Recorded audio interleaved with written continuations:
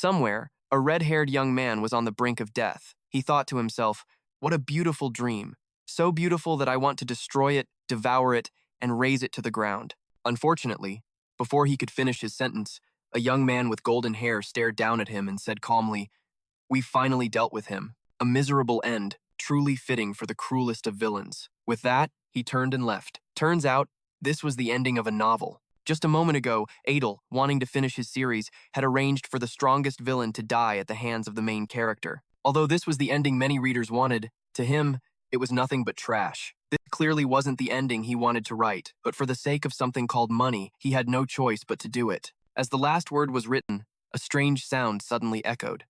Adel jumped, startled.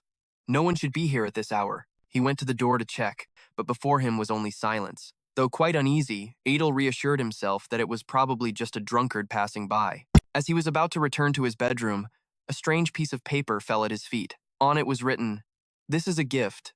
Make a request when you need it." Before he could even think about asking for a TV or a fridge, the paper suddenly emitted a stream of dark energy. An, the villain, emerged from it right before his eyes. Adel exclaimed in shock, "What? Why is he here?" An didn't answer right away, only giving a bitter smile. He spoke, "So, this is how I die? All that time, all that effort, 10 years, just to get revenge on those who destroyed my family, relatives, friends, my love. I lost them all. But why? Even after I gave up everything, did it still end in failure?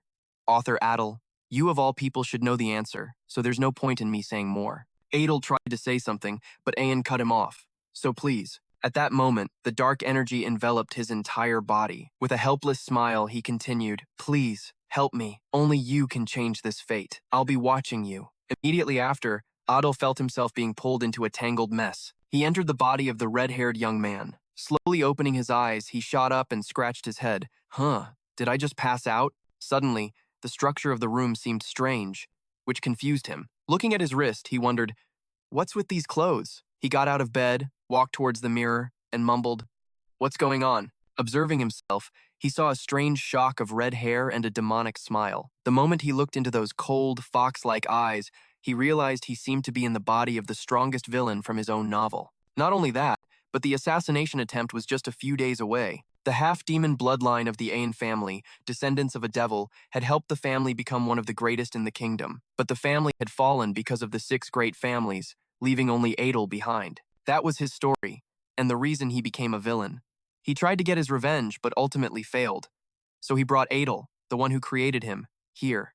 In a few days, he would be killed by the knights of the 6 great families. He helplessly pulled up the status window. In terms of talent, Adel was one of the strongest characters in the novel, but he still couldn't compare to the special powers Adel had created for the main characters. The status window displayed the information: race, half-demon, alignment, chaotic, talent, swap 1, attributes, darkness, killing intent, mana control, 341. No matter how charismatic the villain was, Adel had never intended for them to defeat the main character. But now, he couldn't control his mana. The setting he created to make Adel fearsome had now backfired on him. Tearing at his hair, he noticed the paper on the bed. "What's this? Wait, that's the paper that appeared before I got transported into the novel. I forgot about it." Although he didn't know if it would be of any help, he couldn't afford to be picky. He remembered the paper said to look at it when needed. But when he looked, the paper was completely blank. He cursed under his breath. "Damn it, is this really how it ends for me?" Suddenly, a few lines appeared on the paper. "Author, if you don't know how to use the gift,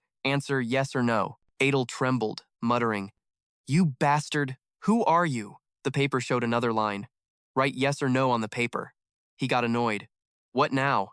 Are you ignoring me now? Fine, I'll do what you say." He wrote yes. The paper then showed instructions on how to use it. Information brokerage. "I will answer anything written on this paper. Some questions require a fee." Adel was surprised. Information brokerage? So it knows the answer to anything? The paper explained, the more important the question, the higher the price. He proposed, "Tell me how to get back to the real world." The paper quickly refused. "Impossible." He cursed in frustration. "Damn it, I shouldn't have expected anything." He decided, "Then just show me how to use Adel's mana and attributes." As soon as he finished writing, his entire body emanated mana. The paper announced, "This question requires no fee. Mana control and attribute usage have been assimilated by the body. Do you accept?"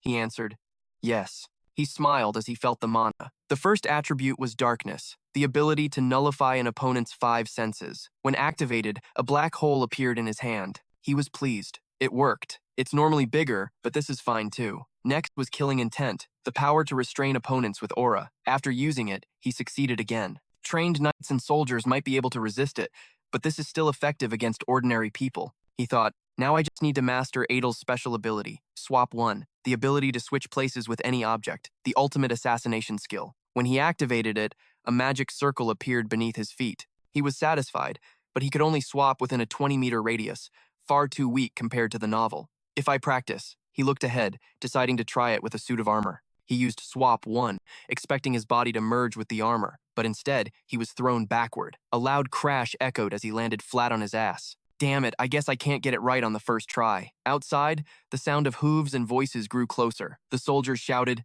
"Hurry up! We have to kill him this time!" But Adel remained resolute. "I'll do it again, 10, no, 100 times. Whatever it takes, I will survive." At that moment, at the Ayan family estate, a group of people entered. Seeing so many people, the 2 servants became anxious. A tall man, his eyes filled with killing intent, looked down and asked, "Where is he?" This man was Count Leon, captain of the Pentes Knights. The servant stammered, "In this room." Adel, who was inside, heard the commotion but said nothing. Leon asked, "What's his condition?" The servant reported, "He hasn't moved at all for days." Hearing this, Leon grew even more curious. Without hesitation, he slammed the door open and barged in. Adel sat calmly in a chair to receive him. "So, you've come? Surely you don't intend to let a mere kid survive, do you?" Leon scoffed contemptuously. "How absurd. Finish him." A soldier immediately stepped forward on command. "Yes, sir." Refusing to be bullied, Adel quickly used Swap 1. The soldier's glowing sword confused him. Adel used Swap 1 again to teleport in front of the soldier, stabbing him in the neck as blood splattered everywhere. Leon was shocked to see Adel take down the soldier in the blink of an eye. He crossed his arms and ordered, "What are you all doing? Charge!" The soldiers obeyed and immediately rushed forward. Adel quickly dashed out of the room, threw a dagger to the ground, and used Swap 1 to teleport, his body landing safely. Adel decided he had to get to Asen Forest. Seeing him escape, Leon ordered, "He's getting away! After him!" In Asen Forest, Adel ran for his life, panting heavily. Even if I was lucky enough to escape those knights and leave the territory, I still won't be able to survive. That's why I'm going to go through the gate in this forest to get to the demon world. The demon world is currently suffering heavy losses from the war with humans. If I show enough talent, they might accept me. But the problem is, Adel stopped to rest when he suddenly heard a noise. He wondered, have they already caught up to me? Leon's soldiers had entered the forest, and he ordered them to split up and find him. Adel hid behind a tree, observing. The problem is, I don't know exactly where the gate is. I'm sure it's around here somewhere. As he was walking, he unluckily stepped on a twig, making a sound. He grew worried.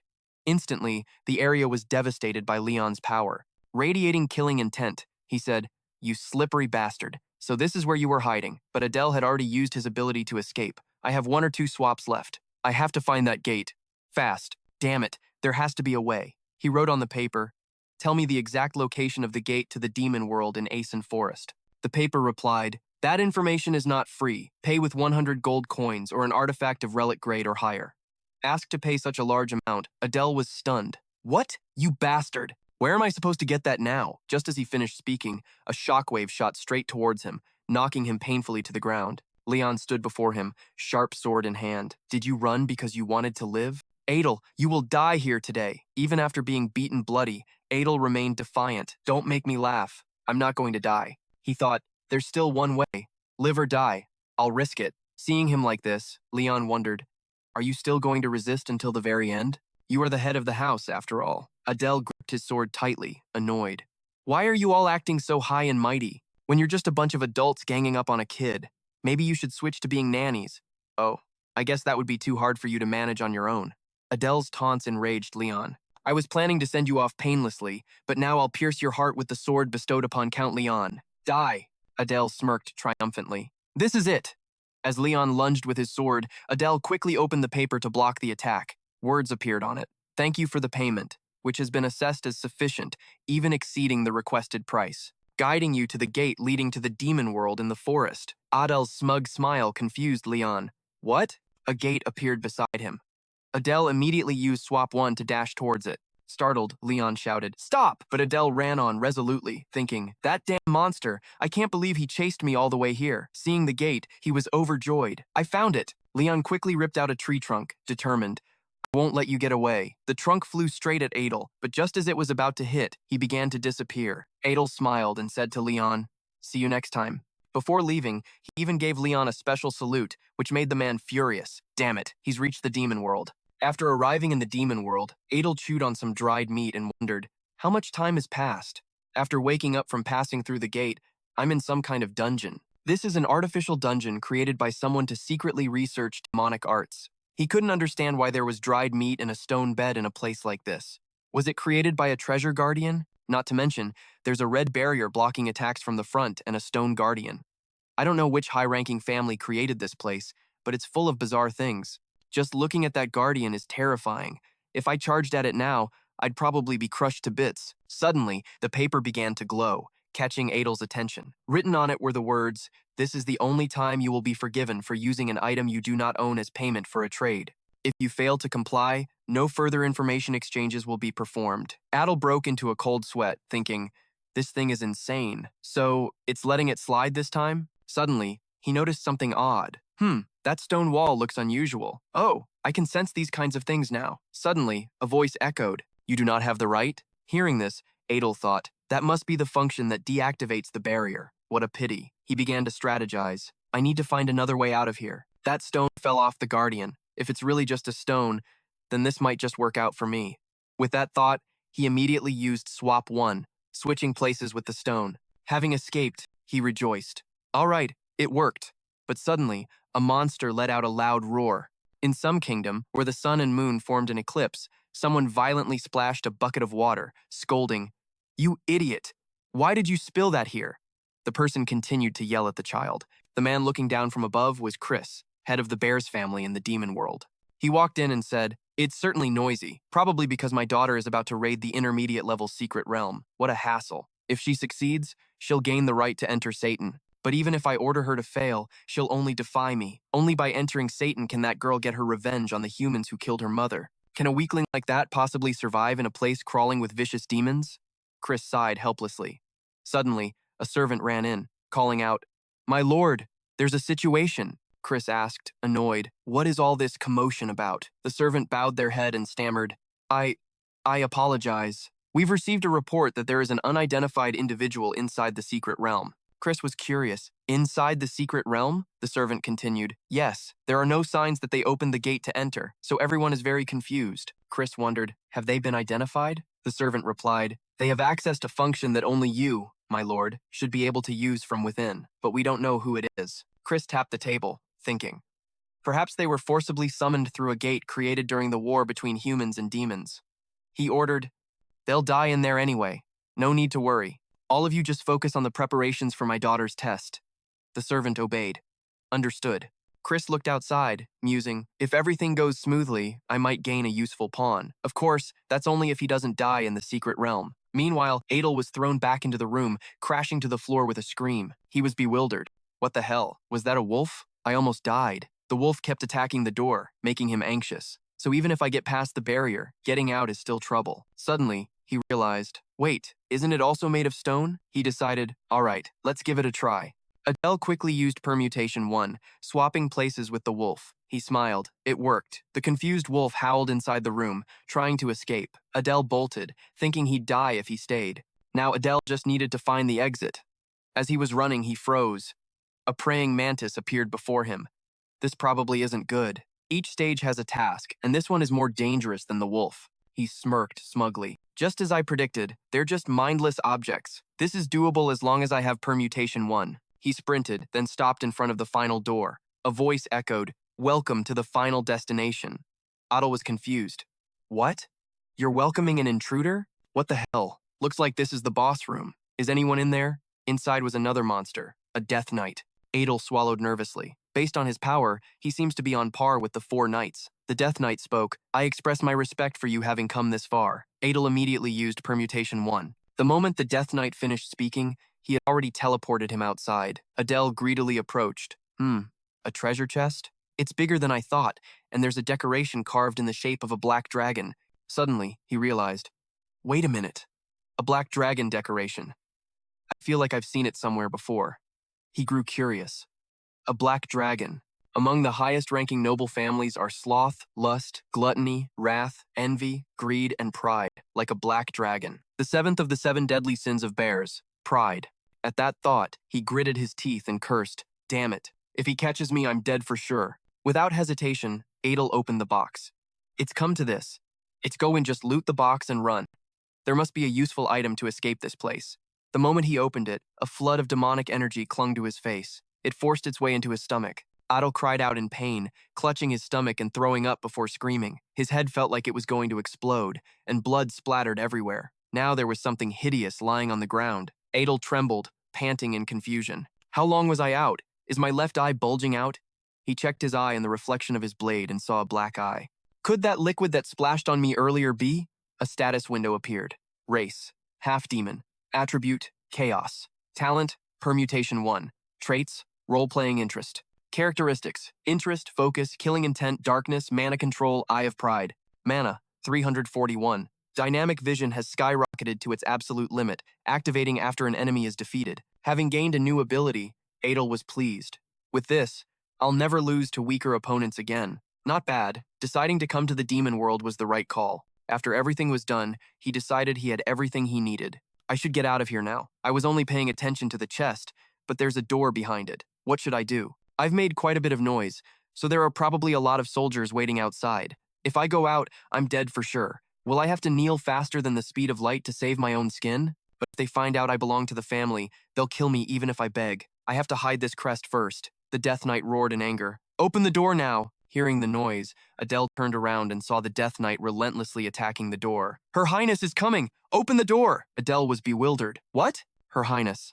Wait, could the reason they welcomed me with food and a stone bed be that this place was created by high-ranking families for testing? He wrote on a piece of paper, "Who is the owner of this place?" He figured he had stolen the reward they were supposed to receive. They'll slice me to pieces right here, he asked. Tell me, who is the person closest to me? The paper replied. That information has a price. Pay with an item worth 100 gold coins or a relic-grade treasure or higher, Adel wondered. What can I possibly pay that price with? He decided. Mana. I will pay with 100 points of my maximum mana. He thought it would be tough, but he could recover after surviving. The paper accepted. The assessment is satisfactory. I will take 100 of your mana, the paper replied. The person nearest to you is Renee, the youngest daughter of Chris Bears, head of the Bears family. Just then, Renee walked in, making Adel anxious. Crap, my life is over. From what he knew, this domain was created by the Bears family to train their youngest daughter. The Eye of Pride was surely her reward for completing the domain. Renee, who had enough power in the Bears family to cut through guards like butter, was now standing right in front of him. Renee swiftly beheaded the Death Knight, then looked over, making him break out in a cold sweat. Okay, I can do this, he told himself. Renee pointed her sword at him and asked irritably, Who are you? Adel quickly knelt respectfully. Congratulations on clearing the final domain, Lady Renee. You have also proven yourself worthy. Renee was annoyed. Explain. Adel explained. Sweating. The family head ordered me to be your guard. He thought. Our eyes met. But she doesn't seem to have noticed the Eye of Pride. Renee was skeptical. You? Adel cheerfully affirmed. Yes. Even though I look like this, my skills aren't half bad. He was determined to use her to get out of here. Renee burst out laughing. Pfft. Adel worried. Doesn't she believe me? He immediately used his ability to make Renee believe him, startling her. He took her hand, pleased. How about it? I believe I will be useful in protecting you, Lady Renee. Renee angrily pulled her hand away, confusing Adel. What's this? Is she angry now? She turned away to think. Adel was secretly relieved. Luckily, she's letting what I did slide. He said, Let's go. Please go see the family head right away. He's waiting for you. Renee agreed. All right. Adel wanted to leave first. Then I'll go and handle the other tasks the family head assigned me. I need to get out of here as soon as possible. He flung the door open and said, I definitely won't be late. Suddenly, Renee stopped, making Adel look ahead in confusion. She called out, Father! Chris was radiating killing intent, but he smiled. Adel was shocked. Shit, why is Chris here? If he sees the Eye of Pride, he'll kill me. Why isn't he reacting? Chris curiously asked Renee, Have you successfully completed the domain? Renee replied, Yes, I have. Chris turned away. I see. Follow me. Adel was curious. Follow him? What is he thinking? He quickly followed Chris. He thought, I can't just get rid of all of them. I don't have anything left to offer the paper either, which means I can't use its power. He followed Chris to the palace. So this is the bear's residence. Chris stopped and ordered, Go to your rooms. The people heard and obeyed. Yes, sir, Chris said to Adel. As for you, wait here. I'll call you later. Adel was secretly pleased. He's leaving me alone. This is my chance, right? No, of course not. In the office, Renee stood before Chris. He mused, You have completed my final task. You must enter the Saiton training grounds. Renee affirmed, Yes. Chris pondered for a moment, then asked, Putting that aside, how is he? Renee thought back and confirmed, He's strong. Chris heard this. Interesting, he mused. I see. How very interesting. He stood up and looked outside. Since you've proven your worth, you may go to Saiton as you wish. Renee was happy. Thank you, father. Chris thought with satisfaction, I figured he'd die right after breaking into the territory. But he survived, even got the pride eye, and Renee even has an opinion of him. He's definitely worth using. Outside, Adel worried. How much longer do I have to wait? In the dim light of the castle, two men appeared. The subordinate bowed respectfully and invited, Adel, this way. He pushed the door open, announcing, I've brought him, my lord. As soon as he entered the room, Chris's face appeared like a demon from hell. Adel was instantly terrified, his mind in chaos. The family head. What is he thinking? He bowed his head, his posture cautious, afraid that one careless move would cost him his life. Why did you let me live? Chris flashed a grotesque smile, his voice fierce. You bastard. He unleashed his power, the sound echoing through the dark castle. Just as I thought, you're very good at deceiving my daughter. The sudden attack caught him completely off guard. Pain spread throughout his body, and all he could do was grit his teeth and endure it. Under Chris's immense power, he couldn't hold on and collapsed to the ground. He yelled, You don't intend to kill me. Hearing that, Chris retracted his power and smirked. You're spared. Adel gasped, desperately gulping for air, his body still trembling. He thought, This demonic energy is incredible. With the air of a supreme being, Chris smiled smugly and said, You're pretty quick-witted. Looking at Adel, he continued, What's your name? Adel, still terrified, didn't dare to delay his answer. I am Adel. Hearing the name, Chris seemed to grow even angrier. Adel was once again restrained by the power, not understanding why he was angry, his body weak with pain. He asked, What do you want from me? Chris ordered, Open your mouth, a satisfied, evil smile on his face. Just continue what you told my daughter. A horrific creature burrowed deep into Adel's throat, feeling as if it was invading his very mind. Chris increased his power, causing him extreme agony. A dark voice rang out. If you have any other thoughts, this poison will tear your heart apart. Adel screamed in hopeless agony. Chris turned and walked away, saying, I'll prepare a place for you. Wait until I call. Chris seemed completely indifferent to Adel writhing on the ground, weak but successfully threatened. He had been spared. Chris dismissed the man. Go. Adel panted, unable to believe what had just happened. Damn it, what the hell just went on in that dark castle? He was led to a room. The subordinate spoke slowly. From now on, you'll be staying here. Adel stood in the vast space of the room, thinking about the reason he was here. I've become a dependent of this family because of Chris's will. The subordinate bowed farewell. Then please, rest well. Adel was still bewildered about being spared. Living in a comfortable place like this. I'm grateful he let me live, but I feel like I'm being completely used. He sat down on the bed, satisfied with his accomplishment. Well, Chris has acknowledged me, in a way. This could actually be a good situation. But that creature was still deep inside his body. Adel clutched his chest, feeling the foreign object's presence. He was determined to get this thing out. He thought firmly, It has to work. After using his power to push the foreign object out of his body, he yelled joyfully, It worked! Just as I thought, it's an inanimate object. Looking at the creature, still sleeping soundly, he thought, If I kill it, he'll find out immediately. So, what should I do now? Adel was startled when it opened its eyes. He slowly realized, It woke up because the mana supply from my body was cut off. He immediately offered it a drop of his blood. Eat this. While it was blissfully high on the mana supply, he spoke in a helpless tone. So I have no other choice but to pacify it like this, he urged. Hurry up and go back to sleep. Adel collapsed onto the soft bed, exhausted, and sighed. Finally, I can relax. I wonder how much of the trap on my neck has been removed. I'm about to pass out. A status window appeared. Race, half-demon, attribute, chaos, talent, Transposition 1, Level 2. Traits, interest in role-playing. Characteristics, interest, focus, dark aura, mana control, pride eye.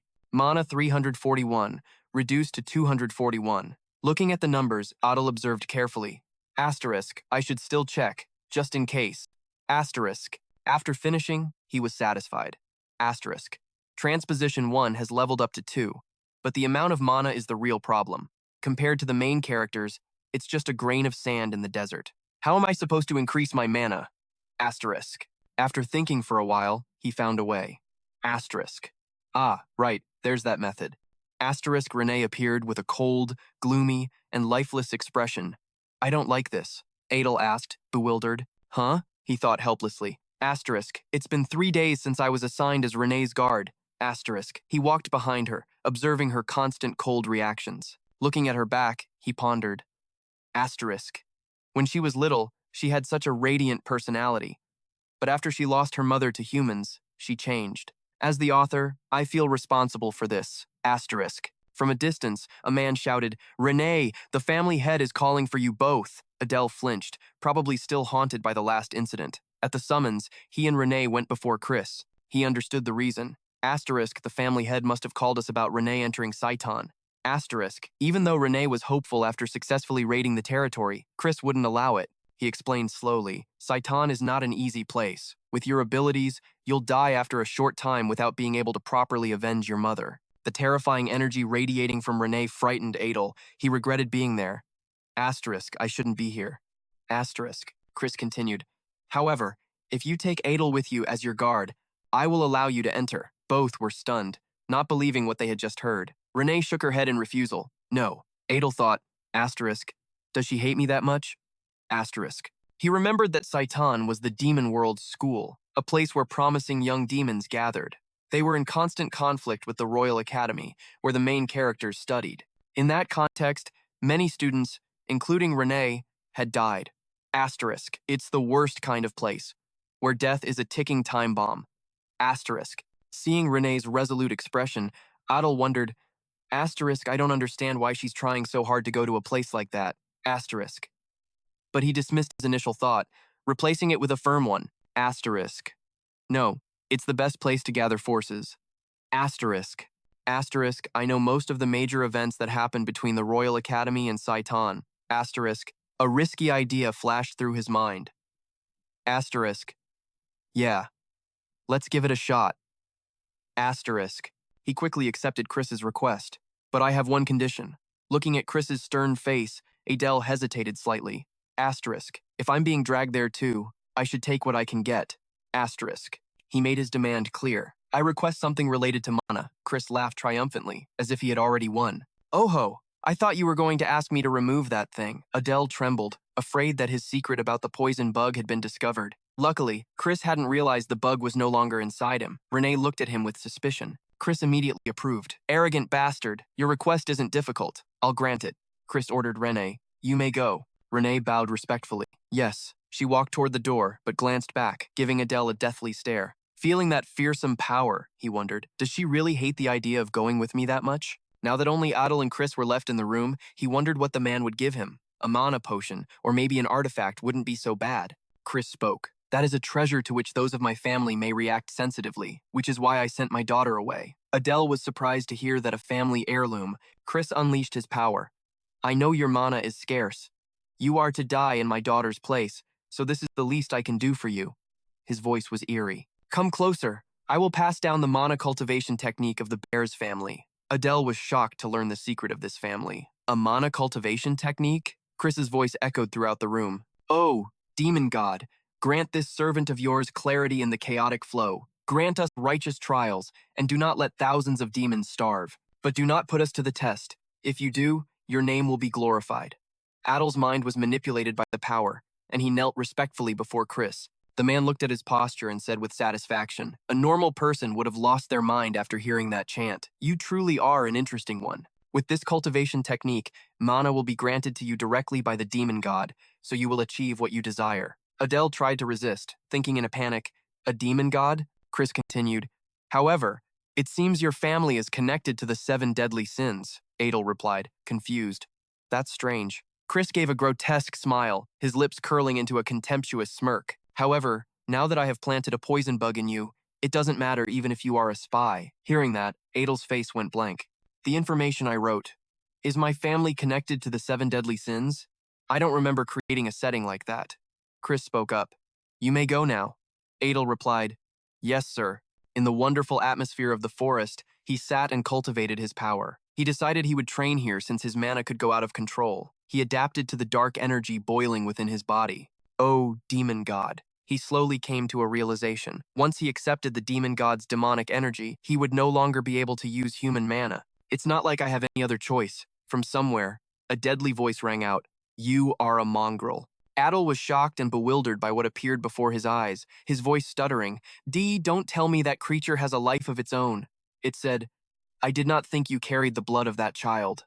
It seems you carry the blood of a filthy traitor. Startled by the immense energy, Adel looked at it and asked, Are you the demon god? The voice in the space replied, Indeed. It seems the world calls me the god of pride, Adel asked, as if he already knew the answer for certain. Are you going to kill me? The creature explained, If I wanted to kill you, you would have been dead the moment you opened your mouth. For some reason, I have no desire to kill you. You seem to be burned by the same sin as I. I feel a strange kinship with you. I shall grant you a stigma. You, who walk the same path as I. This mark proves you may use my power. The power of the arrogant traitor. Make sure you do not let your pride cloud your judgment. Adel held up his hand, feeling the power being absorbed, his mind in a daze. I've borrowed the power of a demon god.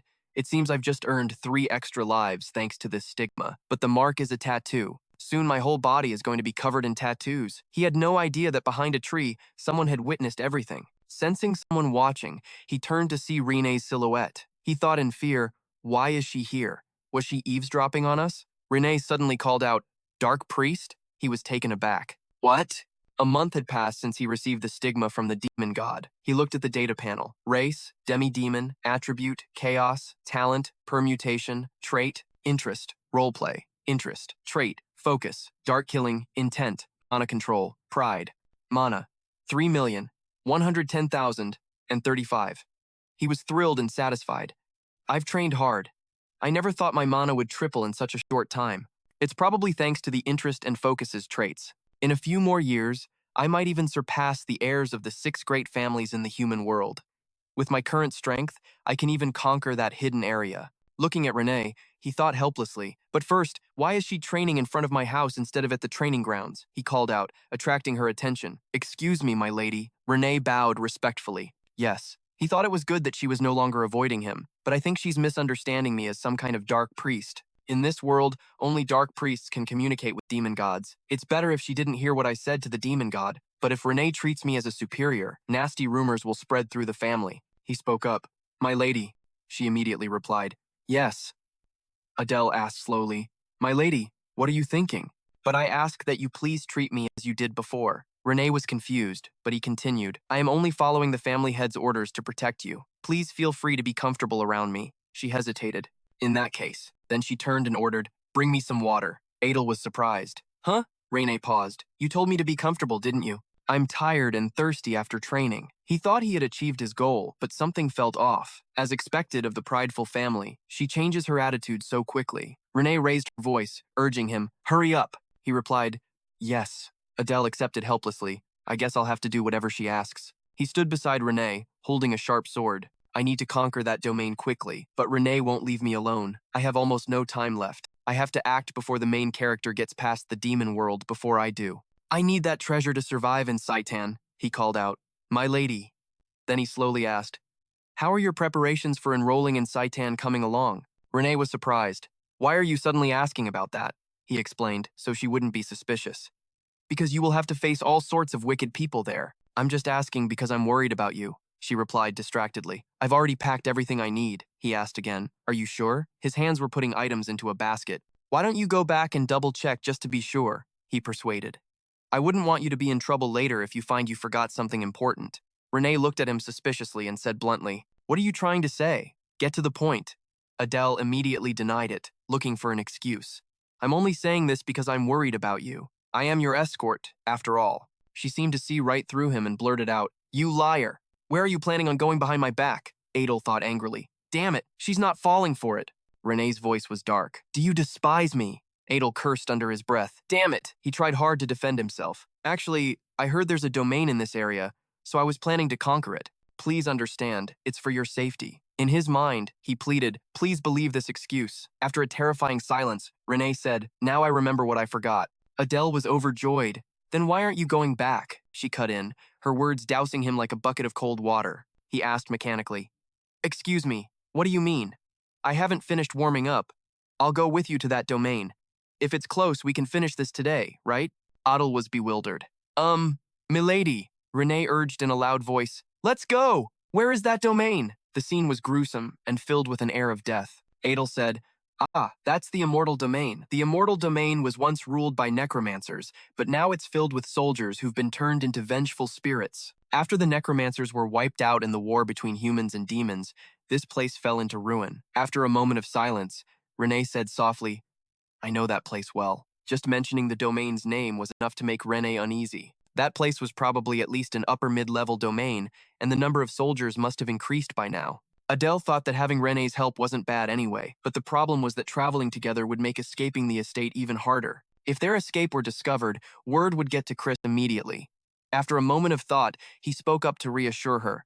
Lady Renee, if it's a burden, maybe you shouldn't go. He continued, if the head of the house finds out you left without permission. Before he could finish, Renee replied, it's fine. She continued, I know a secret exit. With that, Renee led Adele through the edge of the forest to the ruins of an ancient city wall. When they arrived, she pointed to an arched hole near the ground, mostly hidden by overgrown green grass, and said, here. Adel praised her. You seem familiar with this place, huh? He privately assessed that she must sneak out often. Adel said to Renee, let's go, before we're discovered. She agreed. All right. After they went through the shortcut, a majestic landscape of towering mountains appeared before them. Below was barren, rocky ground, and a gloomy, cold atmosphere enveloped the entire scene. Looking around for a moment, Adel asked, Milady, how much further do we have to go? Renee didn't answer immediately, turning to look at him with a cold, unreadable expression. Seeing this, he quickly explained, I've had no reason to leave the grounds, so I'm not very familiar with the surrounding terrain. Only then did Renee reply, we're almost there. We just need to get past that spot. After a long time crossing mountains and hills in silence, Adel hesitantly broke the stillness. We must be close now. Renee maintained her cold attitude and replied curtly, yeah. The two of them finally arrived at the domain. Adel said, looks like we've arrived. The scenery outside the domain was indescribably desolate, with ruined fortresses scattered everywhere, and not a single plant could grow on the ground. Witnessing the desolate scene, Renee couldn't help but feel enraged. Damn it, that son of Karis. Adel thought to himself, she must mean that bastard. I have to hide from Renee that I share his blood, no matter what. He continued thinking. Only I know the way into the domain. After scouting for a moment, he said to Renee, I think we can get in by digging here. She replied immediately. Okay. Deep beneath the largest stone statue were the rotting soldiers protecting the land. After digging, the hatch leading to the immortal domain was revealed, engraved with intricate ancient symbols and patterns. Adele was certain it was the entrance. Adele took the initiative. Shall I lead the way? But Renee refused. No, I'll go first. Deep inside was a series of corridors brightly lit with torches. Adel exclaimed, it's brighter inside than I thought. Standing before the ancient but gloomy castle, Renee announced, over there, we're at the right place. Adel thought, this place is on a whole different level from the bear's domain. I bet there are at least 100 new graves here. Renee signaled to go. Adele responded, all right. As soon as the two of them moved, the ground swarmed with human skeletons controlled by magic, digging their way to the surface. Suddenly surrounded by enemies, Adele said to Renee, Milady, I'll leave this to you. She agreed. All right. With that, Renee drew her sword and charged in to fight the surrounding soldiers. Seeing her charge into a fight to the death with his own eyes, Adel thought with admiration, just as I thought. The decision to come with her was absolutely the right one. He shouted, there must be a necromancer controlling them at the back of the horde. I'll catch up soon. As soon as they were struck down by Rain's blade, the skeleton soldiers immediately revived as they were before. Renee grew anxious. They're reviving? Not far from the chaotic battle, the mastermind continuously controlled the horde through a magic orb. You've got some nerve. Coming here, he commanded. Destroy the intruders. Finish the enemy. But they kept reviving. Renee grew impatient. They just keep coming back to life. What should we do? Adel ran to her side. saying as he ran, "It's because of that sorcerer," he continued. "Don't stop, just keep moving forward." Lady Renee asked, "What?" A skeleton soldier charged at them. As Adel swiftly killed it, he suggested, "I've got an easy way to clear this mob out." Without needing an explanation, Renee immediately replied, "Got it." With that said, they both simultaneously ran towards the sorcerer in charge. He ordered the magical soldiers to stop them. Adel shouted, "We just need to get close to him." Adel thought, "This will all be over once we break the sorcerer's orb. I can finally use my new ability, Swap 2. A giant skeleton soldier suddenly appeared, moving in to attack. Adel thought, "This won't be so easy," and shouted, "Lady Renee, charge!" The giant skeleton soldier was struck head-on by Renee, its body shattering into pieces. Seizing the opportunity, Adel and Renee coordinated to execute their plan to eliminate the sorcerer. Swap 2. Designate teleport. Adel thought of the ability to swap objects. The skill activated, and the sorcerer panicked as his orb vanished. Adel had successfully caught it in his hand. "Got it," the leading sorcerer screamed. "No!" Adel smashed the orb into tiny fragments. The orb is gone. The sorcerer was left without a shred of magic power. He dissipated, roaring in anger. "This can't be happening." After the sorcerer completely vanished, Adel exclaimed happily, "We did it." Lady Renee, still recovering from the battle, replied softly, "Yeah." The sound of dissipating spirits suddenly echoed. "Thank you." Adel looked around and said to himself, "The tragedy here. It all happened because of what I wrote. May you rest in peace." Suddenly, Renee asked, "Adel, is there anything else we need to do?" He replied with a cheerful expression, "Yes, it's time to collect our reward." Before them, not too far away, lay an ancient chest. Adel was overjoyed to finally get the item he needed. Fang of Darkness, a dagger made from the black iron of the demon world. It converts darkness into mana, increasing its sharpness and speed in the dark. Eternal Full Moon, an artifact ring that absorbs and senses mana and moonlight. Adel marveled, "Whoa, with this dagger, I can use the darkness attribute to its fullest. The ring is nice to have, but I don't really need it." He turned and asked Lady Renee, "Why don't you take the ring? I'll take the dagger." Renee agreed. Okay," Adel continued. "All right, then allow me." With that, he gently placed the ring on Renee's hand. She immediately pulled her hand back, her face suddenly flushing red. Adele wondered why she was reacting like that. Does putting on a ring mean something to demons? How should I even ask? Renee replied shyly, "This is amazing." Adel smiled. "I'm glad you like it." Then he sat down next to the chest full of gold coins and said, "Now, since I took care of the boss, I'll be taking all the gold." The sword in Renee's hand was instantly at his throat. Adel quickly tried to save the situation. I mean, we'll split it evenly, down to the last coin." After clearing the territory, the two returned to the mansion. Adel spent his time doing chores for Renee or training his mana. A month passed, and his status window appeared. Race, half-demon. Attribute, chaos. Talent, permutation. Trait, role-playing enthusiast. Characteristics, concentration, dark aura, mana control, provocation, mana, 1035 to 1297, satisfying, almost 1300 mana. This is about mid-tier in the demon world. I've improved significantly. A few days later, Chris summoned Adele and Renee. At the mansion, her father stood before them, his voice stern. "The time has come for you to enter Saiton. The moment has arrived," he continued. "Today, you two will go to the capital to enroll in the academy." Chris asked, "Are you ready?" Adel and Renee said in unison, "Yes, sir." Hearing this, he said, "Go on. I don't think a farewell is necessary." Renee remained silent and sorrowful, then bowed and left. Adel said, "As you command. I will be on my way with the young lady now." Chris instructed Adel privately, "I expect you to do well." He replied politely, "Yes, sir." Outside, the carriage was ready, and the two departed immediately. Adele looked up at Chris, thinking that he said he wouldn't see them off, but perhaps even demons have feelings for their children. He told himself he was worried about the future, but now that it had come to this, he would achieve his goal in Saiton. On the carriage, Adele noticed, "She hasn't said a word since we left. Did I do something wrong?" Renee silently sized him up. "At first, I didn't like him because he looked suspicious, but he's more handsome than I thought." Noticing the cold atmosphere, Adele spoke up, "Ha, nice weather today, isn't it?" Renee continued to think, his actions and words lack weight, and his strength is far from what's required. Is he really a priest? She reassured herself. How foolish. I saw him talking to a demon god. Why would I doubt him? Adel wondered to himself. Why does she keep staring at me? Did I mess something up? Renee's eyes were fixed on the ring. She turned away, embarrassed, thinking, an eternal vow. That's what it means in the demon world when someone of the opposite sex places a ring on your finger. And he did it without saying much. What kind of vow did he make? I'm so curious. Adel spoke up. My lady, we'll arrive in about an hour. Sooner than expected, huh? Renee glanced at him and quickly turned away. Fine, Adel pressed. My lady, did I do something wrong? Renee replied, I want to get some sleep. Yes, my lady, they finally arrived. Adel looked around, thinking to himself, so this is the capital of the demon world? It doesn't look much different from the human world. It has a medieval style. However, there were a few differences, like some people having horns and other distinct physical features. He noticed an elite-looking demon who had a tattoo on his neck, just like him. Seeing Adel distracted, Renee prompted, What are you waiting for? Hurry up, Adel said, flustered. Yes, my lady. He asked, So, where do we go now? Renee replied. The entrance exam is in 2 days. We need to register first. Adele quickly suggested. If it's in 2 days, why don't we explore the capital until then? Renee said coldly. Not interested. Hearing her cold reply, the ever-present smile on Adel's face vanished. He tried to persuade her. My lady, perhaps you could. Renee cut him off. We don't have time. Let's go register. Adel thought. Hasn't she been stuck at home ever since her mother passed away? Geez, I just don't get her. Gazing at the Saiton campus, he exclaimed, So this is Saiton. It's incredible. It's 3 times the size of a normal university. From the front, a proctor announced, You're registered. Come back in 2 days. When it was his turn, he spoke up.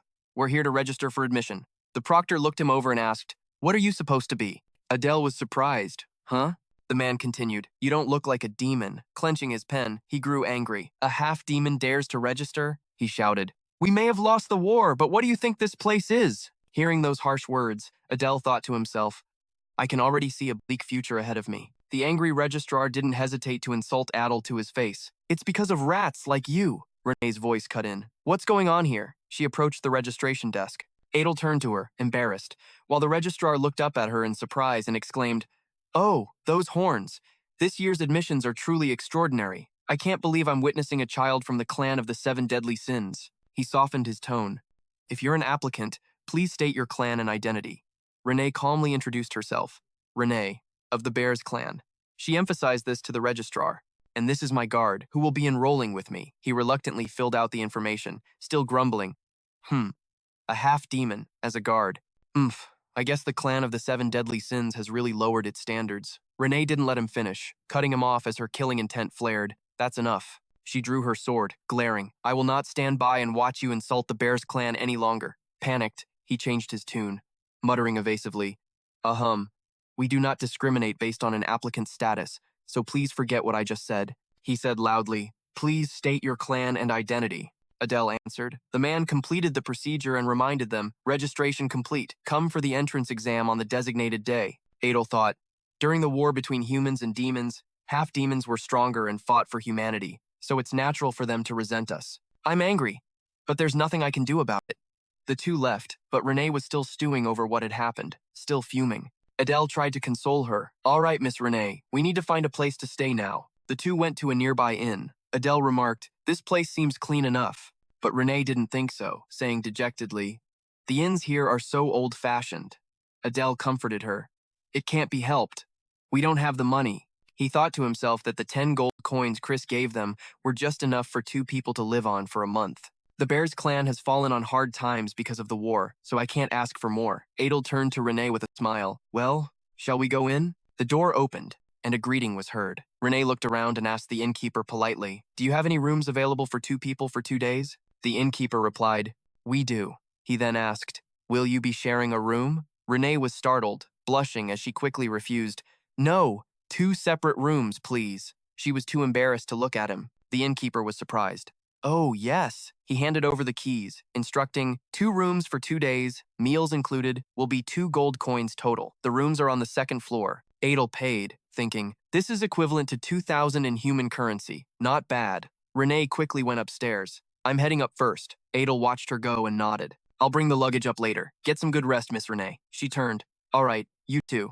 Adel watched her back as she left, thinking she had always lived in a huge mansion, so this must be her first time sleeping in a place like this. Well, she'll get used to it soon enough. The sun set and darkness fell. Adel thought it was time to rest up for the next 2 days. The next morning, sunlight shone through the academy's windows into a clear blue sky. A guard shouted, All candidates, please enter and follow the instructions. Adele and Renee moved forward with the massive crowd. He glanced around. There are so many people. Are there at least 100 of us? As everyone gathered in the area, Adel grew worried. I can't believe so many candidates signed up to defeat humanity. I have to be careful not to reveal my identity. An announcement echoed. From this moment on, please present your identification and board the train in an orderly fashion. Adel was surprised. A train? A train pulled right in. Everyone stared in awe. Adel exclaimed, "A train! I never expected this." The train sped through a mystical space. They say many labyrinthine space gates were set up to prevent intruders, and only the train can reach Saiton. They both boarded the train. Adel was amazed. So the giant fortress we saw from the outside was just a part of it. Just how big is this place? The train's speed was terrifying, and they both clung to their seats. An announcement came on. We are about to arrive at Saiton. Prepare yourselves. Adel looked at the scene, unable to believe it. The Academy's magnificence is incredible, he said to Renee. We're finally here. She just replied, yeah. The train stopped inside the Academy. Adel carefully helped Renee off the train. An announcement immediately rang out.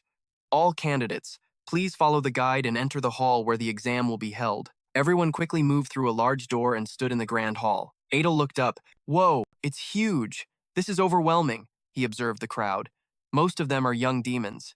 I wonder if there are any other heirs of the 7 deadly sins clans here. Suddenly, 3 people in unusual attire appeared. One was a fierce-looking, purple-haired man with a long, large sword at his waist.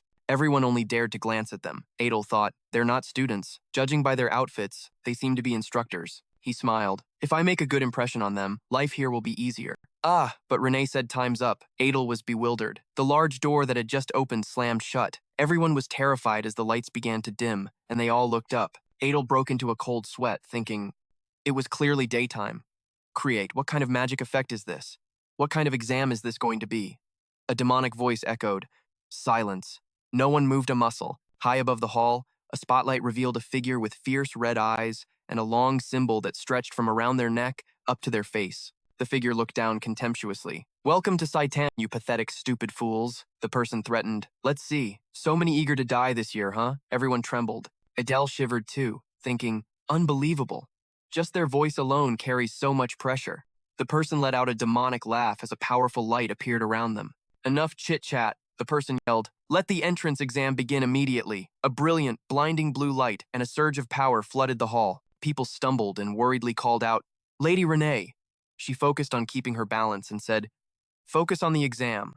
This isn't ordinary light. Someone clutched their throat, writhing and unable to breathe before collapsing. Adel gritted his teeth, enduring it. The 2 people in strange clothes from earlier watched, unsurprised as the student screamed. The short-haired person laughed. The headmaster has some truly twisted tastes, don't you think? The purple-haired man replied, well, no matter how talented they are, if their spirit is weak, they're useless. The one creating the light was Headmaster Lucien, who was personally supervising the first stage of the exam. It was a test of mental endurance, designed to see if the candidates could withstand torture and keep secrets if captured by humans. The purple-haired man observed, 5 minutes have passed, and almost no one is still standing. The short-haired person said, besides those 8, everyone else has collapsed. I had high hopes since there were so many candidates. But the purple-haired man was focused. Well, 40% lasted more than 5 minutes. That's more than last time. What a relief. They noticed the ones who were unaffected. The man mused, I heard there would be heirs of the 7 deadly sins clans this time. It seems the rumors were true. The purple-haired man suddenly realized, looking at Adel, who was trembling, about to lose his footing. Who's that kid? He doesn't look like an heir of the 7 deadly sins clans. The short-haired person chuckled. That's right, yet he's been conscious for nearly 10 minutes. The short-haired person remarked, but he probably won't last much longer. Adel was about to collapse to his knees. Suddenly, the purple-haired man noticed something strange. Wait, something's not right. Terrible streams of dark power erupted from Adel. The 2 men were stunned. Even Headmaster Lucien looked towards Adel in surprise. This is dangerous. There's another figure within him. The purple-haired man quickly drew his sword without hesitation. We have to kill him, right here. He doesn't look like anything special. The purple-haired man looked at Adel, who was panting heavily, but the sudden change in the aura around him took him by surprise. What is this?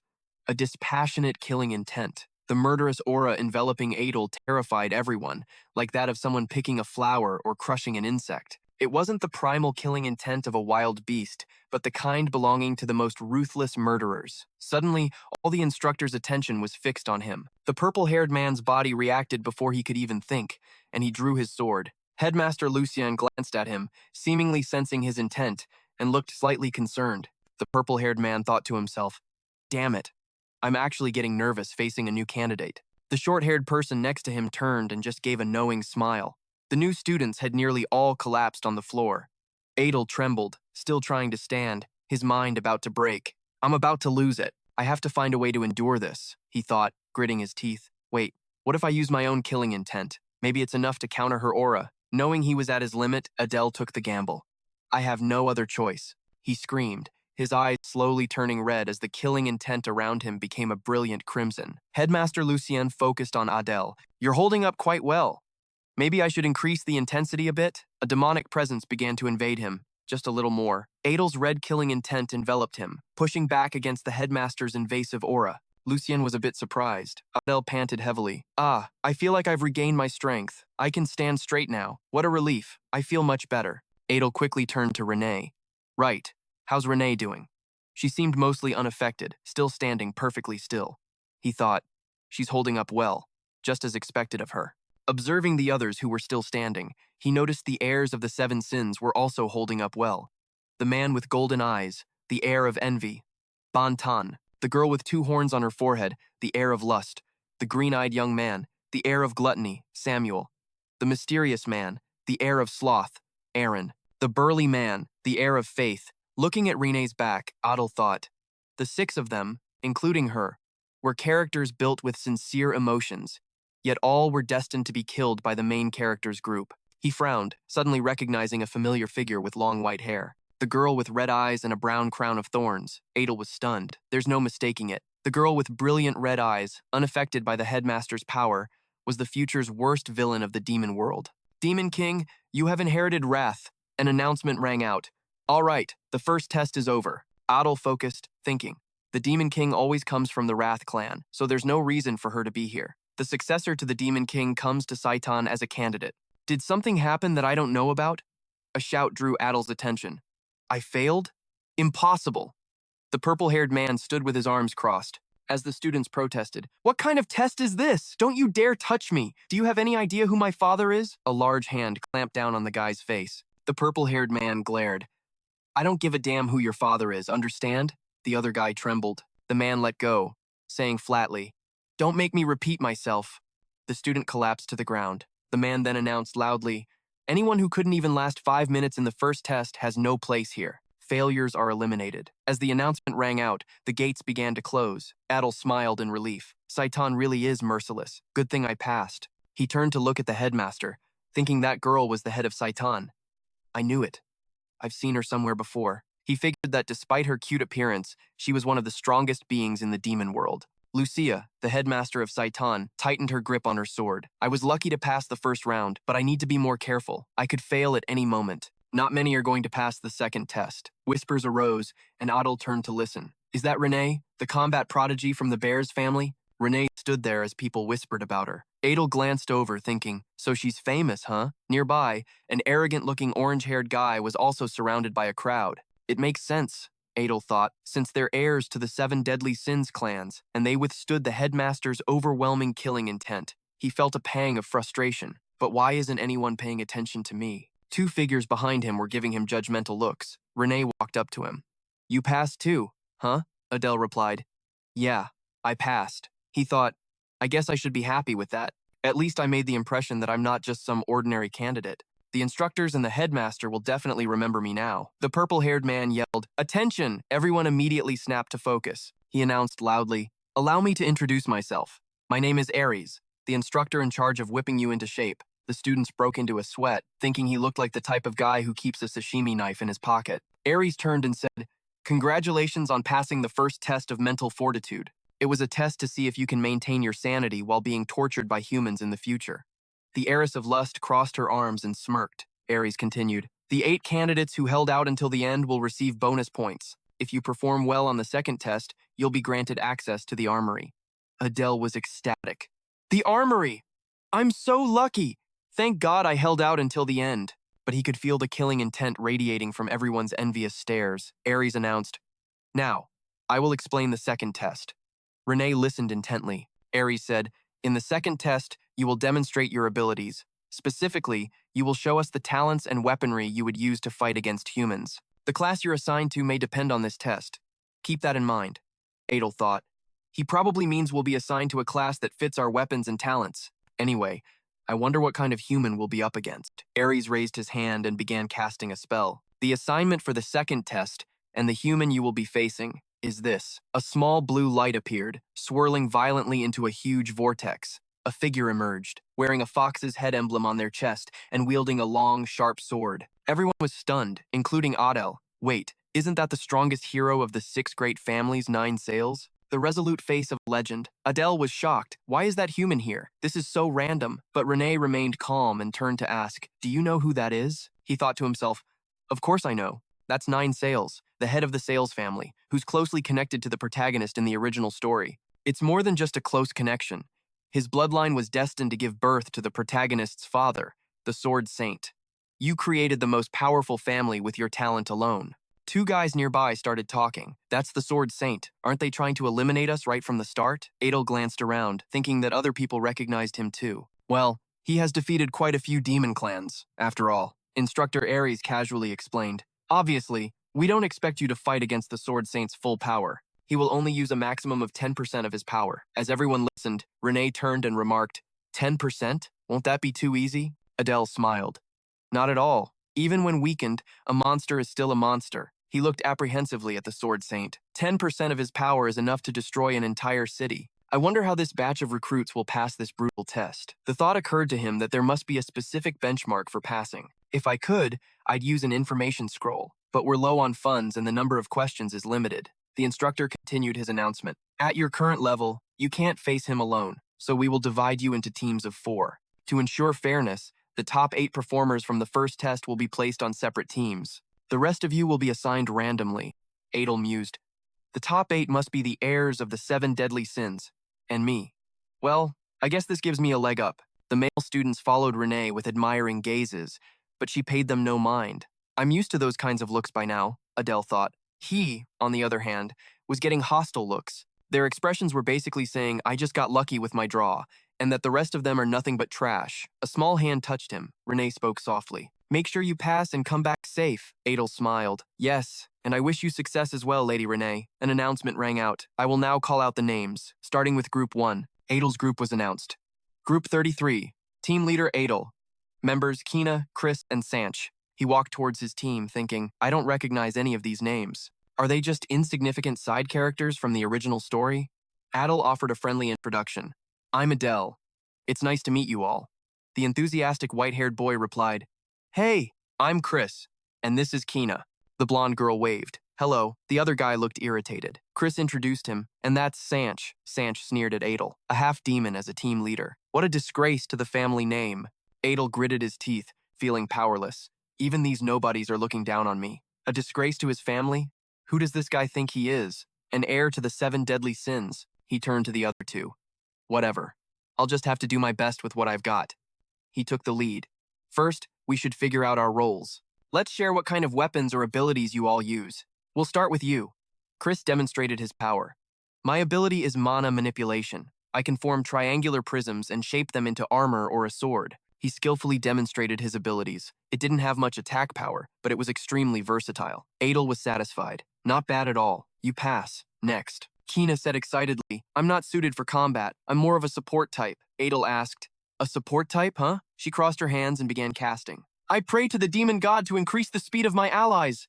A magical aura appeared. Kina panted heavily. Asterisk pant, asterisk. So? Do you feel any lighter? Adel replied casually. Yeah, I think so. Kina snapped in anger. You're the worst! Adel tried to backpedal. Ha, I'm just kidding. Don't be mad. But he thought to himself, asterisk, it's better than nothing, but it's so weak I can barely feel a thing. Asterisk, asterisk. Honestly, I have no idea how she passed the first test. Asterisk, he turned to Sanche. All right, what about you? Sanche cast his ability, showing off with a satisfied look. My ability is hardening. Adel smiled. Oh, perfect for the front line, Sanche yelled. Now it's your turn. Asterisk, whoosh. Asterisk Adel vanished and reappeared right next to a startled Sanche, introducing teleportation. That's my ability. He rested a hand lightly on his sword, and Sanche's face went pale. Kina and Chris were impressed. Whoa, that's amazing. Teleportation is seriously cool. Adel laughed. Ha, thanks. But he thought, asterisk. Even so, who knows what variables might pop up. I'm not going to reveal the full extent of my ability just yet. Asterisk. Adel assigned the positions. It's simple. Chris and Sanche are good on defense, so you take the front. I'll be in the middle. Kina, you support from the back. Sound good to everyone? Kina agreed. Sounds good to me. Sanche had no objections. An announcement echoed. We will now begin the second test. All groups, prepare yourselves. Asterisk. It's finally starting. Asterisk. The instructor shouted, Group 1, step up. Adel watched intently. Asterisk. Even facing the sword saint, their eyes are still burning with the will to fight. Asterisk. With a single swing of his sword, the sword saint sent the entire group flying. One member clutched their stomach and rolled on the ground, screaming, leaving Adel stunned. Asterisk. I didn't even see him move. Was that really just 10% of his power? Asterisk. The instructor shouted again. Group 2, just like the first group, they were taken down in an instant, and everyone grew anxious. Group 3, Group 4, step up. 2 members from Group 4 approached the instructor. It's pointless. We're sure to lose. Ares was silent for a moment, then said, Very well, you 2 may be excused from the test. Will the remaining 2 continue? One of them replied, Yes, sir. We'll give it a try. Adele realized something. Asterisk, they're actually going through with it? I get it now. The real condition to pass the second test must be... Asterisk, Chris was surprised. What? So they don't have to take the test? Adel smiled. Of course not. The 2 remaining students from Group 4 got into position. The instructor shouted, Group 4, begin! Adel watched them. He thought, asterisk, there's no way the 2 of them can handle the Sword Saint. I'll just watch a little longer. Asterisk. And again, with a single move from the Sword Saint, both of them were sent flying. One cried out in pain. Adel thought helplessly. Asterisk, if he had used his real sword, they would have been sliced in 2. Asterisk, Chris was panicking. Can we really beat a monster like that? Sanche was still trying to act tough. Are you guys really scared of a mere human? Adele saw him smiling. Asterisk, I can hear his legs shaking from here. Asterisk. With just one move from the Sword Saint, Group 5 was defeated and left scattered on the ground. Group 9. The tension was even thicker. Asterisk, Group 10 stepped up next. Asterisk, Adel thought. They forfeited. Renee watched on, expressionless. Group 20 was called, then Group 30. Stepping forward, he thought, asterisk. By the time we reached Group 30, 5 groups had already forfeited. Not a single one managed to land an effective hit on the Sword Saint. Asterisk. The next group formed up, focused on the fight. A battle against an invincible opponent, with no penalty for quitting halfway through. One student managed to block a strike from the Sword Saint with his sword. Chris was amazed. Whoa, he actually blocked it. Adel remained silent. Asterisk. The later groups are lasting longer in the fight. Their skills are better than those who went before. Asterisk. His eyes fixed on the Sword Saint, he said, I get it now. That's the real condition for passing the second test. Sanche yelled arrogantly. It's almost our turn, Chris replied. Yeah, I'm trembling, Adel said. I've figured out how to pass this second test. Sanche was surprised. What are you talking about? Adel smiled. The criteria is to stand up and fight to the end, even when facing overwhelming power. Considering how the instructors dealt with those who forfeited and the Sword Saint's strength, I'm positive. Sanche was skeptical, but then Instructor Ares shouted, Next, Group 33. Adel drew his sword and smiled. How about we try and take down the Sword Saint? With our power, we can do it. Sanche hesitated. What? Kina and Chris were fired up. Yeah, let's give it a try. Right, it doesn't matter if we lose. Adel chuckled to himself. Asterisk, so what if I'm only a half-demon? With the talent of the ultimate villain, I can win this. Asterisk, the group got into position. Adel said loudly, All right, let's do this. He thought, asterisk, unlike the protagonist, I don't have much information on the Sword Saint since it wasn't detailed before. What do I do? Asterisk. He reassured his teammates. Don't worry. Just hold your positions and fight. Chris and Sanche put their trust in him. Got it. I know. The Sword Saint attacked. Adele yelled, He's coming! The Sword Saint swung his sword, and Chris's shield shattered into pieces. Chris was thrown high into the air. Kina rushed forward. I've got him! I need to soften his landing. Adele looked ahead, worried. Asterisk Sanche. He's still holding his ground. Asterisk. Sanche replied, I know. The Sword Saint swung again. Sanche stood his ground and blocked the blow. I held on. Adele clapped him on the shoulder. Nice one. Adel noticed it. Asterisk. Right before the second slash, there was an opening. Asterisk. But he thought, asterisk, this opening is way too obvious. My instincts are telling me not to take the bait. Is he setting a trap? Asterisk. Adel yelled. The second attack is coming. Get ready. Chris struggled to cast his shield. Damn it. Adel sensed things were going south. Asterisk. Chris has reached his limit, and Sanchez's hands are starting to crack. Asterisk. Adel kept his cool. Asterisk. Just one hit did this much. This isn't good. Hold on just a little longer. Asterisk. The Sword Saint's next blow arrived. Sanchez started to fracture, barely holding on. Asterisk. Is this one even stronger? Asterisk. Sanchez screamed at Adel. What are you waiting for? We're going to die if this keeps up. Just hold on a little longer. Sanchez was furious, cursing, You crazy son of a bitch! Adel calculated. Asterisk. We're the only team to block a second strike. Is this what he's planning? Asterisk. The Sword Saint quietly observed the group. Adel realized something. Kina was shaking Chris. Chris! Adel asked urgently. Are you all right? He spoke to a trembling Chris. I know it's tough, but I need you to try just one more time. Sanchez called out. What are you doing, Adel? He's about to attack. Chris asked. You have a plan, right? Adel nodded. I do. Suddenly, Adel transformed into that bizarre demonic form from before.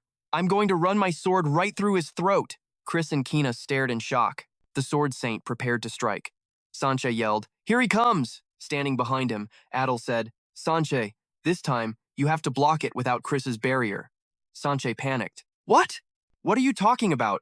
The Sword Saint struck, and Sanchez, unable to block it, was sent flying. Adel leaped up, casting Swap 2 and teleporting directly in front of the Sword Saint. As he launched his next attack, Adel used Swap 2 again, switching their swords.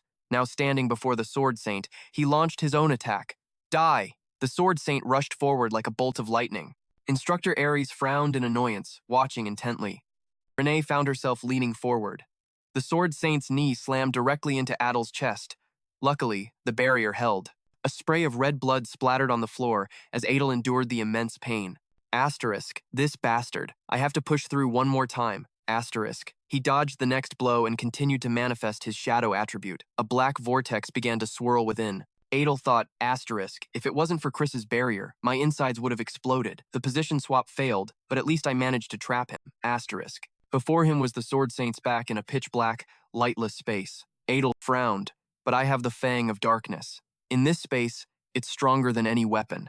Standing behind the Sword Saint, he thought he would defeat the man with everything he had. The Sword Saint suddenly sensed him, spinning around to face Adel, catching him by surprise. With breakneck speed, the man rushed forward, raising a fist. Adel thought, this guy really is a monster. He spread his arms, one eye flashing red. Adel smiled, and the sword in his hand suddenly appeared in another spot behind the Sword Saint. Adel raised his hand in front of the man. This time, the one lured into the trap was the Sword Saint himself. Not just one, but countless swords appeared in the space. Adel clenched his fist. Fang of Darkness, activate! Black Sword Dance. A barrage of blades shot forward, stabbing repeatedly into the Sword Saint. Outside, everyone was focused on the vortex. Chris was worried. What the hell is happening in there? Instructor Ares said nonchalantly. It seems to be ending soon. The vortex gradually disappeared. Adel stood there as if nothing had happened. When the vortex completely faded, the Sword Saint fell to the floor while he remained standing. Everyone was stunned, noticing the satisfied look on his face. Adel thought, this silent atmosphere. I did it. The orange-haired guy watched in admiration. How very interesting. Chris and Kina ran over joyfully. Chris praised him. That was seriously amazing. Kina asked, how did you do something so cool? Adel smiled. It was all thanks to everyone's great teamwork. He turned to Kina. What about Sanchez? She replied, he's in a bit of shock, but the instructors are helping him recover. Adel raised his sword. That's good then. He walked toward the Sword Saint. So, shall we end this? Chris and Kina were baffled. End it? Isn't it already over? The Sword Saint's leg suddenly twitched. Chris was shocked. What are you doing? Adel looked back over his shoulder. Well, don't we need to make sure he's really lost? Instructor Ares stared intently. A seductive figure remarked, Humph, for a half-demon, you're not too bad. The young man beside her said, but compared to you, he's nothing special. The wench laughed. Of course. She continued, he was born inferior. No matter what, his true nature will eventually show itself. Renee, full of killing intent, stood staring at her. The wench was flustered. What the hell? Who is that? Recognizing the horns of the bear's family, she trembled uncontrollably. Why is she looking at me like that? It's so scary. The people around them started gossiping. As expected of an heir to the 7 deadly sins, they've entered a battle of intimidation. I wonder who will win. The fanatics beside the wench cheered enthusiastically. Of course it's her. That other brat isn't even worthy of being a side dish. The wench thought, I mean, maybe she's not that weak after all. Adel suddenly realized, wait, isn't that Renee? Why is she emitting such killing intent? Instructor Ares called out, Adel. He walked over and stared. Adel smiled. Yes. Is something wrong? Ares said sternly. You really don't know? Adel said nonchalantly. Nope, I don't. Ares turned and walked away. From now on, I'll be keeping an eye on you. Adel sighed. What the heck? I thought I was going to get praised or something. Looks like I'll have to keep an eye on Renee. She's about to fight another student again. Renee was filled with killing intent toward her opponent. Adel was surprised. Whoa, they're still going at it. He wondered who the girl opposite Renee was. Blue eyes, long hair, and a single onyx horn on her forehead. That's someone from the Lust clan, Bronze. But why does she want to fight Renee here? I was so busy following human stories, I'm completely clueless about the demon world. Bronze suddenly noticed Adel watching and shouted, pointing at him, Hey, half-demon! Adel was startled. Huh? Why is she suddenly calling me? Bronze said loudly. Become my slave! Renee, filled with killing intent, charged forward. She leaped up, drew the sword from her back, and aimed for Bronze. Bronze frowned, looking at Renee in alarm. Before she could react, she shouted in fear. Are you insane? Noticing the conflict between students, Instructor Ares shouted just in time. Stop! Renee looked up at Ares. He declared that all meaningless disputes are strictly forbidden at Saiton. Bronze was lucky enough to block Renee's attack. Ares continued. Settle your personal grudges outside. Adel sighed in relief. Thank goodness Ares stopped them. It's a good thing nothing happened involving the 7 deadly sins before the entrance ceremony. Renee sheathed her sword, turned, and walked away, ignoring the trembling Bronze. Her head must really be messed up. Adel, sweating, walked over. My lady, are you all right? Renee just stared and nodded, since her group's turn was next. Adel was flustered. Renee gently wiped the sweat from his face and said, You did well. Bronze was shocked. Whoa, what's the relationship between you two? Are you dating a half-demon? Adel was overjoyed. After passing the test, I'm being treated better. He gently thanked Lady Renee. Renee looked at him. You're hiding your power, aren't you? To make yourself look weaker. Adel was surprised. Huh? An announcement rang out. Group 34, step forward. Renee turned. I must go now. I won't tell anyone. Adel thought quietly. I used all my strength to pass. Do I really look that weak? She probably thinks I'm a priest from her clan. A voice called out from behind him. State your name. Adel was surprised. Me? She nodded. Yes, you. Adel replied. My name is Adel, Bronze mused. Adel? Not a bad name, he wondered. Why did she call me over here? Bronze thought. You interrupted me earlier. She crossed her arms seriously. Ditch that bear's bitch and serve me, Bronze said calmly. Adel, witness my undeniable charm. I'll steal you away and smash that wench's nose in. Adel turned away, unconcerned. Sorry, but it's my lady's turn now. Maybe next time. Bronze was stunned. Wait, hold on. It didn't work? Adel was thrilled. I finally get to see Renee's full power. Her group looks pretty strong, so just how powerful is she? I'm really looking forward to seeing the other children of the 7 deadly sins, too. The Sword Saint and Renee directed their killing intent at each other. Adel and everyone else were astonished. What a tense confrontation. It's even more incredible than I imagined. Renee stomped her foot, but her group was calm, not tense at all. The orange-haired guy laughed heartily. She's pretty funny, too. Renee walked towards the Sword Saint, and Adel was alarmed. She's walking straight towards him? What is she thinking? Renee stared intently at the Sword Saint, and their killing intent exploded. A silent wait, then Renee burst into action, and so did the Sword Saint. In a flash, both sides attacked. Renee slashed through the Sword Saint. Everyone was stunned. Not only was his sword broken in 2, but his arm also fell to the ground. Renee turned and walked away as the thunderous cheers of the students erupted. Instructor Ares was pleased. Not bad, everyone chanted. Renee, Renee. Adel was stunned. No way. Am I seeing things? She won that easily? He realized. So that's why that guy didn't attack Renee when she approached him. He had already recognized the level of her power. Bronze, standing nearby, commented, Renee. It's a shame I didn't get to see her get mocked by the Sword Saint, but at least she needs that much ability if she wants to face me. Adel was astonished. Do you mean that if all the daughters of the 7 deadly sins gathered, they could actually defeat the Sword Saint? Bronze replied, What are you talking about? No one can defeat the Sword Saint right now. Maybe if the previous Demon King were still alive, there'd be a chance. Adel asked again. But what if the kids have skills that exceed 10% of the Sword Saint's power? Bronze reacted strongly. Are you mocking me? Anyone with eyes can see that pathetic fake wasn't even using 10% of the Sword Saint's true power.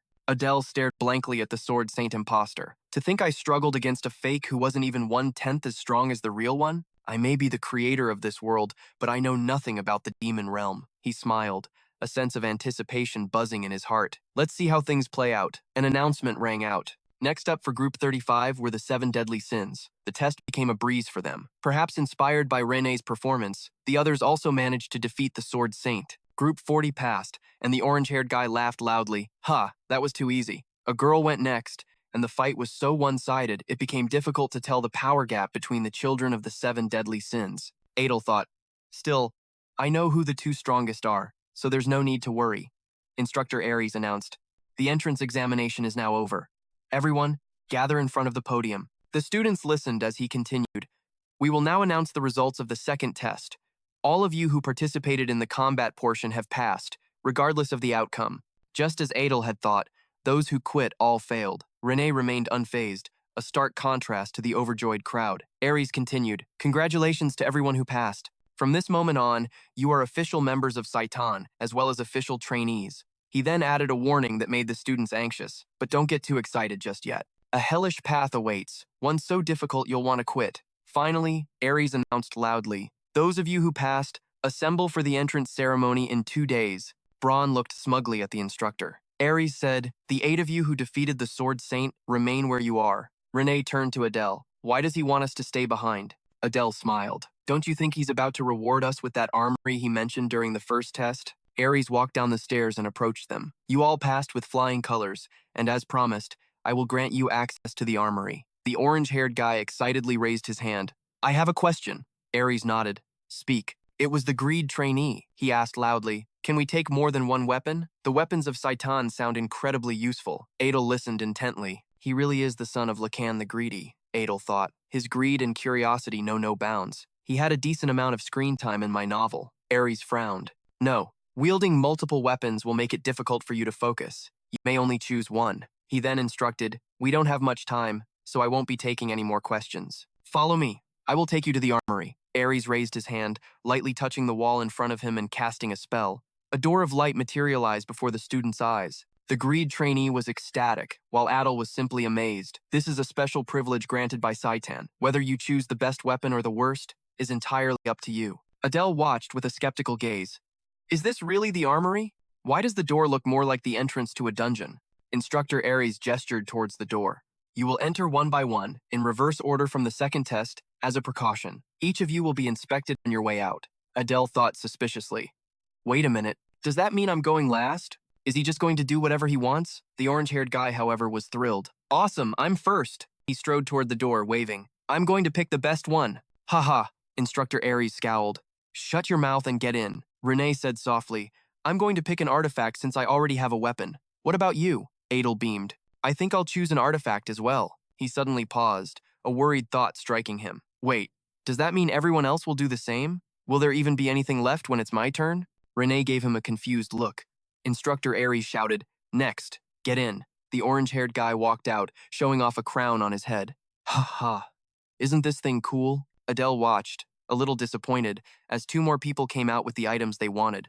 Just as I thought, everyone is coming out with an artifact. Maybe it's better if I choose some armor then. Renee reminded him gently.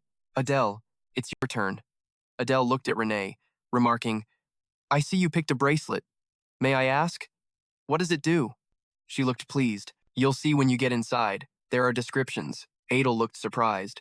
Descriptions? Renee smiled. Yeah, but some of the items don't have one. Adel nodded. I get it, he thought to himself. Some of them don't have a description. Does that mean they're worthless? I doubt it, considering how carefully they're being stored. Adel walked past Instructor Ares, thinking, there must be something special about them. Ares said, You're the last one. He scowled coldly. If you have something to say, then spit it out. Adel began to sweat, asking hesitantly, can I ask what it means when an item doesn't have a description? Ares replied, It means we haven't figured out what it is yet.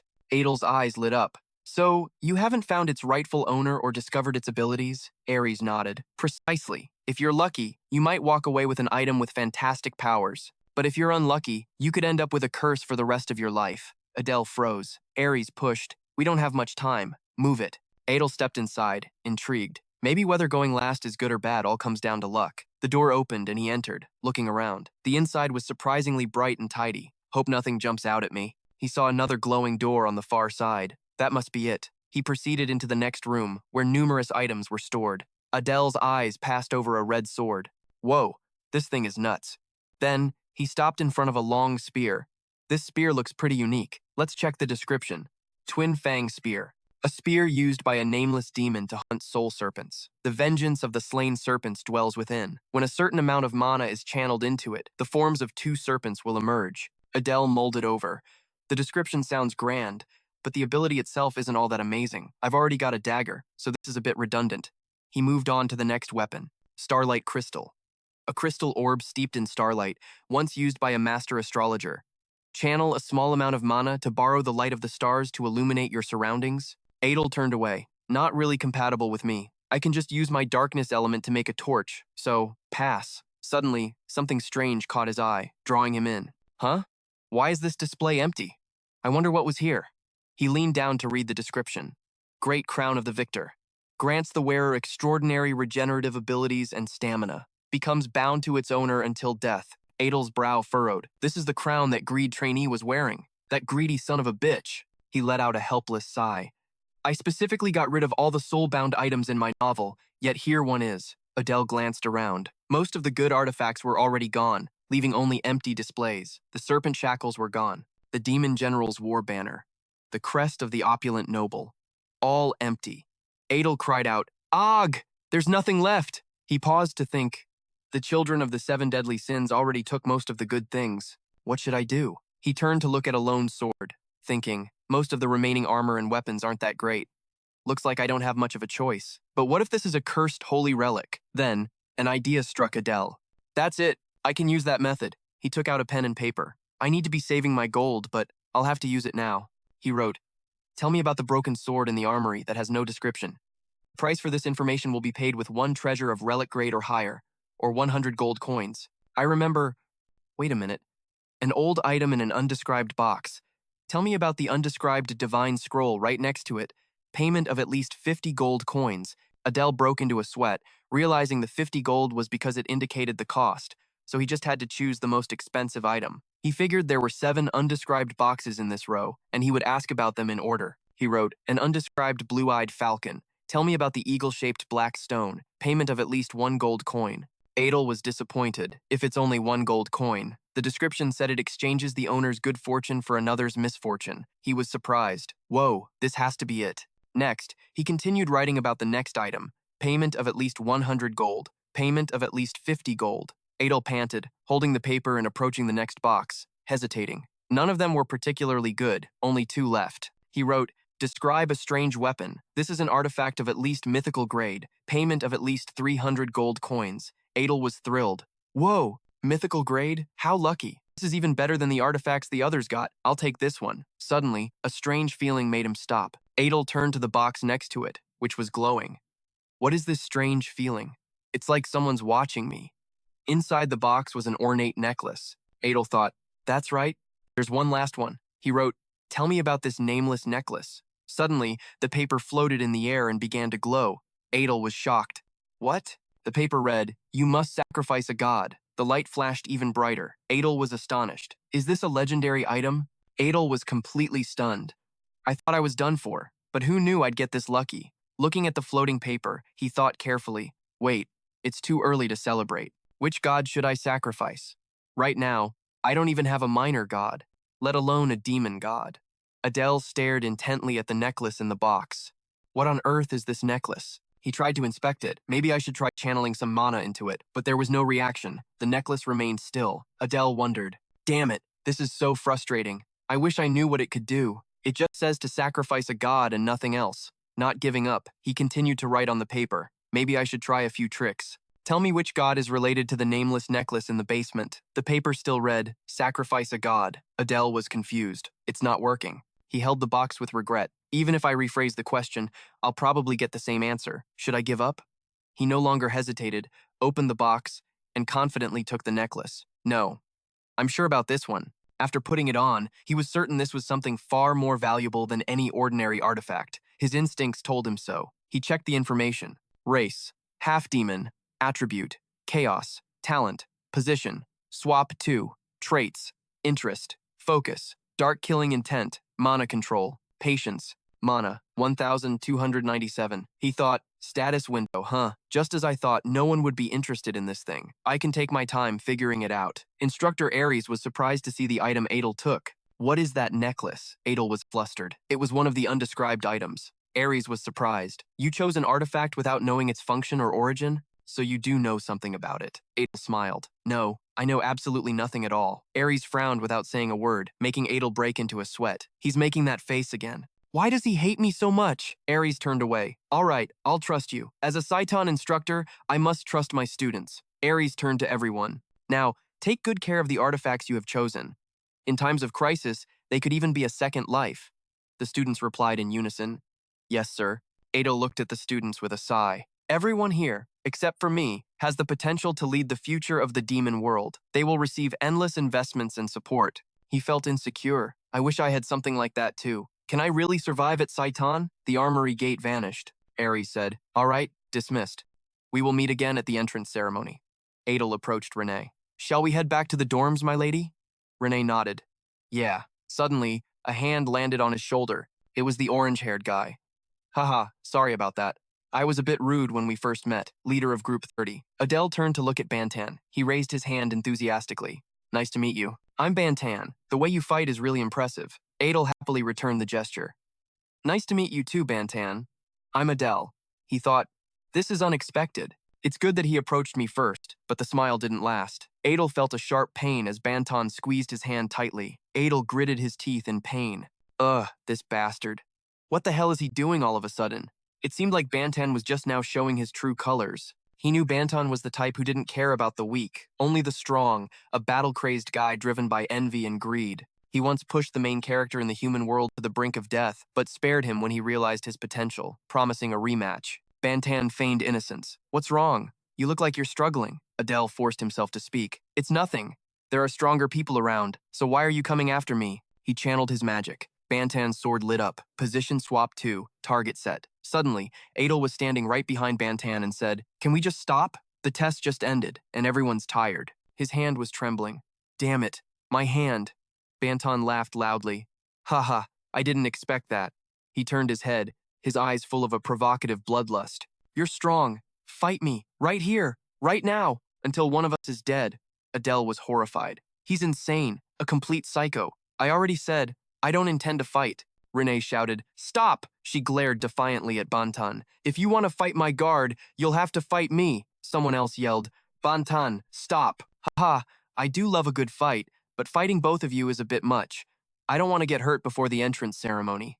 He turned back and smiled threateningly at Adel. Well, I'm sure we'll have plenty of chances. See you around. Adel was wary. He says he doesn't want to get hurt before the ceremony, but he wants to fight to the death. What a psycho. He looked at Bantan, realizing firsthand that he couldn't figure this guy out. Bantan raised his sword, and he wondered, when did he even draw his sword? Renee called out, Let's go. Adel turned back and smiled. Yes, Lady Renee. He thought, it's only been a day, but it feels like several have passed. I'm starting to look forward to life at Saiton. The next morning, Adel woke up full of excitement. Standing by the window, he couldn't help but marvel. Maybe it's because of how tough yesterday was, but I feel unusually refreshed today. He looked at himself in the mirror. His body was in much better shape. He was definitely getting stronger. He happily picked up his clothes. Let's try on the uniform Saiton sent over. They knew where we were and sent it directly. That's pretty thoughtful. Adel put on the uniform. Oh, this is more comfortable than I thought. He admired it. They say we'll only wear uniforms for 3 years, but at least they're practical. He thought of Renee. I already gave Renee her uniform. I wonder what she looks like in it. Should I go check? Adel knocked on her door. Lady Renee, I wanted to ask if you need anything before we head out. The door opened slightly. Come in. Renee was standing in the sunlight, wearing her uniform, looking shy. Adel was stunned. You look beautiful. Renee blushed, flustered. Ahem, where are you off to? Adel saw that her ears were red too and thought, is she embarrassed? I never knew she had such a cute side. He smiled. It's a rare day off, so I was planning to take a little walk around the city. He bowed slightly. You should get some rest too. Miss Renee, if you'll excuse me. He turned to leave. Renee spoke up. Wait. She was too embarrassed to look at him directly. You have something you're supposed to be doing, don't you? Adel was confused. Pardon me? Something I'm supposed to be doing? Renee blushed as she looked at him. Adel turned back to look at Renee, thinking to himself, Wait, did I forget something? He suddenly remembered his duty to protect her and got flustered. Oh, that's right. I have to protect her. He'd completely forgotten about it, too excited by the thought of a day off to himself. Renee turned around. I'll go with you. Let me get changed. Wait a moment. Still blushing, she said, how long are you going to stand there staring? Adel understood. Oh, of course. I'll wait outside. He stood outside the door, silently mourning his lost day off. In the bustling and noisy city, people were busy trading and shopping. The city was clean. It was hard to believe a war had taken place here just 10 years ago. Adele looked around, thinking that while reconstruction was still happening on the outskirts of the capital, it seemed that although humanity won the war, they couldn't completely take over the capital. Renee gently tugged his arm, pointing towards a food stall. Let's eat that. Adel looked over. She meant the street food, golden skewers sizzling over a charcoal grill. He walked over and asked the owner, what kind of skewers are these? The vendor replied, they're seasoned venison and vegetable skewers, sir. Adele thought. Renee looked so excited standing next to me. I wonder if they taste like chicken skewers. He said, I'll have 2, please, thank you. Renee brought the skewer to her lips. They both ate carefully. Adel asked, this is good. Do you like it? Renee nodded. It's really good. He watched her intently, thinking, who would have thought someone as quiet as Renee could make a face like that? Perhaps she's finally starting to open up. They walked past a fountain in the city, engrossed in conversation. Adel was enjoying his first real vacation in a long time. This is probably the last time I'll get to relax like this. They both stopped in front of a giant statue in the middle of the city. Adel looked up, he pointed at the statue and asked Renee, who is she? Renee replied, you really don't know? That's the first Demon King. Adele exclaimed, oh, the first Demon King. Now that I think about it, doesn't she look a little like Diana? He thought. It's not like I'll get many chances to see the first Demon King up close. He said, let's get closer for a better look. Suddenly, the statue's 2 eyes flashed, and the necklace around Adel's neck also began to glow. He grabbed the necklace in shock. What the? Why is my necklace glowing? A stream of light shot from the statue to his necklace. Adele held it tightly, stunned. A gem on the necklace turned gray. He exclaimed, what the hell is happening? Renee called out. What are you doing? Why did you suddenly pull out your artifact to look at it? Still in shock, Adel stared at the statue, wondering, was I mistaken? I definitely saw light coming from the statue, and the color of the necklace changed. He turned to Renee. She had no idea what was happening. As I thought, I'm the only one who saw it. The statue returned to normal. Adel thought, I only ever got vague answers, like making a sacrifice to a god, but now I've discovered something important in the most unexpected place. He realized this necklace was definitely connected to the first Demon King. If I investigate everything related to it, I'll find some clues. Renee called out, what are you standing there for? Let's go home. Adele replied, yes, Miss Renee, but he was still thinking, now I'm really curious about the true nature of this necklace. The next morning at the academy, they both arrived after their day off. Adel called gently, hurry up, Miss Renee, the entrance ceremony is about to start. She replied, okay. In the grand hall, the headmaster stood on the podium, welcoming the new students. The headmaster and the instructors were already seated in the hall with about 100 new students. Adel thought, it's just a normal entrance ceremony. 2 students below were whispering, I can't believe that kid is the headmaster. That kid is a monster who can overwhelm us with her presence alone. Someone else commented, she's still cute though. Adel snickered to himself. Cute? My ass. He looked at the headmaster and thought, she's covered in tattoos and has the body of a child. And you call that cute? Suddenly, the headmaster's gaze shot down at them, and the students flinched in fear. The headmaster was radiating killing intent. Adel quickly thought, I mean, she's absolutely adorable. Can she read minds? Instructor Aries said sternly. Everyone, silence. The entrance ceremony will now begin. Renee and Adel stood together in their uniforms. The headmaster's ordinary speech was about to end. The atmosphere settled down.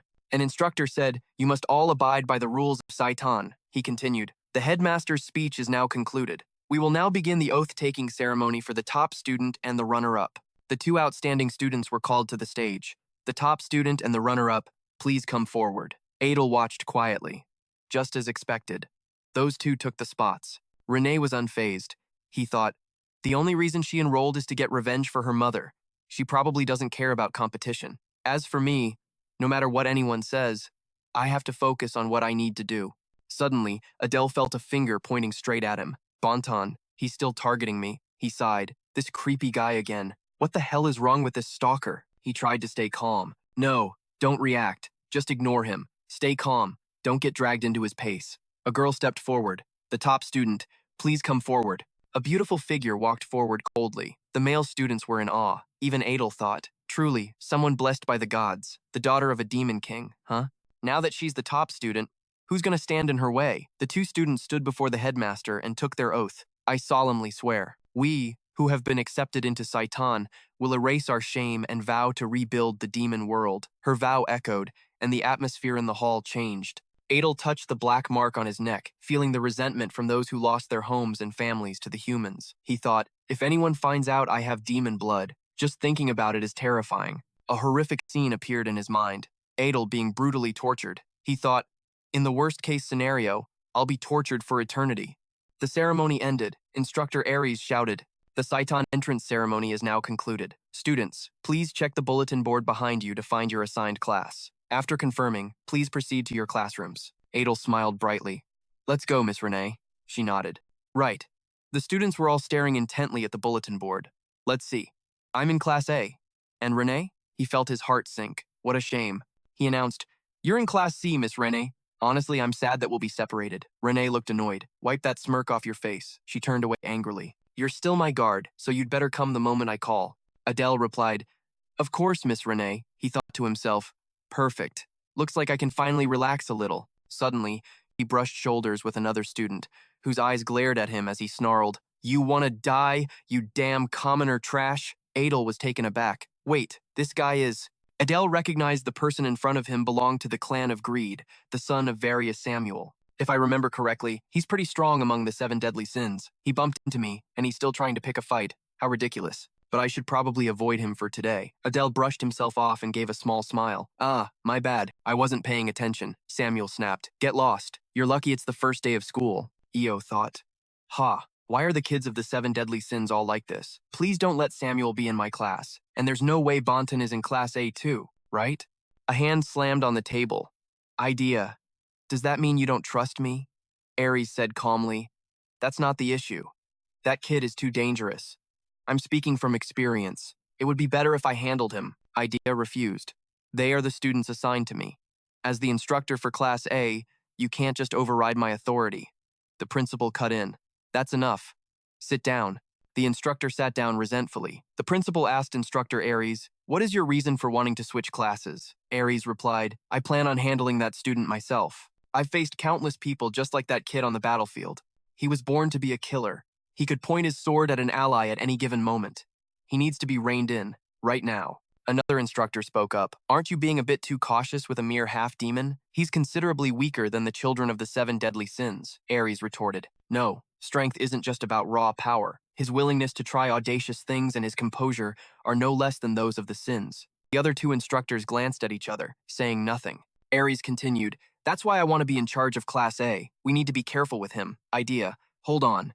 Are you saying you don't trust me? The principal sighed at the squabble. I apologize if I upset you. Ares, when are you going to stop treating her like a child? The principal's aura turned menacing. Enough. The room fell silent. She said, I understand your concerns, Instructor Ares, but the classes have already been assigned. Changing them now would cause more harm than good. Ares didn't argue. I understand.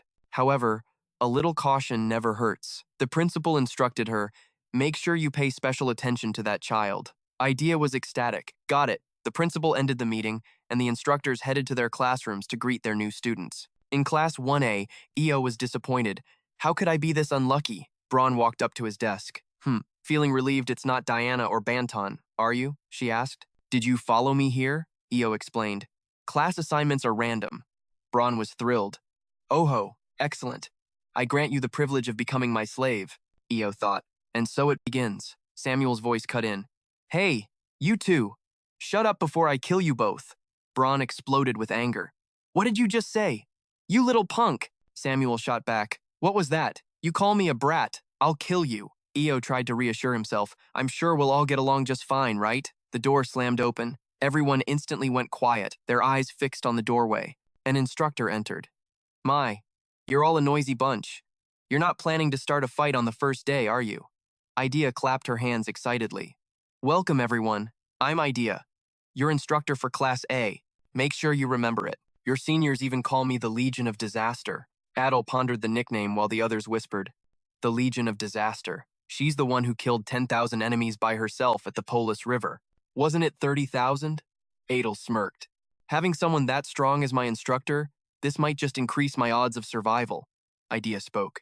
That concludes my introduction. Now, I'll give you an overview of how our classes will progress. Idea wrote on the board, hunting methods. This is what I'll be teaching you. We're not hunting animals. We're hunting beasts. Samuel gritted his teeth. One student boldly asked, what exactly will we be hunting? Idea replied, one of the reasons you came here.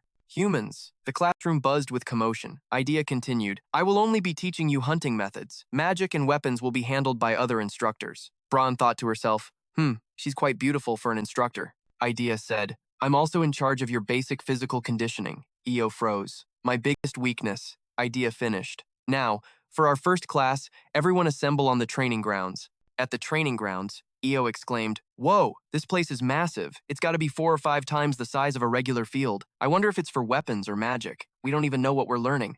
Idea's voice cut through. Done staring? Focus. And don't take your eyes off this. A black void began to grow, and suddenly, a troop of soldiers marched out, weapons in hand, standing ready for orders. Everyone was terrified. She laughed, they're not real, just illusions I made with my magic. She playfully poked a soldier's face. Oh, and I'm the one who created that sword saint you fought in the entrance exam. A replica with roughly 1/10 of the actual sword saint's power. Io thought, this woman is a monster. Saiton was intimidating enough, but this Royal Academy is something else entirely. Idea said, your mission is simple. Get past these soldiers and reach me. Now who should go first? Her eyes landed on Io, and she asked in a bewitching voice, what was your name, dear? Why not try putting a sword to my neck like you did with the sword saint? Io thought. First instructor Ares, now this one's got me in her sights, he asked timidly. I don't have to fight you directly, do I? Idea gave him a hint. Among those soldiers is a leader, the source of their mental power. Once that leader falls, the rest will collapse like dominoes. If the leader is strong, so are they. And I'll be playing the part of the leader. Io confidently drew his sword. Got it. Sun Tzu's Art of War. To crush the army, you must first capture its commander. Taking out the leader amidst a bunch of soldiers? Piece of cake. He smirked. Obviously, I can't actually take you down, so if I just touch your hand or your weapon, I pass, right? Idea gave the signal to start. The soldiers charged. Io activated his skill. Position swap. 2. In an instant, he was behind Idea, his sword resting against her neck. So, do I pass? Instructor? His breath was hot on the back of her neck. Io thought, we were separated by tens of meters, but that distance is meaningless now. I used to only be able to move a few meters at a time. This is a massive leap forward. I could easily destroy an enemy base now. Io swelled with pride at his own ability. Idea chuckled. Ah, I see now why they told me to be careful with you. She pushed his sword aside. You pass. Return to your place. Yes, ma'am, Io replied. He thought, is it hostility or curiosity? I don't know what it is about me that gets this reaction from them. They haven't found out my true identity, right? He sheathed his sword. He couldn't stop thinking. Idea spoke up. All right, now you all see what needs to be done, don't you? Those who fail will be staying for remedial lessons. That statement sent a new wave of fear through the class. The soldiers advanced again, Io observed, thinking, they execute the basics very well, just what you'd expect from the demon race. But then again, they're just ordinary people with no powers, so it makes sense. But they can only take down a few people if the instructor is controlling them directly. The soldiers use different weapons to target the students. A student yelled, ouch, that's gotta hurt. He launched himself into the air. I'll just leap over you all! But the soldiers switched to bows and arrows, firing directly at him. He screamed and plummeted to the ground as the others watched, helpless. Io thought, position, swap is just overpowered. With this skill, I can aim for the top of the class. He felt certain of his goal. The next student, Samuel, stepped forward and barked coldly, move. Io thought, Samuel's up. Let's see if he has the skills to back up that arrogant attitude. A blue light began to radiate from around Samuel. Io anticipated him gathering his magic before unleashing his power. The light engulfed the entire training ground, even affecting Io. In the blink of an eye, Samuel annihilated all the soldiers. Io was astonished. Is that magic? The unique power of greed, a freakish skill that devours everything. He thought, I guess I'll let him take first place for the time being. Idea lightly flicked her hand, and Samuel's magic vanished. She said, well, that makes sense. There's no way an instructor would lose to a student. You obliterated everything but me, which was impressive. I was stunned for a second there. But unfortunately, you fail. Samuel stood frozen for a second. Idea snapped her fingers, and a fresh squad of soldiers appeared instantly. She said, I told you. If you don't take out the leader, the soldiers will simply find another one. No matter how many he killed, they just kept coming like this. At least 200 soldiers charged in. Idea commented that his magic was quite strong for a freshman. Samuel's hands trembled as he walked back to his spot in anger, his face full of resentment, but he accepted the result. Walking past, he glanced at Adel, thinking that confident look on his face was infuriating. He said, "Samuel, your overconfidence is why you failed. If you had focused on the objective like I did, you would have passed easily." Bronze laughed loudly. "Ha ha, it's finally my turn." Adel thought of Bronze from the 7 deadly sins, wondering how she would pass this. The students murmured as Bronze pointed directly at the soldiers. "You lowly minions, how dare you block my path?" She cackled, but remained standing still. Everyone wondered what she was doing. Bronze's face turned purple with fear. What should I do? Adel thought, just as expected. Bronze, the child of lust, doesn't fight directly. She controls her minions like a queen bee. Without them, she can't do a thing. Bronze was still frozen in fear. Adel thought she needed to do something. Suddenly, Bronze turned her head to look at him with pleading eyes. "Help me, my slave." Adel was surprised by her action. He was confused. Slave? People around them started whispering. Did she just call him a slave? He looked at Bronze, unable to stop thinking about her insane words. Oh, what was she thinking saying that? Bronze turned back and yelled, "Hurry up and help me." Idea, with a stern expression, ordered 2 of her subordinates to advance. Bronze fearfully backed away, screaming, "Help!" Adel realized she had no defensive abilities. Could it be that she can't even enhance herself? But the thought passed quickly. Impossible. Maybe she has a special reason. On the other side, Bronze endured a rain of blows, crying out helplessly, "Save me." Another source of energy caught Adel's attention. He turned to see a girl healing a boy's wounds. He said, "Thanks a lot." She replied, "It's nothing. I'm glad you weren't seriously injured." Adel was surprised. Healing magic, but that was a power only humans could use. So this kid is also a half-demon. I never expected to be in the same class as someone with such a rare healing talent. I don't remember her name, but I need to connect with her. Should I approach her now? Idea's voice cut in. Student Bronze is asking for your help. Now that the test is over, it would be great if you helped her up. Adel replied immediately. Oh, I understand. I'm coming. In reality, he was cursing Bronze in his head. Tisk, she picked the worst time and ruined a good opportunity for me. Looking at Bronze's disheveled state, he teased, "Useless Bronze." She shrieked in pain. Adel dropped the pretense. "Please, get up. It's over." Bronze sat up, tears streaming down her face, her body covered in wounds. Sniffling, she asked, "You saw everything, didn't you?" He played dumb. "What are you talking about?" Bronze yelled angrily. "Don't pretend, you slave," Adel retorted. "Well, from what I saw, you're weaker than a slave." Bronze was furious, wishing she could tear him to shreds. "Are you mocking me?" Idea requested. "All right, let's clean up. Everyone gather round." But the result was just as expected. Idea said, "You all did well for your first lesson. Experiences like this are important for you to understand your own standing. The mistakes you make help you support each other and coordinate perfectly in battle." Samuel gritted his teeth, his brow furrowed in anger. Tisk, Adel thought, listening to Idea's explanation. At the Human Royal Academy, students are sorted by ability. But at Saiton, classes are assigned randomly, so coordination is key. Her ideas emphasized this point. Idea said loudly, "As for the only one who passed, student Adel." He felt a surge of pride. "Yes, ma'am." Her deep eyes were full of expectation. "I look forward to your progress." Adel replied without hesitation, "Thank you, ma'am. I will do my best to learn." He was surrounded by envious and jealous glares. The lesson ended. Idea turned and went back to the classroom for the next period. Adel thought, hesitating. She was praising me, right? But why did her tone seem so hostile? She's always looking for a chance to cause trouble and make me Bronze's slave.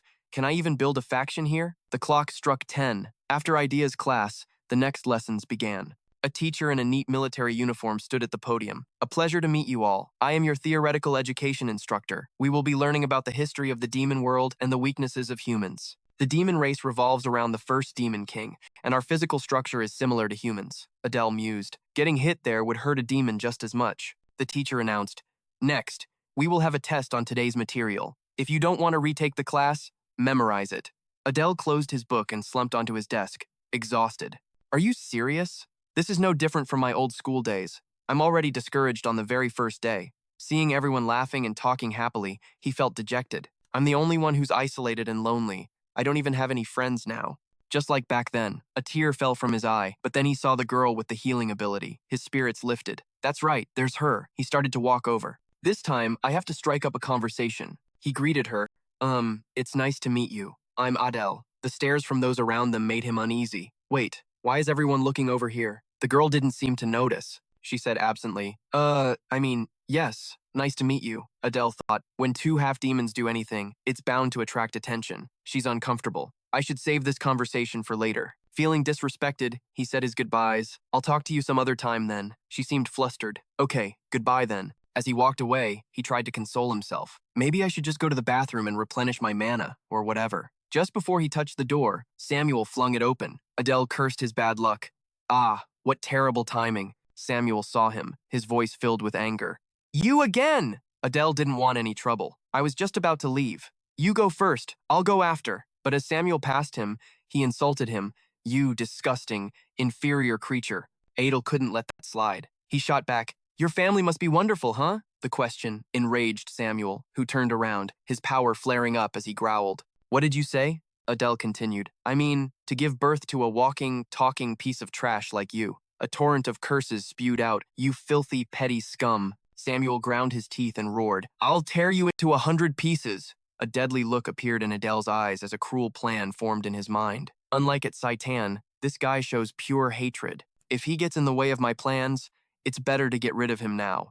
The power of both sides surged, ready for a life-or-death battle. Looking at Samuel's hands, which were covered in sharp spikes, Adel had a crazy thought. If I use magic, no one would care if I blew his arm off. Suddenly, a teacher appeared. Stop it right now. Class is about to start. Both of you, get to your seats. Like a bucket of cold water on a fire, both of them were startled. When did he get here? The will to fight vanished. Both Adel and Samuel were surprised. When did he get here? They both simultaneously withdrew their intense auras, but the signs of the confrontation were only put on hold. Even so, the tension still hung thick in the air. Adel knew Samuel wouldn't let this go easily, at least not yet. The new teacher who appeared was introduced as the magic instructor, Robond. Adel immediately paid attention to his sudden appearance and calm demeanor. This made him wary.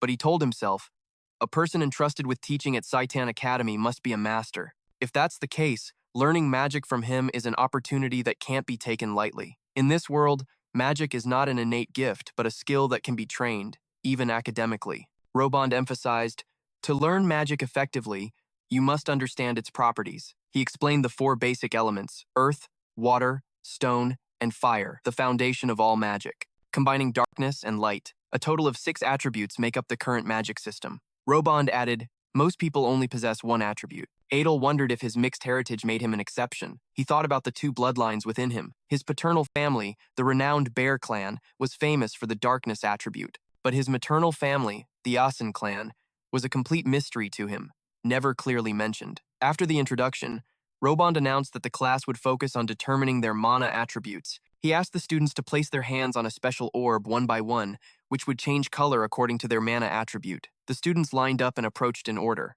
Adele deliberately stood at the back to observe. As each person placed their hand on it, the orb changed color, and Robond announced, red for fire, blue for water, green for wind, brown for earth. The process went quickly and smoothly. When it was his turn, before he could even step forward, Robond called his name directly, startling him. Adel, how did he know my name? Surprised and wary, he slowly walked forward and placed his hand on the orb. Instantly, a strange color appeared, half black, half gray. The entire class fell silent. The color drained from Robond's face. He stared at the orb in disbelief, as if he couldn't trust his own eyes. He explained, black represents darkness, usually seen in high-level demons, but gray is extremely rare, almost never seen before. Adel tilted his head. You don't know what that color is, sir? Robond shook his head. No, I know. I'm just surprised at how incredibly rare it is. He continued, gray symbolizes chaos, a magic that doesn't follow natural laws, even breaking the fundamental principles of the world. Adel stood frozen, his mind reeling. The word chaos echoed in his thoughts. As the creator of this world in the original novel, he had never considered this attribute. Now, he himself possessed something that didn't exist in the original draft. Magic that goes against the natural order could also be the key to his special ability, but for now, Adel focused on darkness, the one thing he was sure he could control. Lost in thought, he felt a gaze on him from behind. Whirling around, he saw Bronze standing behind him. She was standing silently, clearly using a concealment technique, but he had spotted her. A flicker of surprise crossed her face, not expecting Adel to notice her, but in a flash, her expression turned cold and angry. Bronze growled, "Hey, what the hell were you just thinking?" The question was sharp as a knife, making Adel freeze. He played dumb. "What do you mean?" But she wasn't easily fooled. Her gaze was sharp, untrusting, as she accused Adel of deliberately provoking Samuel. Adel defended himself. "I just couldn't stand being bullied." She let out a sarcastic, mocking laugh, her eyes narrowing like blades. "The guy you picked a fight with is no nobody. He belongs to one of the 7 great sinful families," Adel retorted. "Outsiders can't interfere within Saiton Academy, so it's not worth worrying about." He tried to end it there, but she only grew more annoyed. Sighing, she spoke as if to an ignorant child. "You clearly don't get it at all." She started to say, "That kid's family is actually," but stopped midway, leaving the sentence hanging with implication. Turning to leave, she left him with one last line, "Anyway, be careful from now on." Adel watched her retreating figure, his mind spinning. What was she trying to say? Was it that Samuel's family is known for its brutal revenge? Her tone wasn't just a simple threat. It felt dangerous, more complex than a personal grudge.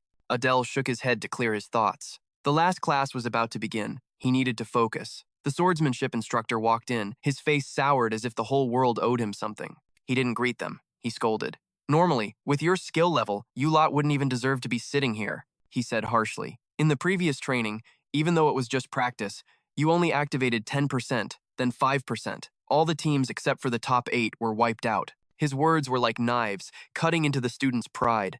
Adel thought, "He's deliberately trying to provoke us." The instructor announced coldly, "From today on, I will teach you how to hold a sword, so that when you die, you can at least take one of the enemy's hands with you to the grave." The class began with a run around the grounds, a true test of physical endurance. He explained that the foundation of swordsmanship is physical stamina. No matter how good your technique is, if you have endurance, your strength will be 2 or 3 times greater. The training was grueling. Before long, the students were panting, their legs burning after each lap. "When is this run going to end? Is this the 20th lap already?" Moans echoed around. Some students secretly used magic to cheat, but they couldn't fool the instructor. He shouted, ordering them to do push-ups as punishment, then made them start running again from the beginning. No one dared to argue. The nightmare continued. Adel smirked to himself.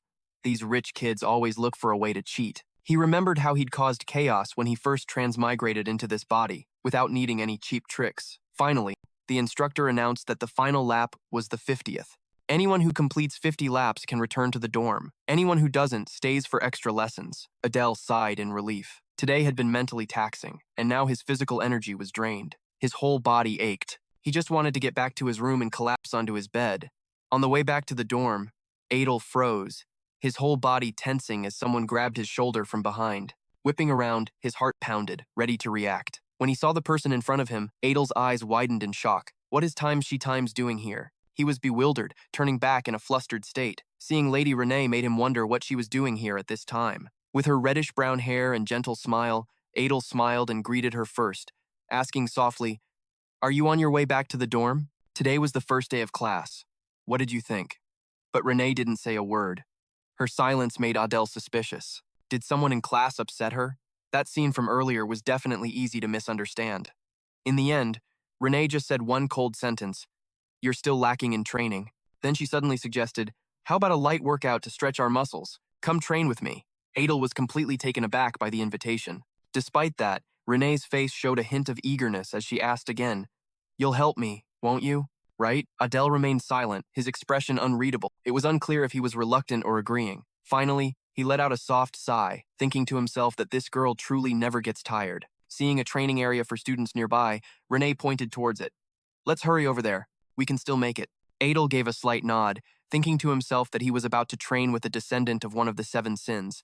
It would be exhausting, but it would definitely be beneficial. They entered a spacious building together. Adel glanced around and blurted out, "Wow, it's huge." Inside, the training equipment was fully stocked, and other students were also training diligently. Adel nodded. "With conditions like these, our physical strength will definitely improve significantly." Seeing a large barbell loaded with heavy plates, he asked, "Should we start with this?" He suggested he go first, eyeing the clearly heavy weight. With a mix of confidence and pride, he reassured Renee, "I've been training for years. This is nothing." With that, he stepped forward, bent down, and got into position to lift the barbell. The veins on his neck bulged, his facial muscles tensed, and he strained with all his might to lift the bar, letting out a raw-throated groan. "Ugh!" Lady Renee stood beside him with her arms crossed. observing coldly. Finally, she dropped a single, curt sentence. Too weak. Don't force it. You'll tear a muscle. Adel gritted his teeth in silence, cursing internally. This damned body. After all those years of being imprisoned, my current physical strength just can't handle this kind of pressure. He collapsed onto both hands, panting, sweat dripping onto the floor. Without a shred of concern for his struggle, Renee casually walked over, bent down to grab the barbell, and said nonchalantly, "This kind?" And with just a light jerk, she effortlessly lifted the barbell over her head. Adel's jaw dropped, utterly astonished. What the hell? That kind of strength was on a whole other level. He realized that even with all his raw power, he probably couldn't keep up with her. I have to train harder. A determined smile quietly formed on Adel's lips. 2 hours passed under the harsh afternoon sun. Finally, he approached Renee, who was still lifting weights. It's getting late. We should stop. Renee set the barbell on the floor with a solid thud. She didn't object, just nodded and said, "Yeah." Adel spoke softly. "Let me walk you to the dormitory gate."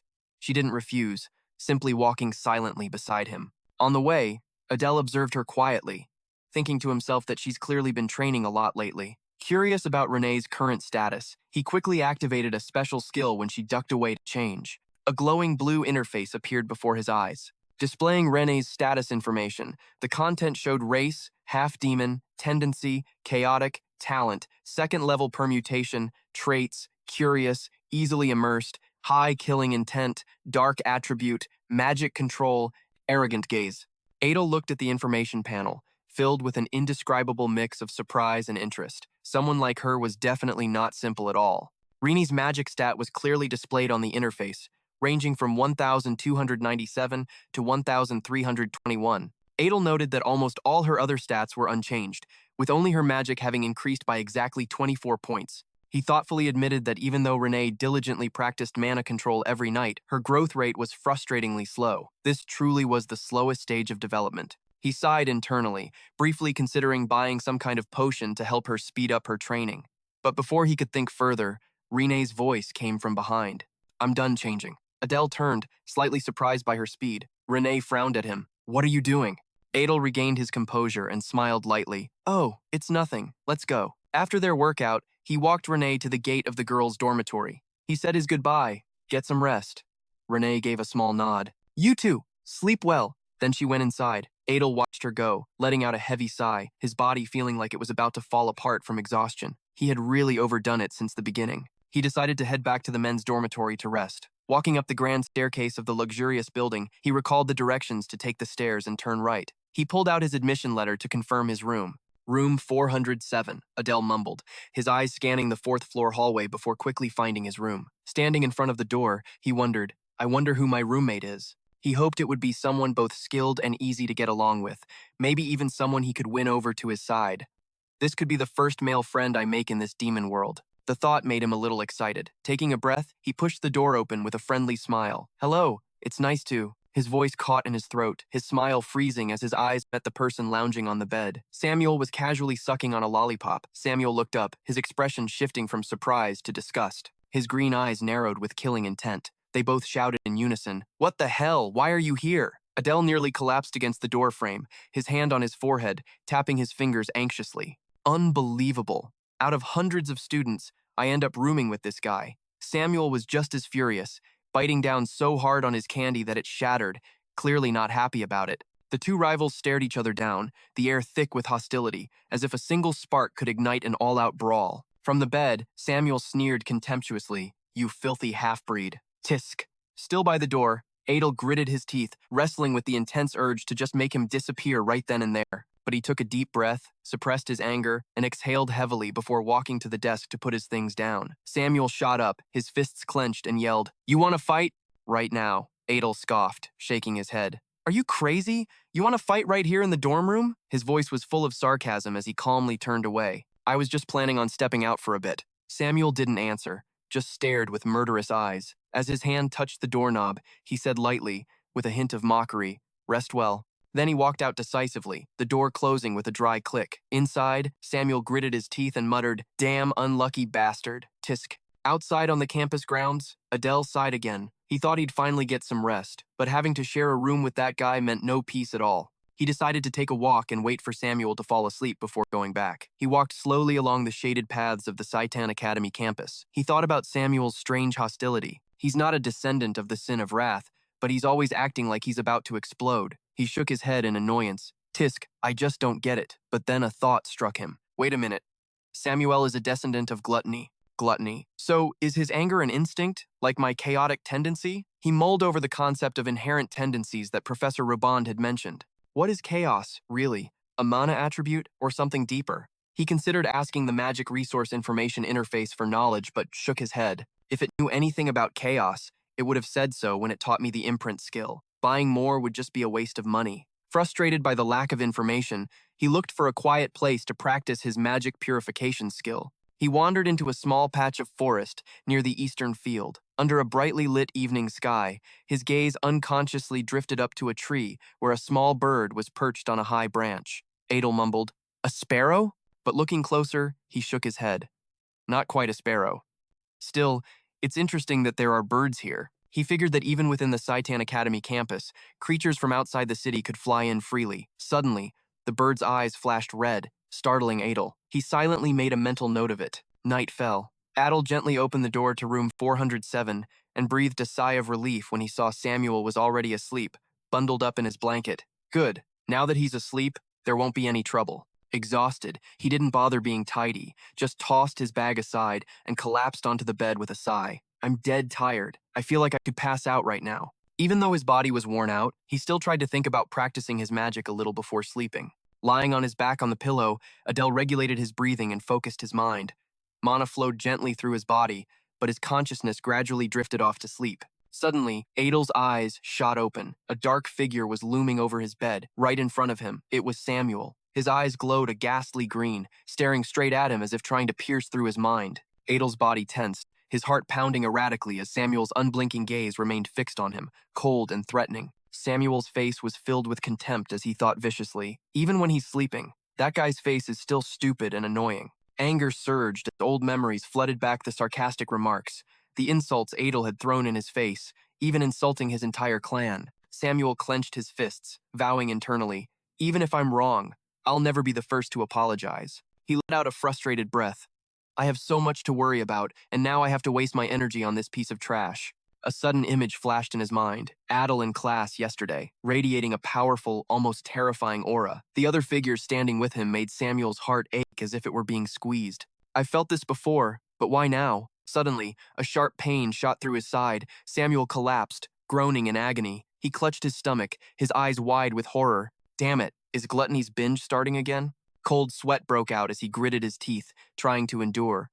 The gnawing hunger was spiraling out of control. A sinister, faint green energy flickered in his stomach, a horrifying toxin eating him from the inside, his body feeling unbearably drained. Just then, Adel shifted slightly in his sleep, mumbling something. Samuel turned, his eyes filled with irritation. He was starving to death, moment by moment, yet he had to stare at that nonchalant face until morning. He seriously wanted to punch Adel right in the mouth. Samuel plopped down on the edge of the bed, groaning softly as the pain continued to torment him. Dawn broke, and the clock tower's bell chimed, signaling the start of classes. Adel sat up, yawning and stretching. What time is it? Is it morning already? Sunlight streamed through the large window, and the steady ticking of a clock filled the quiet space. Adel looked out the window, his eyes lighting up. Is that the bird from yesterday? A small bird, identical to the one from the previous afternoon, was perched on a branch. A faint, sharp smile played on his lips. In Xian, where they're so strict about foreign creatures, something like this is still lurking around. He frowned, suspecting someone was watching him. The conclusion was reflexive, but his expression remained casual. Adel stretched by the window, the wooden frame creaking softly. He considered that it might be Instructor Ares, the one who suspected him the most. He scanned it with mana. It wasn't an illusion. It was a real, living creature. After a moment's thought, he decided to try taming it with food. He held out his hand, beckoning gently, and called out softly, "Here, come here." But a glance at the clock told Adel that breakfast was almost over. He muttered, "Samuel must have gone to eat already. I should go too, or I'll starve." He left the window, still thinking about the strange bird and whoever was behind it. A moment of confusion, he couldn't remember where the dining hall was. As a result, he was late for class. A female instructor entered, her voice cheerful. "Good morning, everyone." Adel sat down and sighed to himself. I got lost looking for the dining hall and missed breakfast. With his stomach empty, he wondered if he could even focus on class this hungry. The instructor, a woman with wavy gray hair, stepped up to the podium, holding a grade book with a serious expression. During homeroom today, I have an important announcement.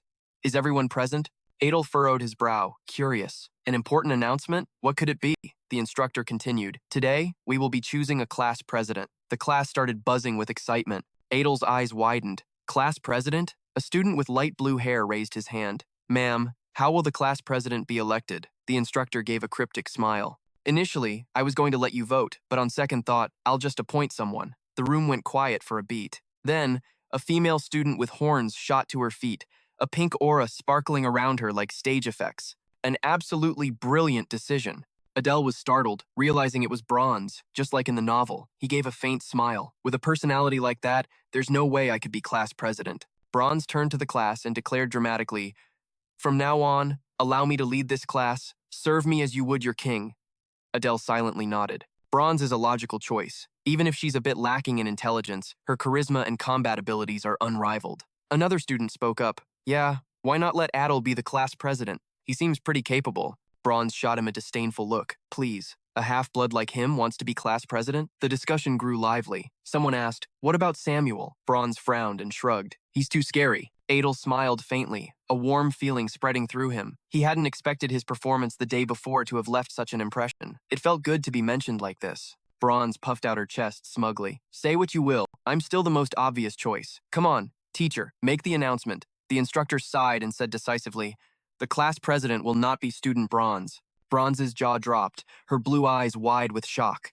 A violet, lightning-like energy crackled around her as if she were about to explode. The instructor smiled and turned to look at the red-haired boy near the window. The class president is Adel. Adel was stunned. Huh? He looked around, his mind a total mess. What? Why me? A half-demon like me, becoming the class president? Before he could finish the thought, the instructor's voice rang out, her eyes glowing with a soft blue light. Adel, please do your best to lead the class well. An enthusiastic student cheered, You can do it, class president Adel. Still in shock, Adel awkwardly replied, Yes.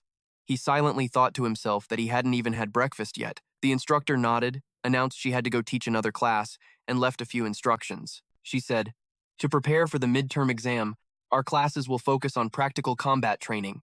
The entire class started whispering, the students buzzing. She continued, Training will be done in groups of 3.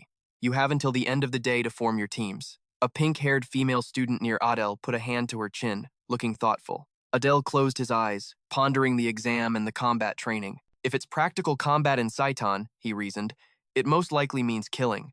Fighting here means finishing your enemy.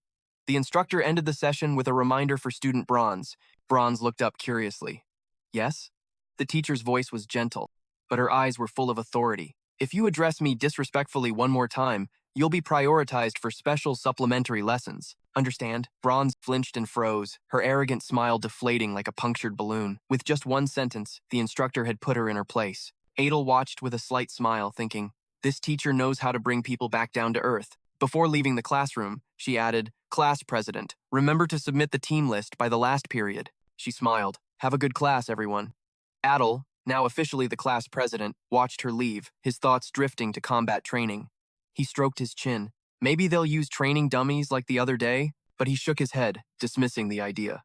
Based on the story's timeline, the part where the Academy attacks humanity hasn't happened yet. This training is just preparation. Anyway, the priority is to form a team. Adel's eyes scanned the classroom, stopping on the pink-haired girl near him. He smirked, having already pretty much chosen his teammates. In the hallway outside, just as the homeroom teacher left, she came into the view of 2 figures who were waiting. A tall man with spiky purple hair and a black cross tattooed on his neck. His face was cold, radiating killing intent as he walked with heavy steps. In another room, the instructor was writing some documents when the door burst open. She looked up, her gaze calm. Ah, you're here. The man, Ares, growled angrily. What the hell were you thinking? The instructor, Idea, just smiled faintly. It's been a while since I've seen your serious face. It's quite a sight, isn't it? Her breezy comment only fanned Ares' flames. He snapped impatiently. I didn't come here to listen to your nonsense. He slammed his hand on the desk with a sharp crack. Why did you appoint that kid as class president? Idea kept her voice even. That just happened this morning, and you already know. She laughed. You really do have an information network all over Saiton, don't you? Ares gritted his teeth, his eyes as sharp as blades. You can't possibly misunderstand the implications of making him the class president. Idea nodded without hesitation. Of course, I understand, but Ares yelled, even temporarily giving him control over Class A is like handing him the world. Are you insane? He slammed the desk again, trembling with anger, and clenched his jaw. It's not too late. Change it to someone else, now, if you don't. He left the threat hanging in the air. Her threat was so blatant, who wouldn't back away? Her gaze, sharp as a knife, met his with calm resolve. She didn't need to scream. Her unwavering stance said it all. He clutched his head, running his hands through his hair in desperation. God, this whole situation is driving me insane. Continuing calmly, she said, I like that student. She explained her reasoning. He has outstanding abilities, but he's not arrogant like those descendants of the seven sins. Besides, his identity is guaranteed by the Bio family. He has a clear background with backing. But Ares wasn't convinced. He emphasized, a clear identity doesn't mean he's trustworthy. You of all people should know that. He continued, the most dangerous sword is one that is blind. Aya sighed softly and crossed her arms. I'll handle my own class. You stay out of it. Even though she was just a new instructor, she had great faith in her ability to judge people. Ares furiously slammed his hand on the table but said nothing, leaving the room in silence. Once she was gone, he sat alone, his blood boiling, and spat out a curse. Damn it! He seethed internally, filled with regret. Asterisk, I should have fought for that class. Leaving someone that dangerous in her hands was a huge mistake. Asterisk, a memory surfaced of a half-blood who had left an unforgettable scar during a brutal battle. Asterisk, the aura Adel gave off yesterday was too similar to that person's asterisk, he thought. Asterisk, the probability of him being a descendant might be low, but it's too much of a coincidence to ignore. Asterisk. Asterisk. I still haven't figured out what he's after. Asterisk. Just then, a small bird landed on Ares' shoulder, chirping softly. He turned, his gaze turning sharp and cold. Still nothing out of the ordinary, but don't take your eyes off him for even a second. Got it? Elsewhere, probably in the library, a group of students were chatting lively. A smiling boy with pointed ears and light purple hair was among them. Next to him was someone with a heavy tattoo on their neck and a friendly-looking student with spiky blonde hair and small horns. The atmosphere was perfectly ordinary, filled with the warmth of student friendships. None of them knew that their every move was being watched closely. Back in the classroom during a break, everyone started bustling about to form groups. Adel sat quietly, observing the lively scene. He let out a small, half-joking, half-sad laugh. Asterisk, I'm the class president, and still, no one's asked me to join their group. Is it because my face looks that suspicious? Asterisk. Just then, a student approached him, hesitating slightly. Hey, want to form a group with me? Samuel, who was sitting nearby with another student, glanced over and said in a cold tone, as long as you don't drag me down. The other student turned to thank Samuel, then introduced his friend. Adel watched them, sighing inwardly. Asterisk. Even a guy like him gets an invitation, and I'm still sitting here like a total outcast. Asterisk. Adel let out a resigned sigh. He had to face it. If he kept waiting to be asked, he'd never find a team. Cracking his knuckles, he stood up with determination, his gaze landing on the pink-haired girl he'd noticed earlier. He walked over and said simply, Hey. The girl flinched slightly, letting out a small sound of surprise. Adel said calmly, I just scanned your mana. Sorry if that startled you, but I noticed your mana level is quite good, and you have recovery skills. You'd be perfect for a group. He smiled and introduced himself. I'm Adel. We've met before, remember? Then he asked, Have you found a group yet? The girl replied softly, flustered. No, not yet. Adel immediately said, Perfect. Then tell me your name. After a brief hesitation, she answered quietly, Luna. Adel gave a small smile.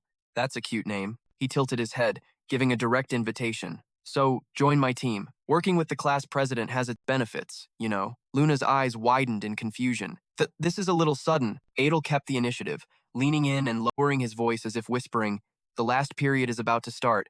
There isn't much time left to submit the group list. He added smoothly.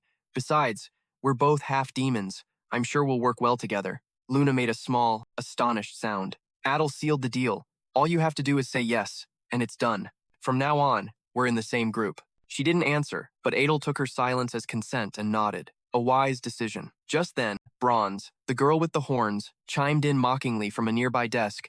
What's so wise about that decision? Adel turned his head and groaned internally. Asterisk. Not her again. Asterisk. Bronze laughed loudly, her eyes mischievous. So, you still didn't have a group? How pathetic. She tossed her hair and declared proudly, Very well. I shall generously allow you to join me. From now on, You will serve under my command.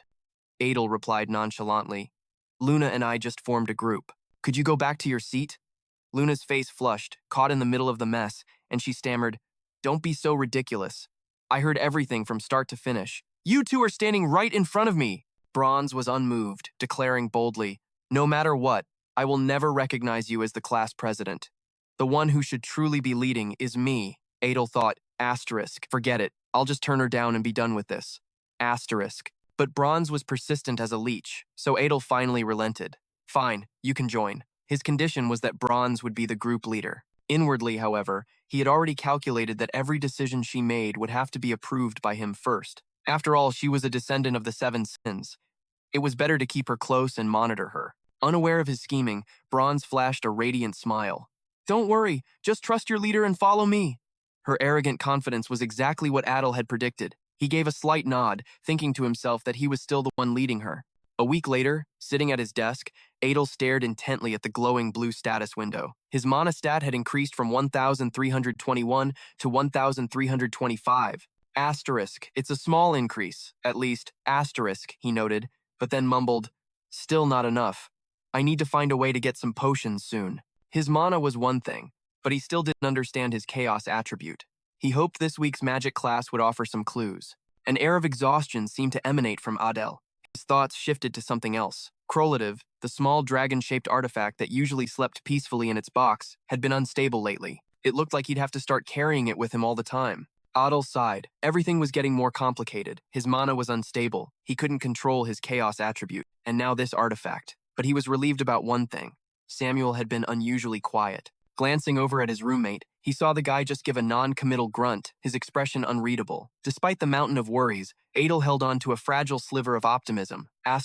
It's fine. Everything will get better. The next morning, the clock tower bell rang, signaling the start of class. The instructor walked in with a radiant smile. Good morning, everyone. Adel glanced at her, thinking she looked unusually happy today. Something good must have happened. Aya clapped her hands together. Today's class is a little special. We're going outside for some practical combat training. Adel raised an eyebrow.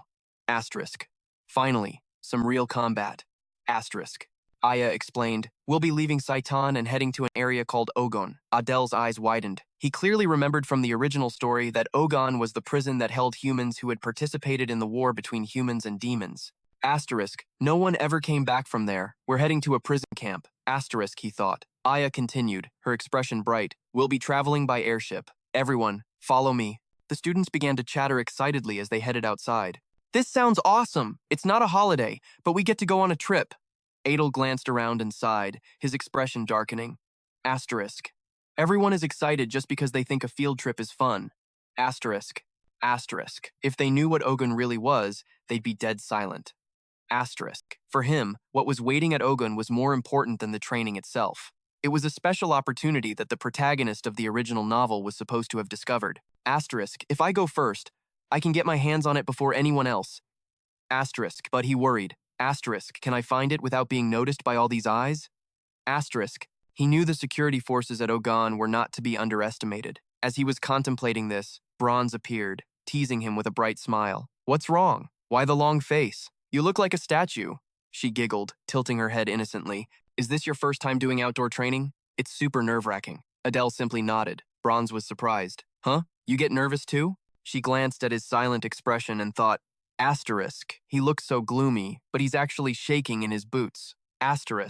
She puffed out her chest proudly. Don't forget your super awesome class president is here. Just stick with me and you'll be fine. Adel sighed inwardly.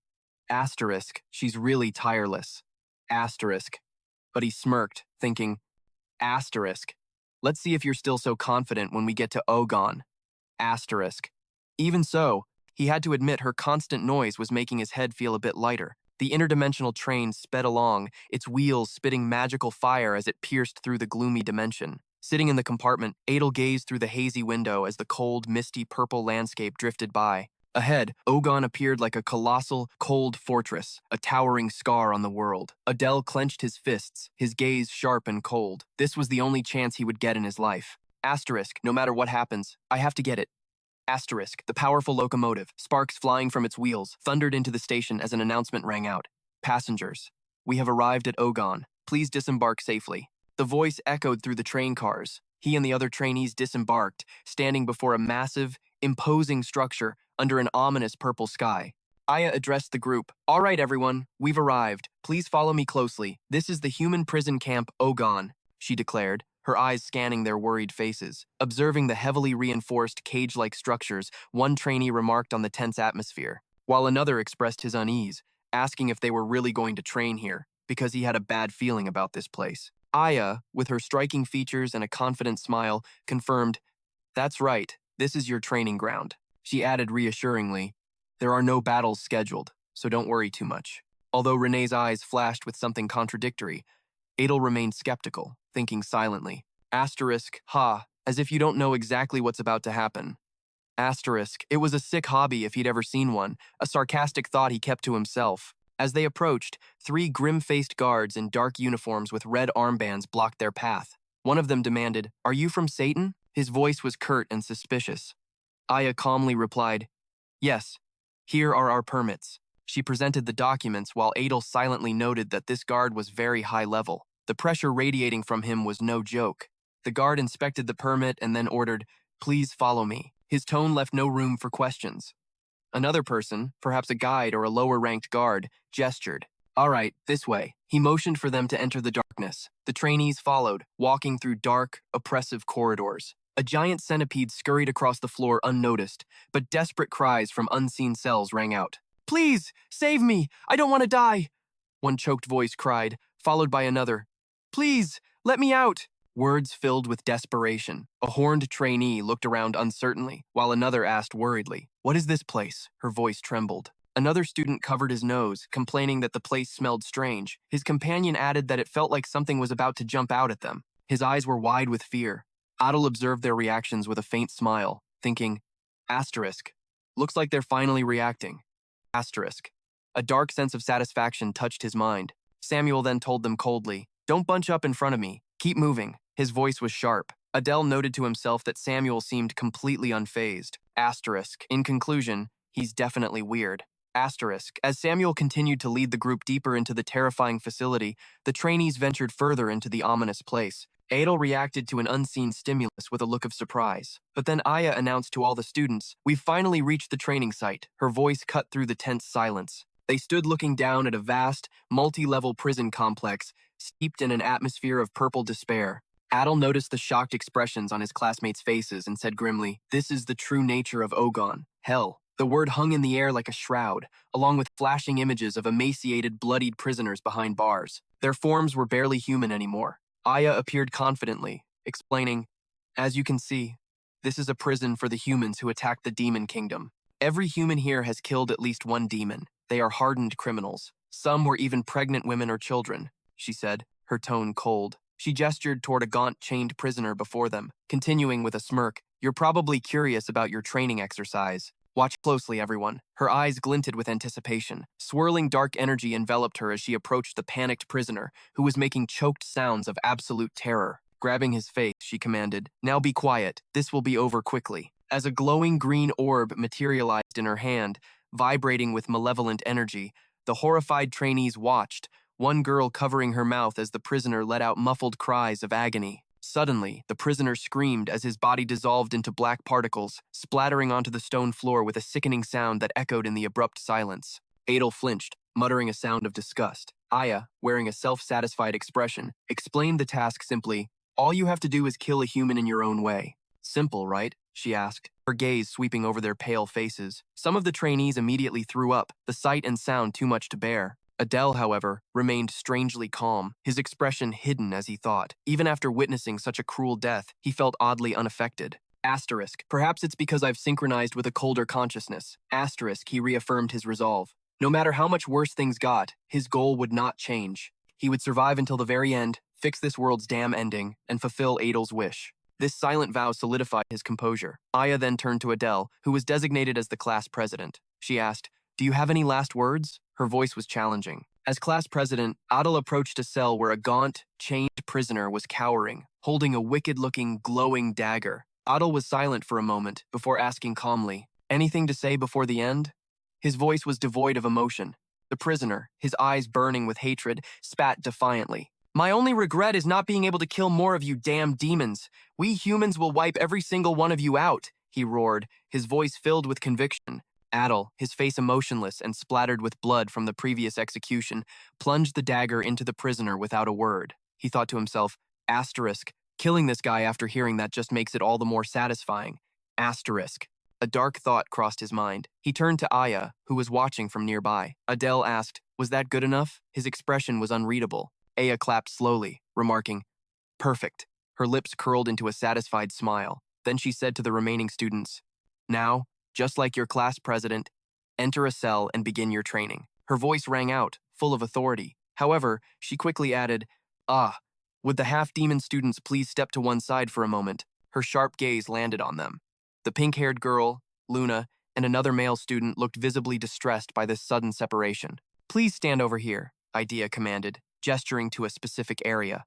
Adele observed that only the half-demons were being separated. So, there were more than just him and Luna in this class. But Luna looked like she really wasn't okay, he noted with a sort of detached concern. Idea then revealed, with a cruel smile on her face, the students here have specific prisoners to kill. Her words dripped with malice. She gestured towards a row of gaunt, kneeling figures. Adel recognized them immediately. His expression hardened as he realized these prisoners were half-demons, a fact that sent a chill down his spine. Idea continued, her voice laced with spite. You need to prove something that you are different from these traitors, she hissed, her eyes merciless. One of the male half-demon students, his face twisted with anger and perhaps fear, suddenly screamed, do you have any idea how much we've suffered because of you people? And he violently kicked one of the half-demon prisoners with brutal force. Another one joined in, screaming, you're the ones who deserve to die. Just die already. His voice cracked with a mixture of rage and hysteria. Adel watched the horrifying scene unfold, his expression grim as he thought to himself, so, it's begun. The atmosphere grew increasingly heavy. A chilling shriek echoed through the prison, emphasizing the harsh reality of the training. As the other half-demon students brutally attacked the prisoners, Samuel's eyes glowed with an eerie blue light, unleashing a terrifying blue shadow entity. Devour them, he commanded. His voice resonated with dark power as the entity lunged towards a panicked prisoner. His scream was cut off abruptly. Luna, the pink-haired girl, cried out in anguish, clutching her head as tears streamed down her face, overwhelmed by the brutality. Adel observed Samuel's actions, silently noting that Samuel didn't need to kill them like that with his magic. He wondered if he was that eager to tear humans apart or if this was just for show. Luna continued to sob, clearly distressed by the surrounding violence. Adel remarked, Luna's completely falling apart. It would be bad if Idea noticed her like this. A practical concern surfaced in his mind. Fran approached Idea and spoke, her voice calm and measured. Idea crossed her arms, looking annoyed. She turned her attention to Fran, raising an eyebrow. Fran questioned, as long as I kill them using my own abilities, I pass, right? Seeking clarity on the test's parameters. Yeah, that's right. Technically, Idea confirmed. A small, almost imperceptible smile played on her lips. With a determined gaze, Fran said simply, understood. Then Fran commanded a human, you are now bound to me. Kill the human next to you. Her voice was absolute and devoid of any warmth. Without hesitation, Fran reached her hand towards a panicked, gaunt prisoner, her eyes glowing with a terrifying pink light as her power enveloped him. The prisoner screamed and another cried out, don't do it! Their pleas were lost in the suffocating atmosphere. Fran remained emotionless as the prisoner choked, the life slowly draining from him. After a moment, Fran asked, is it done? Her voice was flat. Idea replied, yes, you pass. We can fix that softness of yours over time. Her assessment was clinical, Adel observed Fran, noting to himself with a slight huff that Fran didn't seem to lack any hatred for humans, but she was softer than he'd expected. A surprising observation. Idea then turned her attention to the last half-demon student, addressing her, now there's only one left, student Luna. Her voice was as cold as ice. Luna gasped, her face pale and tear-streaked, still trembling uncontrollably. With a cruel smile, Idea commanded, prove who you are. Her voice was as sharp as a knife. Adel watched grimly, thinking that if Luna couldn't complete this training, the consequences would be severe. Luna's eyes were wide with fear as she whispered, no, I can't do it. Please, just let me out of here. Her plea was a fragile sound against such brutality. Luna collapsed to her knees, her voice filled with desperation as she cried out miserably. Tears streamed down her face as she wailed about how she'd come all this way to avenge her mother, who'd lived a life from hell, all because of a man who didn't even deserve to be called her father. And now, she couldn't do anything. her hands clenched uselessly, as if mocking her own powerlessness. Adel approached and asked gently, "Are you okay?" Luna looked up, startled by his sudden presence. He gave her a reassuring smile and said, "Please wait a moment. I will help you with your training, Luna." Turning towards a gruesome-looking bound figure, presumably a prisoner, Adel declared with calm resolve, "Now then, let's begin." Luna stared, her eyes wide with shock, her breath catching in disbelief. Adel then handed Luna a wicked-looking dagger. As he gave it to her, he explained that while it's natural to be scared, she had to do this. Trembling with fear, Luna took the dagger, her hand shaking uncontrollably. Adel gently placed his hand over hers, urging her to relax and softly reassuring her. "If you just keep moving forward like this, you'll be fine." Luna gritted her teeth, her face twisted in a fierce internal conflict, tears welling in her eyes as she struggled to find her resolve. Adel gently patted her head and offered a simple word of comfort. "Good job." Then with a knowing smile, he remarked quietly, "That was a close call." Elsewhere, Idea stood with her arms crossed, her expression stern as she stated clearly what would happen to a half-demon who couldn't kill a human. At best, expulsion. At worst, something far more terrible. She approached Adel and Luna, her voice sharp and disapproving. "I don't understand what you're thinking." Adel, the class president, remained silent while Luna looked on anxiously. Idea continued, "You don't expect her to pass after that, do you?" However, he smiled confidently and declared, "No, student Luna has passed." Idea's expression twisted in disbelief as she snapped. "What did you say?" Adel calmly explained. "You clearly stated that if we kill a human with our abilities, we pass. Student Luna is the only healer in all of Saiton. I helped her because I recognize the value of that talent." Idea gave a short, dry laugh. "Ha, unbelievable. So by that logic, are you saying you wouldn't help a student who had no talent?" "Of course," Adel affirmed coldly. "If they had no talent, I'd leave them behind." A subtle, calculating smile touched his lips as he spoke. Idea's expression hardened. She coolly remarked that he only remembered what suited him, but that she would be sure to remember his words. She then announced she was going to check on the others and ordered them both to wait there. As Idea walked away, Adel let out a quiet sigh of relief and thought to himself, crisis averted. He thought it was lucky that his answer had satisfied Idea. If that's what Ares wants, Luna doesn't stand a chance. Turning to Luna, who was still recovering, he said gently, "Miss Luna, it seems you've made it through safely." Luna looked up hopefully and asked, "Really?" Adel nodded, reassuring her. Luna was flooded with relief, whispering softly, "I see, thank heavens," before falling forward and fainting. Adel gently caught her and said simply, "It's all right, get some rest." Then, as Luna slept soundly against the wall, Adel stood nearby, a look of determination crossing his face. Now, he thought, it's time for the real game to begin. He was confident, knowing every nook and cranny of Ogon and believing he still had plenty of time. Observing the patrolling guards, he noted to himself, as expected, security is tight. He concluded that to find the opportunity he needed, he had to go underground. Resolute in his purpose, he decided to cloak himself in shadow. As dark energy swirled around him, he watched with satisfaction. "Oh, it's working. I've definitely gotten better than before." Confident that the shadows would allow him to sneak in undetected, he focused on reaching the entrance to the underground tunnel. Moving stealthily through the dim corridors, he suddenly froze as a stern-faced guard whipped around, his gaze sweeping the area. Adel thought to himself, "Was I spotted?" The guard paused, but eventually turned away, seemingly unaware of his presence. Adel let out a silent sigh of relief, inwardly impressed by the guard's sharp instincts. He could sense a subtle difference. This was definitely a guard from Ogon.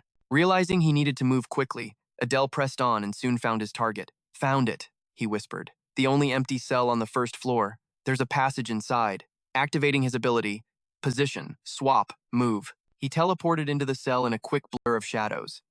As he landed inside, he immediately noticed a pressure mechanism on the floor. Just as he predicted, he hovered in the air as the floor gave way, wondering how to get down safely. Recalling the depth the main characters in the novel had reached, he timed it precisely.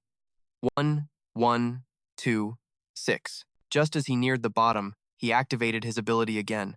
Position, swap, move, and landed smoothly on his feet as the sound of something piercing the ground echoed in the darkness. He had reached the underground waterway. "What's next?" Adel muttered as dark energy swirled around him. "A poison type. Grade 8 black slime." Suddenly, 3 menacing black slimes with glowing purple eyes emerged from the shadows. He knew their poison was lethal on contact. He quickly strategized. "In that case, I'll aim for their cores from a distance." With a sharp, focused movement, he unleashed his ability. Shadow Fang, Blade of Darkness. Several blades of dark energy cut through the slimes, striking their cores with precision. knowing their weak point made dealing with the black slimes easy. Standing at the edge of a murky, dark body of water, he murmured, "Now I just have to dive into this pool." With a soft splash, Adel dove into the water, sinking deep into the unknown. As he dove, he recalled that according to the novel's protagonist, the final resting place of the great evil was supposed to be here. But he thought to himself about the great evil. I never wrote anything like that. He remembered that this was where a demon who led a rebellion centuries ago had been sealed. So great evil means a demon that not even the demon king could handle. He wondered, well, I'll find out when I get there. He surfaced from the water, drenched and panting. Adel looked around and wondered, is this the place? In front of him, hanging on the wall by chains, was a gruesome white skeleton. He quickly noticed the beating heart within its ribcage, the heart inside the white skeleton. Maybe it holds the opportunity I'm looking for. I'm about to get it. Reaching out with quiet confidence, his fingers drew closer. However, as he closed his eyes to focus, the heart suddenly began to beat erratically, glowing with an intense red light. Alarm surged as his eyes snapped open. Wait, the heart? He muttered in his mind.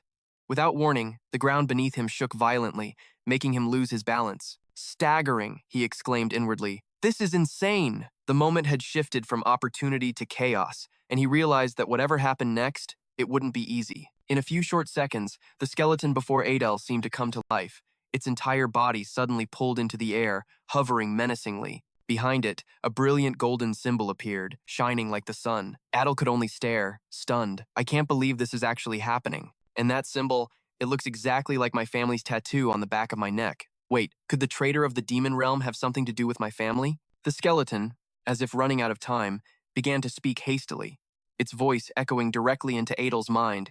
Child of Adel, listen closely to what I say.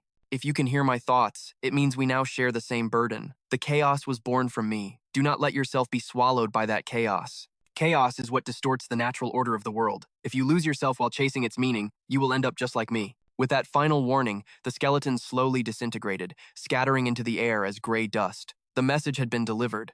Its existence had vanished. All that remained was the falling heart. As silence returned, Adel reached out and caught it, holding it in his hand and observing it closely. I can feel an intense will for destruction inside this thing. This must be the final wish passed down from my ancestor. The heart shattered, turning to dust in his palm. Curious to see what he had received from it, Adel quickly opened his status window. His eyes lit up when he saw the words that appeared, Soul Transfer, a new skill. He couldn't help but exclaim, Soul Manipulation skill. I finally have it. I've been waiting for so long. Let's try it now. Without hesitation, he drew his trusty dagger and tried to move it with his will alone. Clang! The dagger dropped to the floor with a harsh metallic sound, not having budged an inch. Adel blinked, then knelt to pick it up. It's not that I lack the ability. I'm just not proficient with this skill yet. It needs more practice. But still, I've made huge progress. I got a clue about the chaos and unlocked a new skill. That's a big win. He looked around. There was nothing else useful here. I'd better head back before someone notices I'm gone. Without further delay, he rushed back to the meeting point. Unfortunately for him, Braun had already noticed. The moment she saw him return, the proud, white-haired girl strode over and snapped, Where have you been sneaking off to?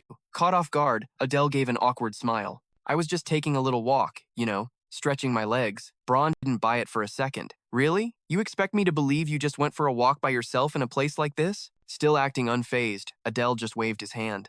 What can I say? The sight of humans locked behind bars is pretty impressive, but the other's indifference only made Adel even angrier. Hey, I'm talking to you. Where on earth have you been? But Adel had already started looking around, clearly bored with the interrogation. He muttered, Wonder where I went? Just then, Luna appeared nearby. Her voice was calm as she greeted them. Adel turned to her with a smile. Ah, Luna, did you sleep well? The 14-year-old girl gave a small nod. Yes, I slept very well. Seeing her so calm, Adel breathed a sigh of relief. That's good. You were sleeping so soundly, I was worried someone could have carried you off without you even knowing. As for Luna, she hadn't forgotten Adel's earlier help. In a soft voice, she murmured, thank you for helping me. If it wasn't for you, Before she could finish, Adel cut her off with his usual charming smile. Don't worry about it. No need to thank me. It sounded normal, even charming, but behind that friendly mask, Adel's thoughts told a different story. Asterisk. Now Luna owes me. I just need to find the right time to use that favor. A little leverage is always useful. Asterisk. Not long after, their wandering instructor finally returned. Aya was still full of energy, clapping her hands and calling out, All right, everyone, gather up. Lucky for you all, no one dropped out this time. I'm starting to see a little fire in your eyes. But don't get complacent. We have a long way to go. Now, let's head back. The students let out a collective sigh of relief. A few even managed to smile. Adel, more than anyone, was thrilled to leave that gloomy prison, to finally escape that hellhole where time seemed to stand still. Time flew by back in the classroom, and a week later, things had more or less settled down. The students who had been trembling after being forced to take a life were now calmer, some even joking around a bit. As for Adel, he had been secretly practicing his new skill, soul transference, and it was just in time. The teachers kept going on and on about the midterm exams. He glanced around the room. In the novel, the first years from Saiton had actually attacked the Royal Academy during the midterms.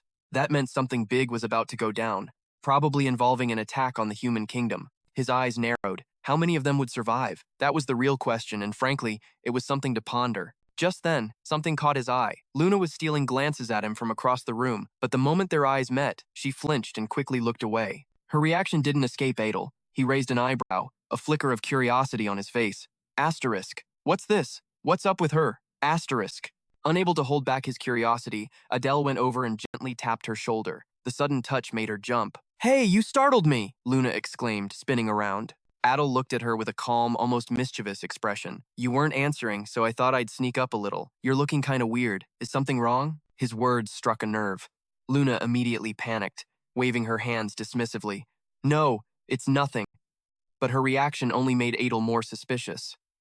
Really? He asked, his voice full of skepticism. Luna nodded so hard it was almost cartoonish. Really, I swear. A few seconds passed, and Adele sighed to himself. Asterisk, she's definitely hiding something. Asterisk, but instead of pushing her, he gave her an out. Want to grab lunch together? Luna blinked, surprised. Lunch? Adel nodded. Unless you have other plans. Her expression quickly changed to a relieved smile. No, let's get lunch together, she replied eagerly. That earned a satisfied nod from Adel. I'll wait for you at the entrance to the cafeteria at noon. Her reaction, especially the warmth in her eyes, put Adele at ease. She looked more comfortable, a bit fragile, but approachable. Asterisk, she's not afraid of me anymore. Looks like I've made some progress with her. Asterisk. Come lunchtime at Ogon, Adel was waiting outside the cafeteria, but there was no sign of Luna. He checked the time again, frowning. Asterisk, lunch is almost over. Where the hell is she? Asterisk, he sighed. I don't usually eat alone, but it looks like I've got no other choice. Asterisk. Might as well just head back to the dorm and get some more practice in. Asterisk. Disappointed. He turned to leave, but he only took a few steps before freezing. Two familiar figures were approaching from the other side of the path, Renee and Diana. Asterisk. Oh, crap. Asterisk. His mind went blank. Asterisk. Not now. Asterisk. Without hesitating, Adel activated his position swap skill and vanished in a flash of energy right before he was spotted. Almost. Renee stopped walking, her instincts kicking in. She narrowed her eyes, scanning the area. Diana, who was a few steps ahead, noticed and turned back. What is it? Diana asked. Renee glanced around the area one last time, saw nothing suspicious, and turned to Diana. I thought I just saw my escort. Must have been my imagination. Meanwhile, a few bushes away, Adel was crouched down, his heart hammering in his chest. Asterisk. Why are they here? Asterisk. His thoughts were racing. Asterisk. This pair is the worst-case scenario. I heard enough at Ogon. If they find out I'm a descendant of the Adel family, I'm so dead. Asterisk. His mind reeled through his memories. Asterisk, I wasn't just some minor character in this story. I was central to the downfall of the Demon Kingdom. More than that, I killed the Demon King, both him and his wife. Asterisk. Asterisk. If that truth ever comes out, I'm finished. Asterisk. Adel bit his lip, slowly crawling away from the area. Only when he was a safe distance away did he finally breathe a sigh of relief. Asterisk. That was too close. Way too risky. Asterisk. He glanced around the small wooded area behind the cafeteria and smirked. Asterisk. This place isn't half bad. Way better than my cramped dorm room. Maybe I'll make this my new training ground. Asterisk. Just as he was about to begin, a scream shattered the silence, high-pitched, desperate, and achingly familiar. Adel's head shot up. Asterisk. That's Luna's voice! Asterisk. Without a moment's hesitation, he dashed toward the sound. When he reached a small clearing, the scene in front of him made his blood run cold. Luna was standing there, her face covered in tears, her voice trembling. Adel, please, stop it. Just stop. Witnessing the young girl get cornered by a mob made Adel's blood boil to a dangerous degree. She turned to him with a flicker of hope, trying to pull herself together. Adel looked over the thugs and realized they were his classmates. He had a pretty good idea of what was happening. With his voice laced with barely hidden rage, he ordered the bullies to head back to class. Asterisk. They're obviously ganging up on Luna, and yet everyone here is a demi-human. Asterisk. The ringleader of the thugs had been defiant from the get-go, refusing to recognize his authority as the class president. This bunch had no backbone, thinking he couldn't handle a 3-on-1 fight, but they were swiftly proven wrong. With pure mana overflowing with killing intent, Adel seized one of the thugs and began to choke him without even touching him. The remaining two panicked, sensing the terrifying animosity coming from their class president. Asterisk. These fools dared to stand against me when just a taste of my killing intent was enough to paralyze them. Asterisk. He dropped the other guy to the ground, looking down at the pathetic wretch. Unexpectedly, Adel realized he had underestimated one of the bullies who was standing off to the side. The one with the spiderweb mark on his cheek wasn't afraid in the slightest. He was even calmly analyzing his every move. After teaching one of them a lesson, he advised the thugs to stop embarrassing themselves and run. Hearing them bark some more, he gave them one last warning. One chance for them to shut their mouths. It was still lunchtime, and he didn't want to see their guts before his meal. Adel walked away, and the three idiots retreated with their tails between their legs. The boy with the spiderweb tattoo remained calm and composed, watching Adel with a cautious gaze. Such composure was unusual for a student. Besides Luna, perhaps Class A had another diamond in the rough. As the thugs left, Luna ran to her savior, expressing her sincere gratitude. Since they'd been held up for too long, their lunch date had to be postponed. Class was about to start, so they needed to hurry back. He'd heard they were learning real magic today and didn't want to be late. Day by day, Luna felt herself growing closer to her fox-eyed boy. A few minutes later, their teacher, Robond, entered the classroom and excitedly announced that they would begin learning magic for practical situations. Today would focus on two techniques, stealth and silence, two skills that should never fall into the hands of perverts. Coincidentally, this was also Adel's specialty. The purpose of learning these two techniques was simple. How do you deal with an enemy stronger than you on the battlefield? Sometimes, the only way is assassination. For some, these shadowy methods aren't a choice, but a necessity. Currently, no student in Class A could defeat a human hero in a head-on fight. To begin, Robond demonstrated the stealth magic. He carefully explained how to slowly heat their demon tattoos, circulate the mana, and release it gradually. Even with low mana purity, they had to try and spread a thin, even coating of mana all over their bodies. Failing to do it correctly would result in failure. After perfectly executing every step, the teacher seemed to vanish without a trace. That must be why no one noticed when Robond walked in while Adel was fighting Samuel. He reappeared in the exact spot he had vanished from. The teacher then assigned the students the task of wrapping mana around their bodies. First, they had to close their eyes and focus completely on the precise and difficult manipulation of mana. This step required time, so patience was necessary. Even if they accidentally succeeded after a few tries, the caster could still see their own body. Each student tried their best to pour all their willpower and mana control into the task. Robond estimated that it would probably take more than a day for one of these kids to achieve any success. One of the standout students was Lauren Fran. She had deep mana reserves and good control, which was expected from a child of the 7 deadly sins. Even more impressively, Samuel, the boy known for his rebelliousness, showed an incredible level of control. His body was already starting to fade. He must have a natural talent for this technique. For normal students, a week of practice was the threshold to even grasp the complexities of stealth. Fran and Samuel were already at the level of geniuses. While busy praising the rich kids, Robond realized a notable student was missing from the class, the kid with the chaos attribute that Ares had warned him about. When he looked at Adel's seat, his physical form was completely gone. He remembered the kid sitting there when the lecture began. While the teacher was having a mental breakdown, Adel was easily maintaining the stealth spell without much effort, thanks to his body's latent talent. Stealth magic was too easy to master. He was even thinking about how to incorporate his chaos attribute into it. The stealth and assassination skills mentioned today weren't enough to deal with truly powerful enemies. He needed a more potent way to kill. On his way back to the dorm, Adel was stopped in the hallway by his teacher, Robond. He just wanted to know if Adel had ever practiced magic before enrolling at Saiton. Seeing no harm in it, Adel admitted that he was new to magic, but had always been able to use his innate talents. Realizing he had a generational talent on his hands, teacher Robond invited Adel to visit his lab often. He was the LeBron of stealth, praising Adel's outstanding potential in magic and the untapped possibilities of his rare chaos attribute. Adel might be very talented at assassination, but exploring other avenues wouldn't hurt. Since he already had plans for the day, he promised to visit Robond's lab another time. It would be beneficial for his school life if he continued to maintain the cover of a magical genius. Sitting in his dorm room, Adel needed to take care of something before the midterm exams began. To do that, he needed a technique that went far beyond simple stealth. Since Samuel wasn't around, it was the perfect time to practice. If events played out like they did in his novel, there had to be a human spy hiding somewhere in the demon kingdom. He couldn't afford to be discovered by that person. Adel needed to find and kill that spy at all costs. A high-level spy would be very difficult to deal with, so mastering a trump card was key. Going beyond simple stealth, he intended to both exist and not exist at the same time. With a perfect combination of compatible attributes and his initial mastery of stealth magic, he succeeded after just a few attempts. The technique was so effective that he could no longer see himself. As his existence and presence faded away, Adel felt a dark premonition. Perhaps he'd overdone it with the non-existence part of the technique, and now he was struggling to breathe. His body felt strange, and his instincts were screaming at him to dispel this dangerous magic.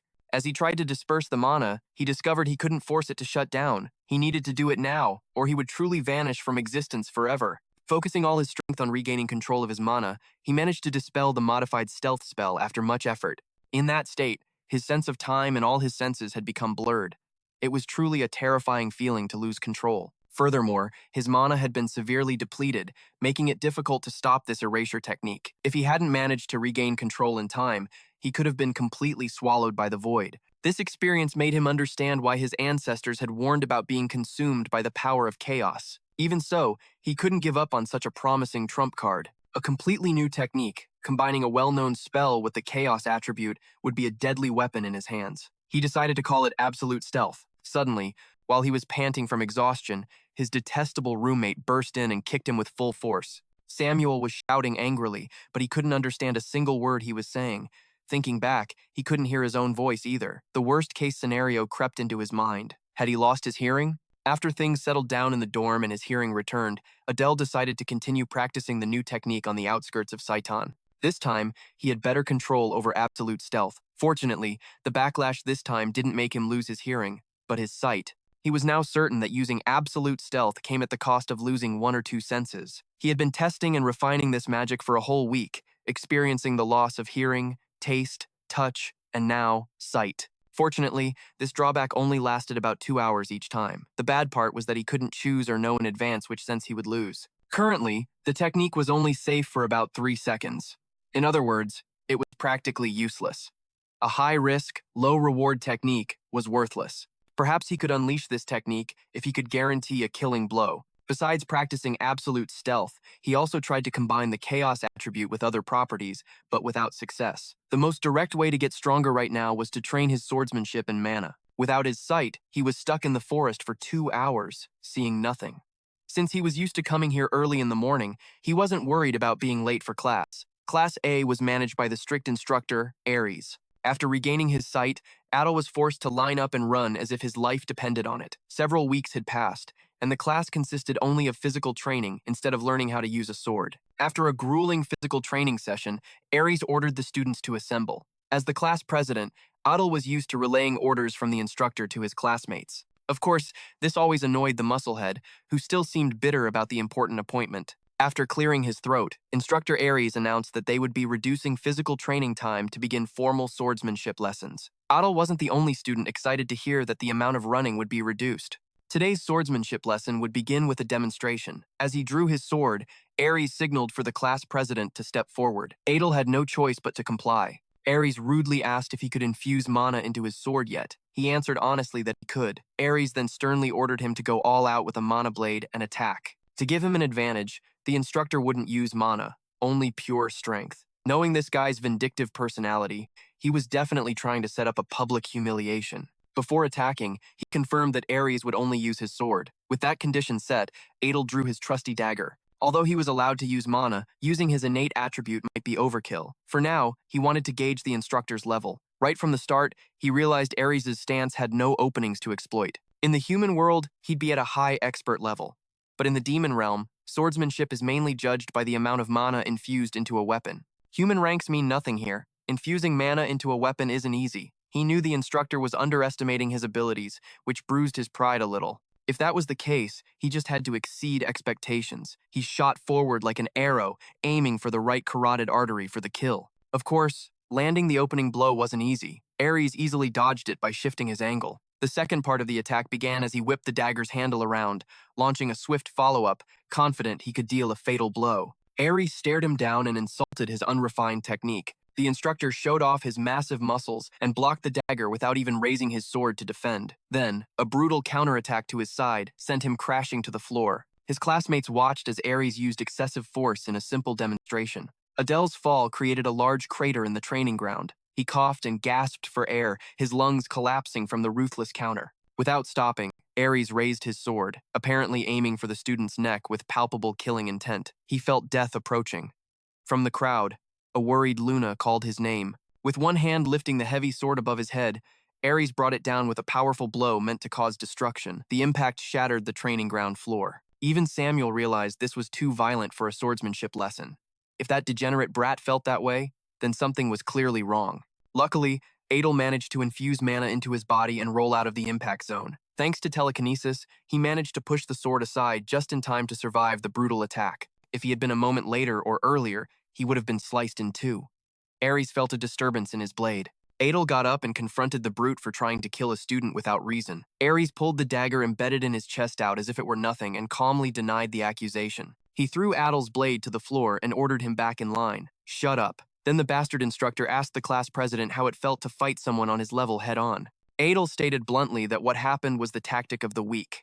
Explaining further, he was allowed to use mana while his opponent had set a limit for himself. He deduced that Ares wanted to prove to the whole class that the only way for the weak to defeat the strong was to be willing to sacrifice themselves to inflict damage. By Adel's estimation, Ares could have easily dodged his final blow, but the guy intentionally took the blade as if it were planned from the start. Surprisingly, Ares acknowledged that he had given the correct answer. He wanted to drill it into the students' heads that the human world is full of frighteningly strong individuals, making it nearly impossible to defeat them without taking risks. Demons must lure these powerful foes into a state of complacency and, when necessary, boldly expose their own weaknesses for a chance at a surprise attack. What he was teaching was not the noble art of swordsmanship. In the real world and in actual war, such things don't exist. Ares wouldn't teach the students beautiful swordsmanship, only what was needed to win. From now on, they wouldn't be limited to swords. This was a weapons class. He implied that death didn't matter, as long as victory was achieved. Ares was planting this idea for the midterm exam. By now, the instructors at the Human Royal Academy were surely on high alert. Human spies must have leaked the current situation in Saiton. In the novel, the Saiton students would fall like flies. While the Royal Academy students would remain unharmed, Ares might suspect Adel of being a spy. To clear his name, he had to find the traitor first. After the ostentatious display, Ares dismissed the students. While the others returned to the classroom in an orderly fashion, Adel remained in his spot. Ares looked at him with annoyance, asking if he intended to rebel over what just happened. Adel smiled and denied such a foolish thought, but as Ares turned his back, his hidden hostility flared. He couldn't rely on someone who suspected him of being a spy. Ares was also disgusted by the ruthless killer side that Adel had shown from day one. He couldn't suppress it. His killer instinct had become fully integrated into who he was. It was necessary to gain enough authority and status to suppress the power of the 7 deadly sins. However, if Ares continued to cross the line like he did on the training ground, Adel would do whatever it took to make that musclehead suffer the consequences. While he was plotting his revenge against the instructor, Luna approached and sensed the slight killing intent leaking from him. He apologized for startling her again, saying it wasn't intentional this time. She had come to make up for the time they were supposed to have lunch together. Perhaps today was a good day for it. He gladly agreed, causing Luna's face to light up. In the dining hall, they ordered extravagant dishes befitting nobility. It had been a long time since he'd eaten anything this luxurious. In fact, he'd never eaten anything like it. The table was laden with delicacies, and Luna worried that leaving food uneaten might incur the wrath of the god of gluttony. As they were about to eat, the thugs they had taught a lesson to earlier walked in. They noticed Adel and Luna, but before they could cause any trouble, Adel smiled and waved, which made the 3 idiots decide not to mess with them. Unlike the other 2, the spider boy was still fascinated by Adel. He took the opportunity to ask Luna what had happened with those 3. She confessed that she was being bullied by the other half-demons. She didn't know why, only that they had started teasing her at some point. She blamed herself for being weak and lacking any special physical abilities. Perhaps she didn't realize the true value of her healing powers. Luna added that the 3 had never hit her, just cursed at her when they passed by and occasionally took her money. Hearing about the terrible situation she had endured, Adel advised Luna to stay close to him from now on. Luna insisted she didn't need protection, only to prove she hadn't betrayed the demons. But that was all the more reason for them to stick together, since Adel wanted to investigate. He asked Luna what she knew about the kid with the spiderweb tattoo. According to Luna, his name was Kai. Hearing that name, Adel's memory was jogged by a character named Kai from the novel. Asking further, he learned that Kai was a pure blood demon, but hung out with the half-demons. In Luna's eyes, he was particularly terrifying, looking at her as if she were a disgusting bug. Wasn't that how they used to look at humans in Ogon? Kai immediately shot to the top of his list of suspected spies. He briefly considered asking the Information Guild for confirmation, but it would probably be a waste of money. To avoid another headache, it was better to check for himself. Besides, he already had plenty of data related to this spy. Adel stood up, walked over to the three idiots' table, and greeted them politely. They immediately reacted with a mix of fear and hostility, while Kai remained unfazed. Casually, Adel mentioned hearing about a girl in the first year of the Royal Academy. Kai remained focused on his meal. Adel added that the girl was a half-demon with a living relative, a brother. At this, he could feel Kai seething in his seat. To provoke a reaction from the suspect, Adel mentioned that name with a venomous tone. At that moment, Kai must have realized his cover was blown, and that this was a much bigger problem than he had anticipated. Things were about to go too far. The blue-haired guy, his eyes flashing with aggression, approached. A firm hand gripped Adel's shoulder as he yelled, his voice full of indignation. "Can't you piss off somewhere else?" The words had barely left his mouth when Adel, with eyes as cold as ice, grabbed his tie, yanked him down, and slammed him onto the wooden table where Kai was sitting. The impact resounded like a thunderclap, cracking the tabletop and sending splinters flying everywhere. The blue-haired guy collapsed, his head spinning, his eyes blurred with shock, and blood trickling from a gash on his forehead. Before he could recover, Adel expertly twisted his wrist, his gaze as sharp as a blade, and spoke in a low, threatening voice. So that name was right after all. On the floor, the blue-haired guy clutched his head, blood streaming through his fingers, and screamed in pain, his voice breaking with fear and humiliation. Right after Adel spoke, Kai, still suppressing the rage boiling inside him, slowly stood up. His eyes were gray, as deep as a contained storm, betraying no emotion. Without a word, Kai quietly turned and walked away, his tall figure silhouetted against the dark hallway. Seeing this, Adel confirmed his suspicions internally, a subtle smile flashing across his face. "Found you." The three left, gathering in a dingy old bathroom, where the weak light from a flickering fluorescent lamp on the ceiling shone down on them. The blue-haired guy, his face still streaked with blood, aggressively washed his wound under the cold tap water, his hands trembling with rage. Suddenly, he slammed his hand against the wall, the impact echoing in the cramped space. He roared, his voice hissing through gritted teeth. "Damn it, it's that damn half-breed again." Then he turned to Kai, his eyes blazing, and continued to yell, "Are you going to get revenge?" Kai remained silent and contemplative, his cold eyes staring into space as if lost in deep calculations. Seeing his silence, the blue-haired guy grew even more furious, stepping closer, his voice sharp. "What is it? Why aren't you answering?" Kai still didn't open his mouth, his face as still as a stone statue. Enraged, the blue-haired guy lunged forward, shouting, "You're the one who said not to trust half-demons, and yet you're the one talking to them. Are you going to abandon us now?" He grabbed Kai by the collar and screamed, "You goddamn coward!" But as soon as the words were out, Kai, like a provoked beast, spun around with terrifying speed, grabbed the blue-haired guy by the head, and slammed it into the brick wall. A dry thud echoed, followed by the blue-haired guy's cry of pain. Without stopping, Kai, his face contorted with rage, continued to slam his head against the wall, each blow as steady as the heartbeat of a machine of destruction. The wall began to crack, with debris scattering onto the floor. The blonde-haired guy standing nearby, his face pale, watched the scene with horrified eyes. Finally, when the wall was spattered with blood, Kai stopped, his hand still gripping the blue-haired guy's head, his voice low and filled with killing intent. "You pests are so annoying." The blonde-haired guy stammered, "Hey Kai, what are you doing?" At that moment, Kai seemed to have transformed into another person. His eyes, glowing crimson like fresh blood, glared at the blonde-haired guy, who crumpled to the floor in fear. Kai roared, his voice as cold as ice. "Get out of my sight before I kill all of you." The two hastily helped each other up and staggered out of the bathroom, leaving Kai standing alone in the silence. He went to the sink and washed his face, the cold water helping him regain some composure. Looking in the mirror at his blurry reflection, Kai muttered to himself, how could he have known? The perception-dampening magic and the disguise spell were still working perfectly, cast by the best mages. Besides, as he was a half-demon, the probability of his identity being exposed was extremely low. Could he also be a spy sent by the humans? But no, the Bear's family had guaranteed his identity. A haunting question popped into Kai's mind. Adel, who the hell are you? How do you know about my sister? His eyes turned fierce as deadly thoughts began to surface. He cursed under his breath. I'd better kill him before he exposes my identity. Night fell, and in the darkened dormitory, Kai laid several weapons on an old wooden table, the light from an oil lamp glinting off the sharp blades. He inspected each item, his fingers gliding lightly over the metal surfaces, ensuring their perfect sharpness. He mumbled to himself, "To kill him, I need to be thoroughly prepared. First, I need to send the information I've gathered." It seems my identity has been discovered by Adel. Just as he was about to write a letter, the door to his room burst open. Adel entered with a forceful push of the door, startling Kai, who spun around. Adel, looking as exhausted as if he had just run a marathon, sighed, his voice soft. "Ha, almost too late."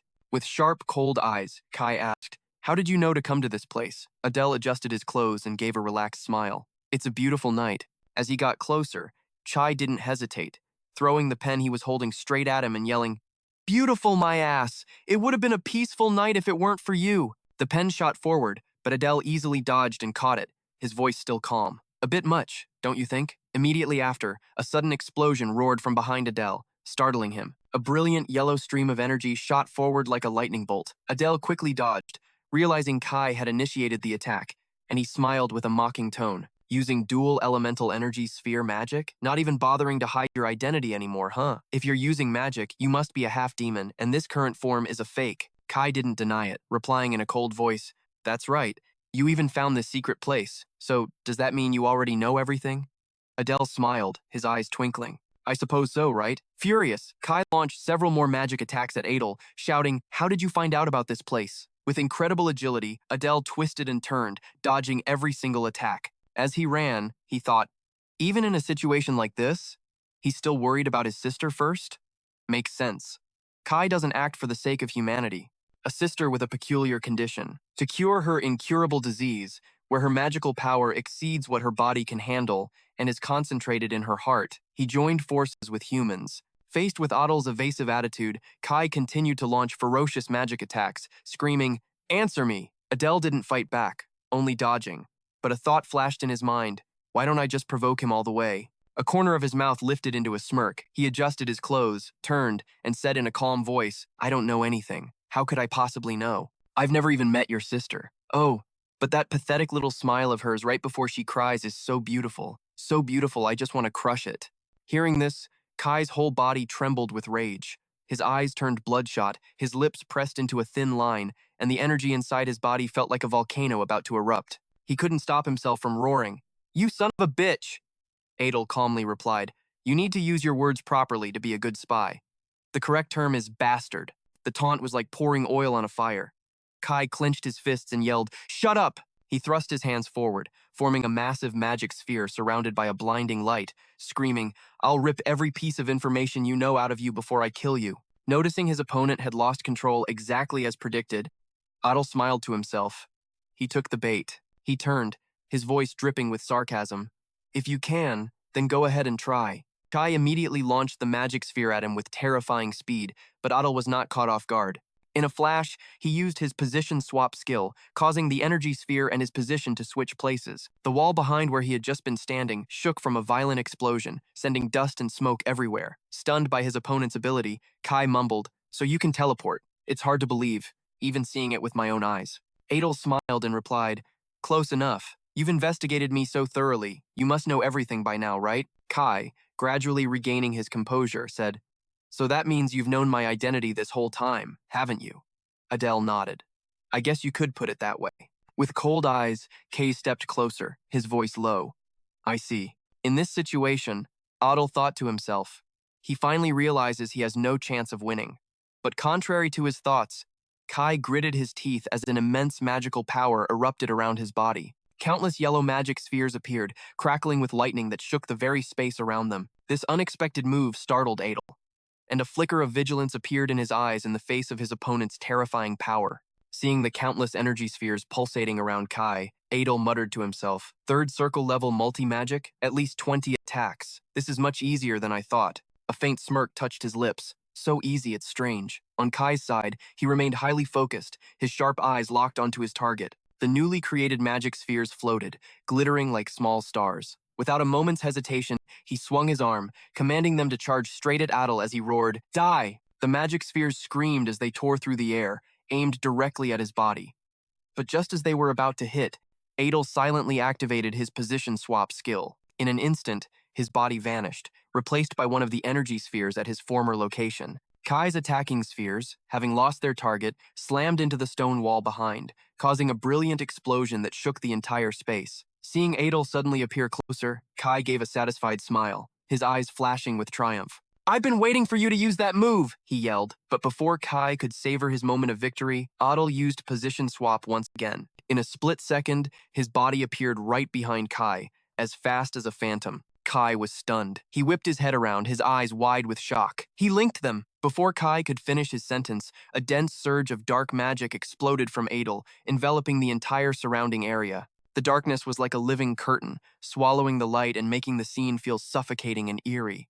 Looking at the sight before him, Kai stammered, his voice trembling. "What is this?" Adel cut him off, his voice low and cold. "Go to sleep." Before Kai could react, he raised his hand and delivered a powerful chop to the back of his opponent's neck. Kai collapsed, instantly unconscious, his limp body falling to the cold ground. Adel let out a sigh of relief, muttering softly, "Few asterisk," finally caught him. He glanced around, his eyes sweeping over the items Kai had prepared beforehand, and couldn't help but wonder, did he prepare all this just to kill me? His gaze fell on Kai's unconscious body, and a thought flashed through his mind. Should I just kill him now? But he immediately dismissed the idea. No, I need the information Kai has. If I kill him, Dai will become an enemy. Dealing with Kai is easy, but that Dai is another story entirely. In Adel's mind, an image of Dai appeared clearly.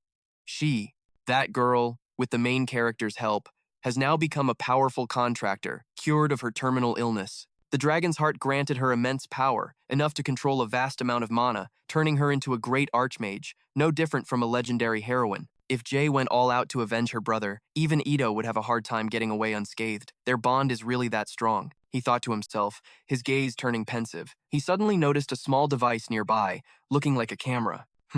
This communication device only sends information one way. It doesn't update its status. They probably still think Jay is suffering in agony. He turned to Kai, his voice low, "But that doesn't mean I'm going to let you go. If only there was a way to make him submit to me." Just then, Kai's body stirred slightly, a sign that he was slowly waking up. Ito watched, a cunning smile flashing across his face. "I see," he thought to himself, "so there is a way." Kai opened his eyes, waking from his stupor. Realizing he was unharmed, he scanned his own body, then glared at Edo and yelled, "What are you plotting?" Ito raised an eyebrow, feigning surprise. "A plot? I don't know what you mean," Kai roared, his voice filled with rage. "What I mean is, why didn't you just kill me? Why did you let me wake up?" Ito smiled, his voice gentle but laced with danger. "Ah, it's true I waited, but did you think I just stood by and watched?" As he finished speaking, he pulled a small dragon from his sleeve. Its entire body radiated a dense, dark magic, making the surrounding air feel thick. Seeing the dragon, Kai froze, his whole body trembling as he stammered. "What? What the hell is that?" Ito gave a cold smile. "So, you recognize it, do you?" Kai was horrified, his voice trembling. You can control poison parasites too?" Ito nodded in confirmation. "That's right." He held up the small dragon and continued. "This parasite is called the twin venom. With just a slight stimulation, it's enough to kill its host, but it only works properly when it's inside the bodies of two people." Sai shot to his feet, his eyes filled with panic. "Twin venom? What the hell have you done to me?" Suddenly, a horrifying thought flashed through his mind. Kai jolted and shouted, "Wait, two people. Don't tell me." Ito nodded, his voice calm but ice cold. "Just as you thought. The other one is inside Jay." Hearing this, Kai's entire body shook with fury. Ito continued leisurely. "Her body is truly interesting. Her mana sensitivity is so high that even her heart can't handle it. Thanks to that, implanting the parasite became much easier." These words made Kai tremble violently, unable to speak. His body felt like it had turned to stone. Ito continued, his voice gentle but full of authority. "Although her condition is very dangerous, it's not incurable." Kai seemed to snap out of it, hastily speaking up. Then, Edo cut him off. "If it's me, I can cure her." Kai glared suspiciously. "A punk like you can do something that even the great archmages of our people can't?" Ito smiled and raised his finger. A stream of dark mana flowed from its tip, waking the little dragon. It opened its eyes and devoured the mana like a starving beast. Edo slowly explained, "The Bears clan's parasites feed on their host's mana. Jay's heart can't handle such powerful mana, but the parasite will absorb it. Knowing so much about Jay, did you really think I had no way to make you submit?" Watching the little dragon fall back asleep after its meal, Kai felt his body go limp. A thought began to form clearly in his mind. So, this parasite is actually saving my sister. He looked up at Ito, his voice trembling. So, what do you want from me? You wouldn't have said all this just to leave us alone. Not unless you clearly want something from me. Ito stepped closer, his killing intent radiating intensely. He sat down, looking straight into Kai's eyes, his voice low and cold. I quite like your attitude, but don't forget, your life and your sister's life are in my hands. Under the immense pressure, Kai gritted his teeth, his body trembling slightly. Finally, he nodded. Understood. Edo smiled in satisfaction and stood up. I want 2 things. Kai frowned. 2 things? Ito glanced at the communication orb nearby. First, send false information to the Royal Academy using that device. Say that Saiton is plotting to attack the 3rd-year hero candidates. Kai questioned him. You're planning to attack a different year, aren't you? I can't accept that, Edo reassured him. I understand your concern. And of course you're worried because Jay is a student at the Royal Academy. Don't worry.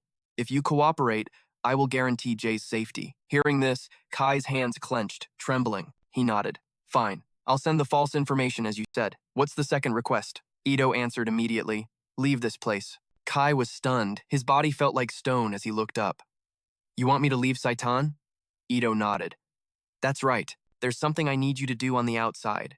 Regularly gather and report all rumors about the hidden regions of the demon world to me. Faced with this condition, Kay immediately agreed. All right, I'll give you what you want. Feeling everything was going smoothly, Edo was secretly pleased. Easier than I thought. Just a little deception, and when the false information is exposed, Kai will be discarded. And I get to use his reconnaissance skills. How convenient. But just then, Kai interrupted his thoughts, his voice low. I have one condition. Ito was startled, thinking, what? At this stage, he still dares to make a condition? He calmly asked, what is it? Kai gritted his teeth, his voice firm. Write a divine demonic pact. If you don't agree, then just kill me and my sister. I don't care. Edo was stunned, thinking, a divine demonic pact? Under the name of magic, a pact is established, creating an inviolable bond. If anyone dares to break an oath made in the name of a demon god, the price is their life. We'll go our separate ways. As Adel walked away, the corner of his lip curled into a smile. Looks like I just found myself a useful dog. Meanwhile, Kai gritted his teeth, cursing inwardly. Damn it. After walking a short distance, a sudden feeling of unease rose in Adel's heart. Even if I tricked them with that false information about Robond, I'm still not sure I'll do well on the midterms. No matter what I do at the Imperial University, the probability of success is almost 0. He clenched his fist, telling himself, even, so I have to try, no matter the cost. The scene changes to Professor Robond's office. At this moment, Robond was still engrossed in his research, his eyes focused on the pile of documents before him. Suddenly, a noise from outside startled him. Adel walked in with a friendly smile. Good day, Professor. His sudden appearance surprised Robond. He shot up from his seat, approached, and said cheerfully, You really came, just as we agreed. Adel nodded in response. Of course. A promise is a promise. Robond warmly invited him. Have a seat. Would you like some tea? Adel nodded. Yes, thank you. While waiting for Robond to make the tea, Adel's eyes scanned the room. Bookshelves were packed with documents, magical instruments shimmered with mana, and ancient ritual symbols adorned the walls. He's not just interested in books, but rituals too. This is truly the laboratory of a magic professor, Adel thought to himself with admiration. A few minutes later, Robond brought out a pot of hot tea. As he poured, he said, Thank you for coming. Adel replied politely, No, I should be the one thanking you for your warm welcome. Then he got straight to the point. But if I may ask, what is it that you need me for? Robond's expression suddenly turned serious. He pushed up his glasses, his voice lowering. This is a rather important matter. Hearing this, Adel mused. So that's how it is. This isn't some trivial thing. Maybe I should test the waters a bit? He spoke, his tone probing. Are you afraid I'll leak it to others? Robond immediately denied it. No, it's not for that reason. It's just not something that's easy to share. Adel smiled and made an offer. Well, if you'd like, I can sign a divine demon pact. Hearing this, Robond was startled, then replied with a hint of excitement. Oh, if you're willing to do that, then of course I'll tell you. Adel thought to himself. So he really does have it. Robond waved his hand, summoning a contract enveloped by a crimson magical aura that glittered like blood. He presented it to Adel. Looking at the contract, Adel couldn't help but be surprised. It's this easy? The contract clearly stated that he was not to disclose Robond's research materials and must assist with the research until significant results were achieved. In return, he would receive compensation. The terms were clear and concise. Adel turned to Robond and asked, "Did you prepare this beforehand?" Robond scratched his head, laughing awkwardly. "Ha ha." Adel continued, "Could we revise the terms a bit to make it fairer? If, during the research process, I determine it's beyond my capabilities, I can stop assisting and return all the compensation I've received." Robond nodded. Reasonable. "So, what would you like as compensation?" Adel answered immediately, "I want a divine demon oath and 3 high-grade mana potions." Hearing the request, Robond stroked his chin thoughtfully. Adel thought to himself, "A high-grade mana potion can instantly restore all my magic power. It's an essential item for me right now." After a moment of thought, Robond amended the clause on the contract and handed it to Adel.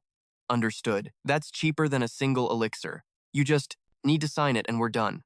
Adel took the contract and asked, "I just need to sign my name here, right?" Robond nodded. "That's right. But before you sign, I have a question. Why did you choose me? Surely there are many students more skilled than I am." Robond calmly replied, "Actually, I've asked many second and third year students for help, but most of them were useless. Oh, I even invited Samuel from the first year, but he flat out refused, saying it was a hassle." Adel chuckled to himself. That's just like Samuel. After signing, he handed the contract to Robond. "It's done," he thought to himself. "Looks like I'll have to use a pseudonym that doesn't have ACN in it soon." Instantly, the contract dissolved, turning into a stream of crimson mana that shot straight into Adel's heart.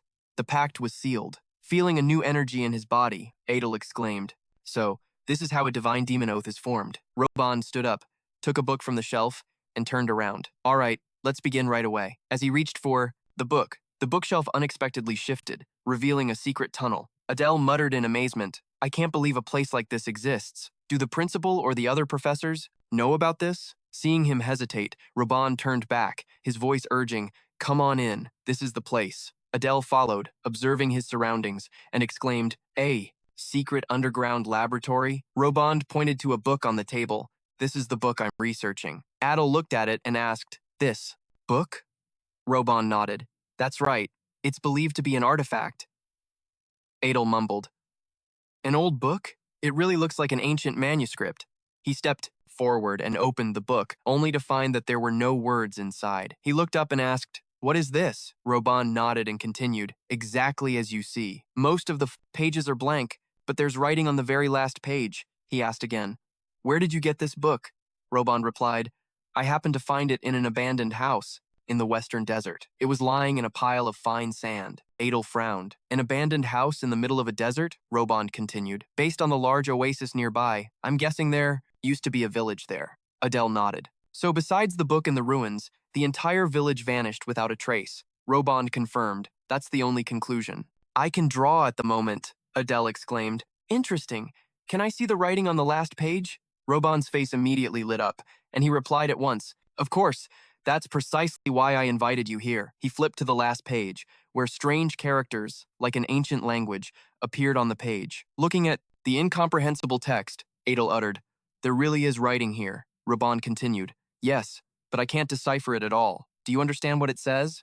Adel stared intently at the winding characters, thinking to himself, "There's no way I can recognize these strange letters." Robond interrupted his train of thought. "Now, do you understand why the other top students were stumped?" Adel asked. "Have you made any progress in your research so far?" Robond shook his head. "No, still getting absolutely nowhere." Adel hypothesized, "Then perhaps the clue lies where the book was found." Robond replied, "Strangely, I visited several nearby villages, but no one knows anything about the ruins or this book." Seeing the case was at a standstill, Adel frowned slightly, thinking, "Trying to find an answer with no clues is so hard. What if I end up empty-handed?" He reached out and touched the page, trying to sense anything unusual. Suddenly, an intense energy burst forth from the book. Adel was startled, thinking, "What was that? Why is my necklace reacting?" At the same time, the letters on the page began to transform strangely, as if they were coming to life. Staring at the squiggly lines before him, Adel wondered to himself, "Are the words moving? Or are my eyes playing tricks on me?" But no. The ancient characters on the page truly began to shift, slithering like magical snakes as they rearranged themselves into letters he could read. The first line appeared, clear and cold. "For the one who breaks the law, the price is brutal destruction. All things will endlessly vanish until this world comes to an end." Adel mused quietly, his eyes glued to the page. "I can read it, but I don't understand a damn thing." He reached for the necklace on his neck, feeling the strange energy vibrating from it. The pendant's reaction must be related to the demon god. Seeing Adel lost in thought, Robond spoke up, his voice full of curiosity. Is something wrong? Adel looked up and replied calmly. I've deciphered the words, Robond started, exclaiming, You what? Adel explained slowly. This sentence talks about breaking the law, but I can't clearly explain the rest of it. Robond looked at the book, his eyes shining with excitement.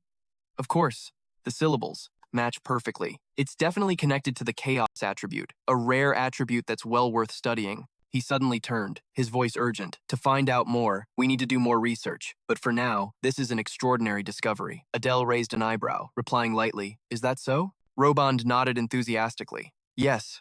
I think we need to continue searching for artifacts and ancient tomes in other lands. He paused, looking at his student. That's enough for today. Adel was about to ask to leave, when Robond suddenly spoke up. Your payment will be transferred right now. Right now? Robond smiled. Yes, please wait a moment. Adel thought to himself, if this were a demonic contract, fine, but don't mana recovery potions take time to brew? While Robond rummaged around, he muttered, Let's see. Where did I put it? Hearing that, Adel suddenly froze as an idea struck him. Wait a minute. If Robond continues to research other ancient tomes and artifacts, he reached up and touched his necklace. The 3 gems on it were glowing a brilliant red, like fresh blood. The influence of the ancient tome has turned these 3 gems red. If the entire necklace turns blood red, what will happen? Even I don't know, he mused. If it's not related to the demon god, I should keep it with me. Even though I know Robond, he's not completely trustworthy. After a moment of searching, Robond cheered. Found it. He turned and handed Adel a mana potion, offering a friendly smile. Adel took it, still lost in thought. It's safer if I keep it. Robond then held out a small pouch. Here you go. I've put all your payment in this bag to make it easier for you to carry. Adel took the bag and nodded. Thanks. A lot. Robond stepped forward politely. No, I should be the one thanking you. Without you, I would never have been able to read those words. I look forward to working with you again, in the future. Adel smiled. I'll help in any way I can. Robond's voice suddenly grew serious. Please don't tell anyone about my research, all right? Adel's expression darkened slightly as he muttered, Well, that depends on what the instructor decides, doesn't it? Robond was shocked. No. Are you planning to break the contract? Adel stepped closer, a thick, murderous aura radiating from him. He looked straight into Robond's eyes, his voice icy. This research was never approved by the headmaster. Was it? If you had followed procedure and gotten Saiton's approval, why would you need to sign a secrecy contract? Robond's flustered expression confirmed Adel's suspicions. He smiled, his tone softening. If this research gets discovered, I'll probably be expelled. But since we're in the same boat now, I'll do my best to help you, as long as I get more mana potions. Robond broke out in a cold sweat, stammering. I understand. He hastily grabbed a few more mana potions, his voice trembling. This is all I have right now. Looking at the number of potions, Adel thought to himself, not bad. He took his payment and turned to leave. Thank you, I'll be going now. Just as he was about to step out, Robond called after him. By the way, that contract. What do you plan to use it for? Adel stopped, turned his head, and gave a mischievous smile. To save a slave. The scene shifts to the dorms, right on time for Adel's meeting. He walked into the room, where Kai was already waiting. Kai looked at him, his voice cold. You're here? Adel replied calmly. Long time no see, huh? Kai frowned. What's with all the crap? Did you bring the contract or not? Adel took out a contract and held it out. Of course.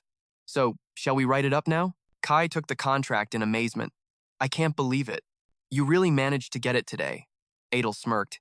You were the one who told me to find it, so what are you talking about? Don't even think about changing your mind. If you go back on your word, you'd better be ready for the consequences. Read the terms carefully and sign. Kai glanced over the contract, which stated that Adel would not bring harm to Kai or his little sister. Jay's illness will never relapse again. Kai will place Adel's orders above all else. However, Adel will not give any orders that would endanger Kai's life. After he finished reading, the contract immediately vanished, transforming into a stream of blazing red energy that shot straight into Kai's heart. Seeing the familiar sight, Adel smiled warmly.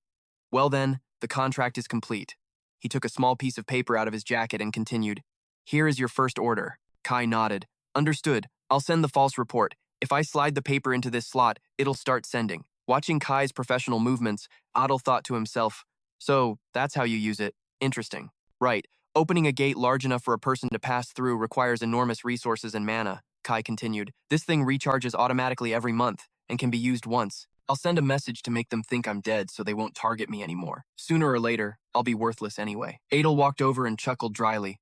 What's all this about dying? This is a mutually beneficial arrangement. Kai sighed, his voice dejected. Say whatever you want, he continued. Now for the other command. Starting today, you will. Leave Saiton and gather any and all information about the demon realm from the outside. Whether it's hidden realms, stories about high-ranking demon clans, or the hidden history of ancient artifacts, for now, find the location of the nearest hidden realm and information on the clans that escaped justice. Sending a written report once every 2 weeks will be enough. Kai nodded. Understood. Seeing his professional attitude, Adel was delighted, thinking, it must be because he used to be a spy that his ability to receive and grasp orders is so fast. Kai suddenly held out his hand. Surprised, Adel also extended his own, thinking, is Kai really initiating a handshake? He said, I look forward to your upcoming achievements. But contrary to his expectations, Kai slapped his hand away and yelled, Achievements my ass! Give me the money! I need money to gather information. You know? Adel laughed awkwardly, scratching his head. Ah, right, the money. I forgot I don't have much. What should I do? He quickly took out a piece of paper and said, just mention my name and show them this. The Bears family will help you, but you absolutely cannot open it and look inside. Kai took the paper and nodded. Got it. I'll set out today. I'll submit my application for withdrawal and leave Saiton. Adel praised him. You work fast. Kai didn't care and walked away coldly, scoffing. Being stuck with a bunch of scumbags is really something else. I feel sick. The scene shifts to the next day in the classroom, where he sits lost in thought. Since yesterday, Kai has completely vanished from Saiton. Rumors that he'd submitted a withdrawal application spread quickly, and his name was brought up quite a bit because of the commotion in the cafeteria. Even Luna suspects me. Can't blame her. I just had a sudden fit while we were eating. He thought, the next problem is Instructor Aries. He's definitely realized something, but he won't make a move on me. There are only a few days left until the midterms. If I change classes or schools, now, it'll definitely cause a whole mess of chaos. Dia walked in, placed her hands on the desk, and her voice rang out. It's a pleasure to see you all, she continued. In 3 days, the midterm exams will begin. There will be 4 subjects: weapons, skills, magic, human comprehension, and practical application. Of these, the most important is the practical application. The practical exam on the Fevri. Final day will be an attack on the Human Royal Academy. Dia's words sent a stir through the classroom. Everyone was shocked, but Adel alone remained calm, thinking to himself, it's finally starting. I've finally made it to this point. Now, the main plot of the original story will officially begin. The demons attack the Royal Academy, and the humans do everything in their power to stop them. In the midst of this chaos, countless villains will reveal themselves and intense clashes will erupt. In contrast to everyone else's anxiety, that girl Frozone shot up from her seat, hands on her hips, and cheerfully declared, first place in the midterms will be mine! Hearing her confident declaration, a student below cheered in agreement.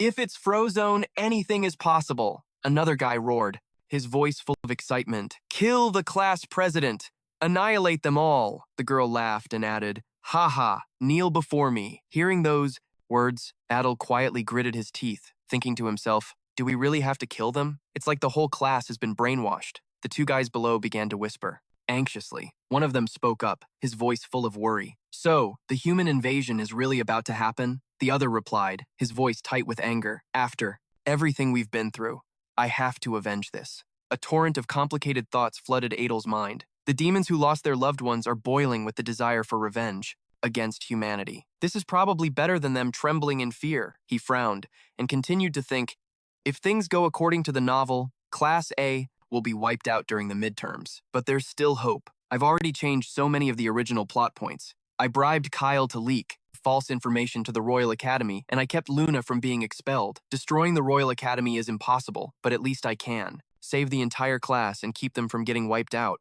If I can pull that off, I'll be praised to high heaven as a truly model class president. And Ares's trust will be an added bonus. I'll get another chance to enter Saiton's armory. A smile spread across his face. The goal for this exam is to survive and get a high score. He resolved himself, his voice firm. I have to go all out, as if I'm betting my own life on it. Back at the dorms, Jenny was standing in front of him and spoke coldly. Long time no see. Hearing her blunt words, Adel replied with a slight frown. Yes, milady. It feels like months have passed. I thought it had been months since we last met. He thought to himself, she's really angry. Jenny's expression darkened. radiating a thick killing intent. She continued, her voice sharp as ice. Is it because you've been avoiding me? Under the heavy pressure, Adel flinched slightly, thinking to himself, I kept using training together as an excuse to avoid her. Now she suddenly calls me over right before midterms. I get why she's mad, but even so. He glanced to the side. At that moment, Diana was sitting there, legs crossed, staring right at him. He thought, why are you two always together? Seeing Adele's surprised look, Diana spoke with a smile. Hey there, I'm Diana. Adel didn't answer her right away, still lost in his own thoughts. They say the more you try to avoid a bad fate, the more it clings to you. I really don't know what to do about this. Seeing him lost in thought, Diana tilted her head, her tone playful. Not even a hello back. That makes me sad, you know. He snapped out of his thoughts, quickly placing a hand on his chest and bowing. He introduced himself. I am Adel. It's an honor to meet someone of your noble lineage, milady. Hearing this, she smiled and replied, yes, it's a pleasure to meet you. Renee immediately cut in, her voice cold. Skip the greetings. Explain to me why you've been avoiding me all this time and now you're requesting a fight. Adel stepped closer, his voice soft. Because I feel guilty, she asked, her voice filled with suspicion. Guilty about what? He gently wiped a tear from his eye, sniffling. As your guard, I failed to protect you, and it's been torturing me this whole time. Hoo-hoo. Faced with Adel's completely genuine-looking expression, Jenne's cheeks puffed out, in a mix of embarrassment and anger, and she shouted, Can you not cry like some puppy? He continued, his voice trembling. You don't understand how I feel, Jenne retorted coldly, her whole body trembling slightly with anger. Adel thought, damn it, did I have to resort to this? Then he took out a mana potion, and said, actually, to atone for my mistake, I brought you a gift, milady.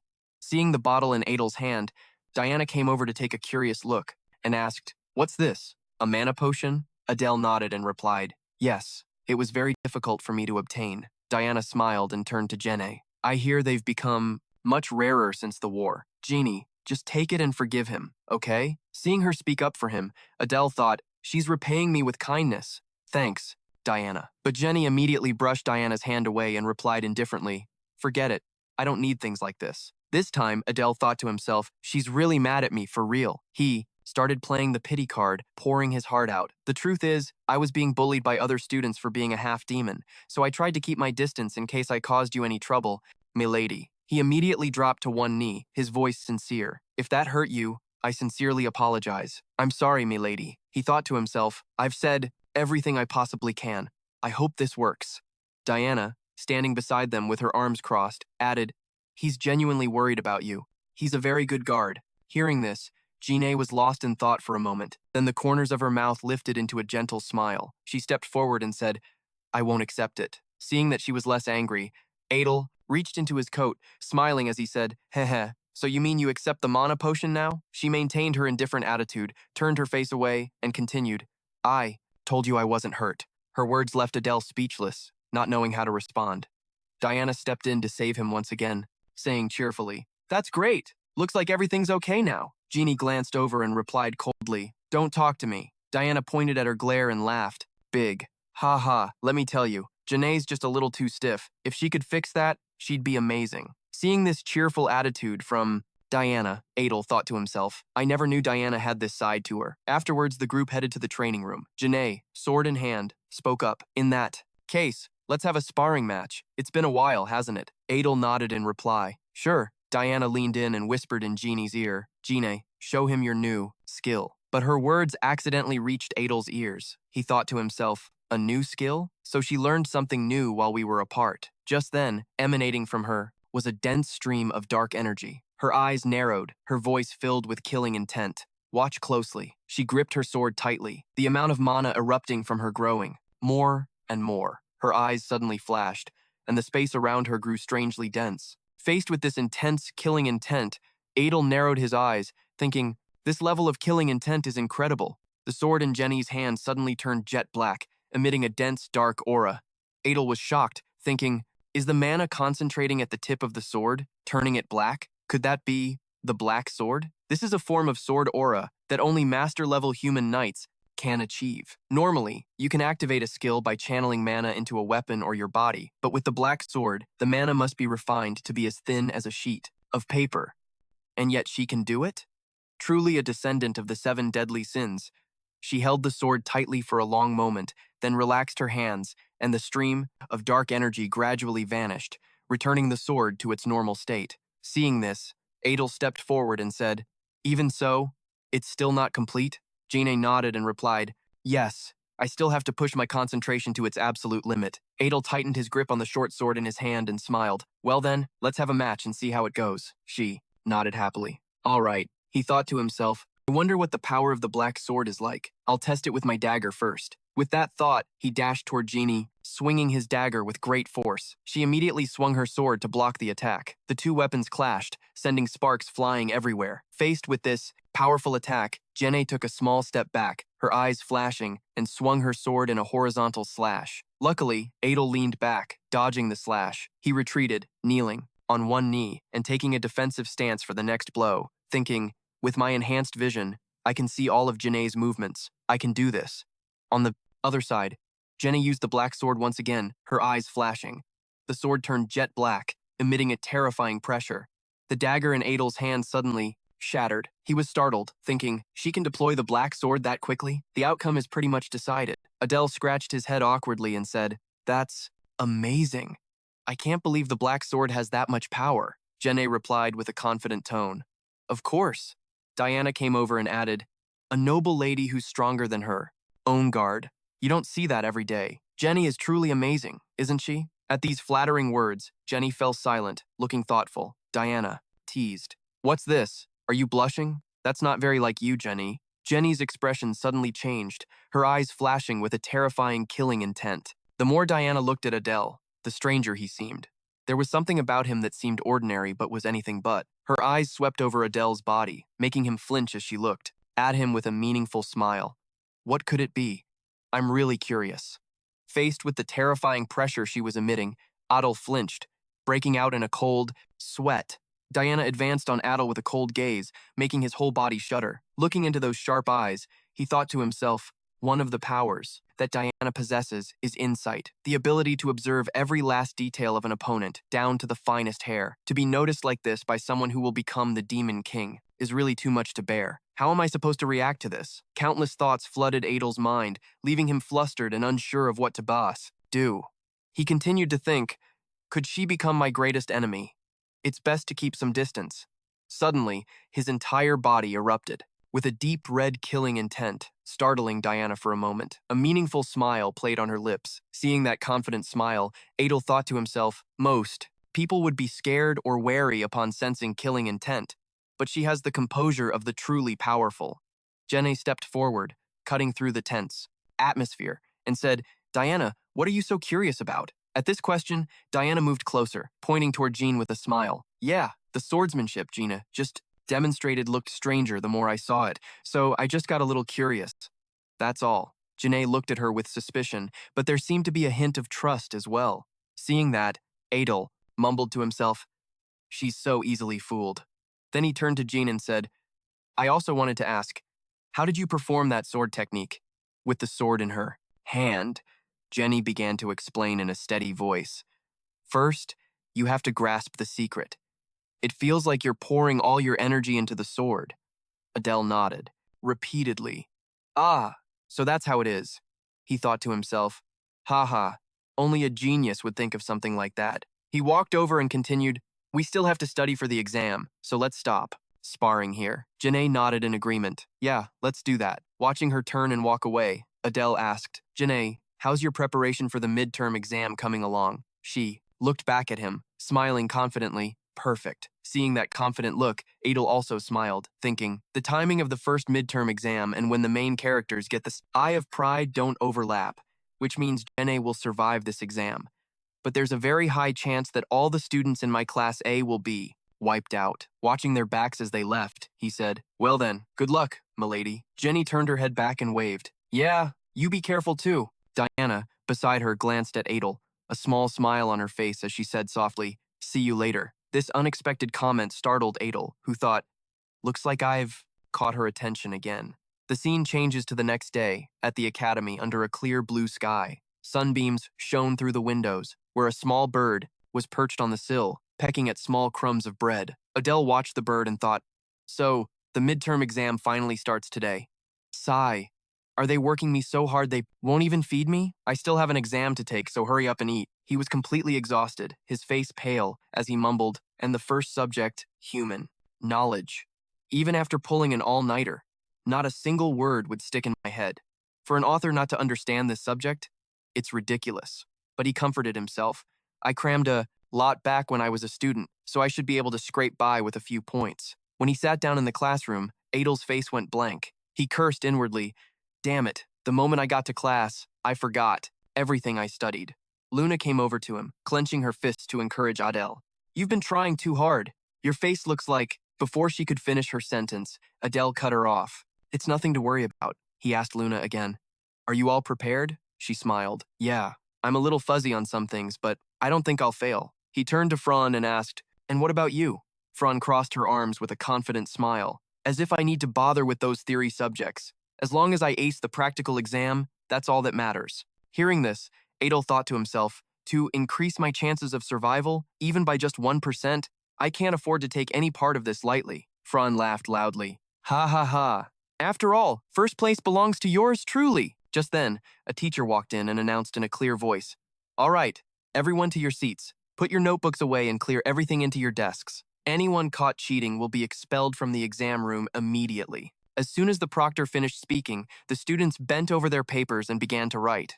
Adel muttered to himself as he worked on the test. Maybe it's because I was actually interested and focused, but my cramming session was surprisingly effective. This is going pretty smoothly. But then, a question caught his eye and made him pause. What do you think of the human race? This question is not graded, he mumbled. But this one isn't multiple choice. It's a written response. And it's not even graded. Why are they asking me what I think of humans? If it were the old Adel, whose clan was destroyed by humans, the answer would be obvious. But since I'm the one who created both humans and nobles, I'm basically their father. What am I supposed to write? Even though it felt a bit strange, he knew the answer the proctor wanted. After much thought, he wrote 2 words on the paper. The enemy. 45 minutes passed, and the proctor announced, time's up.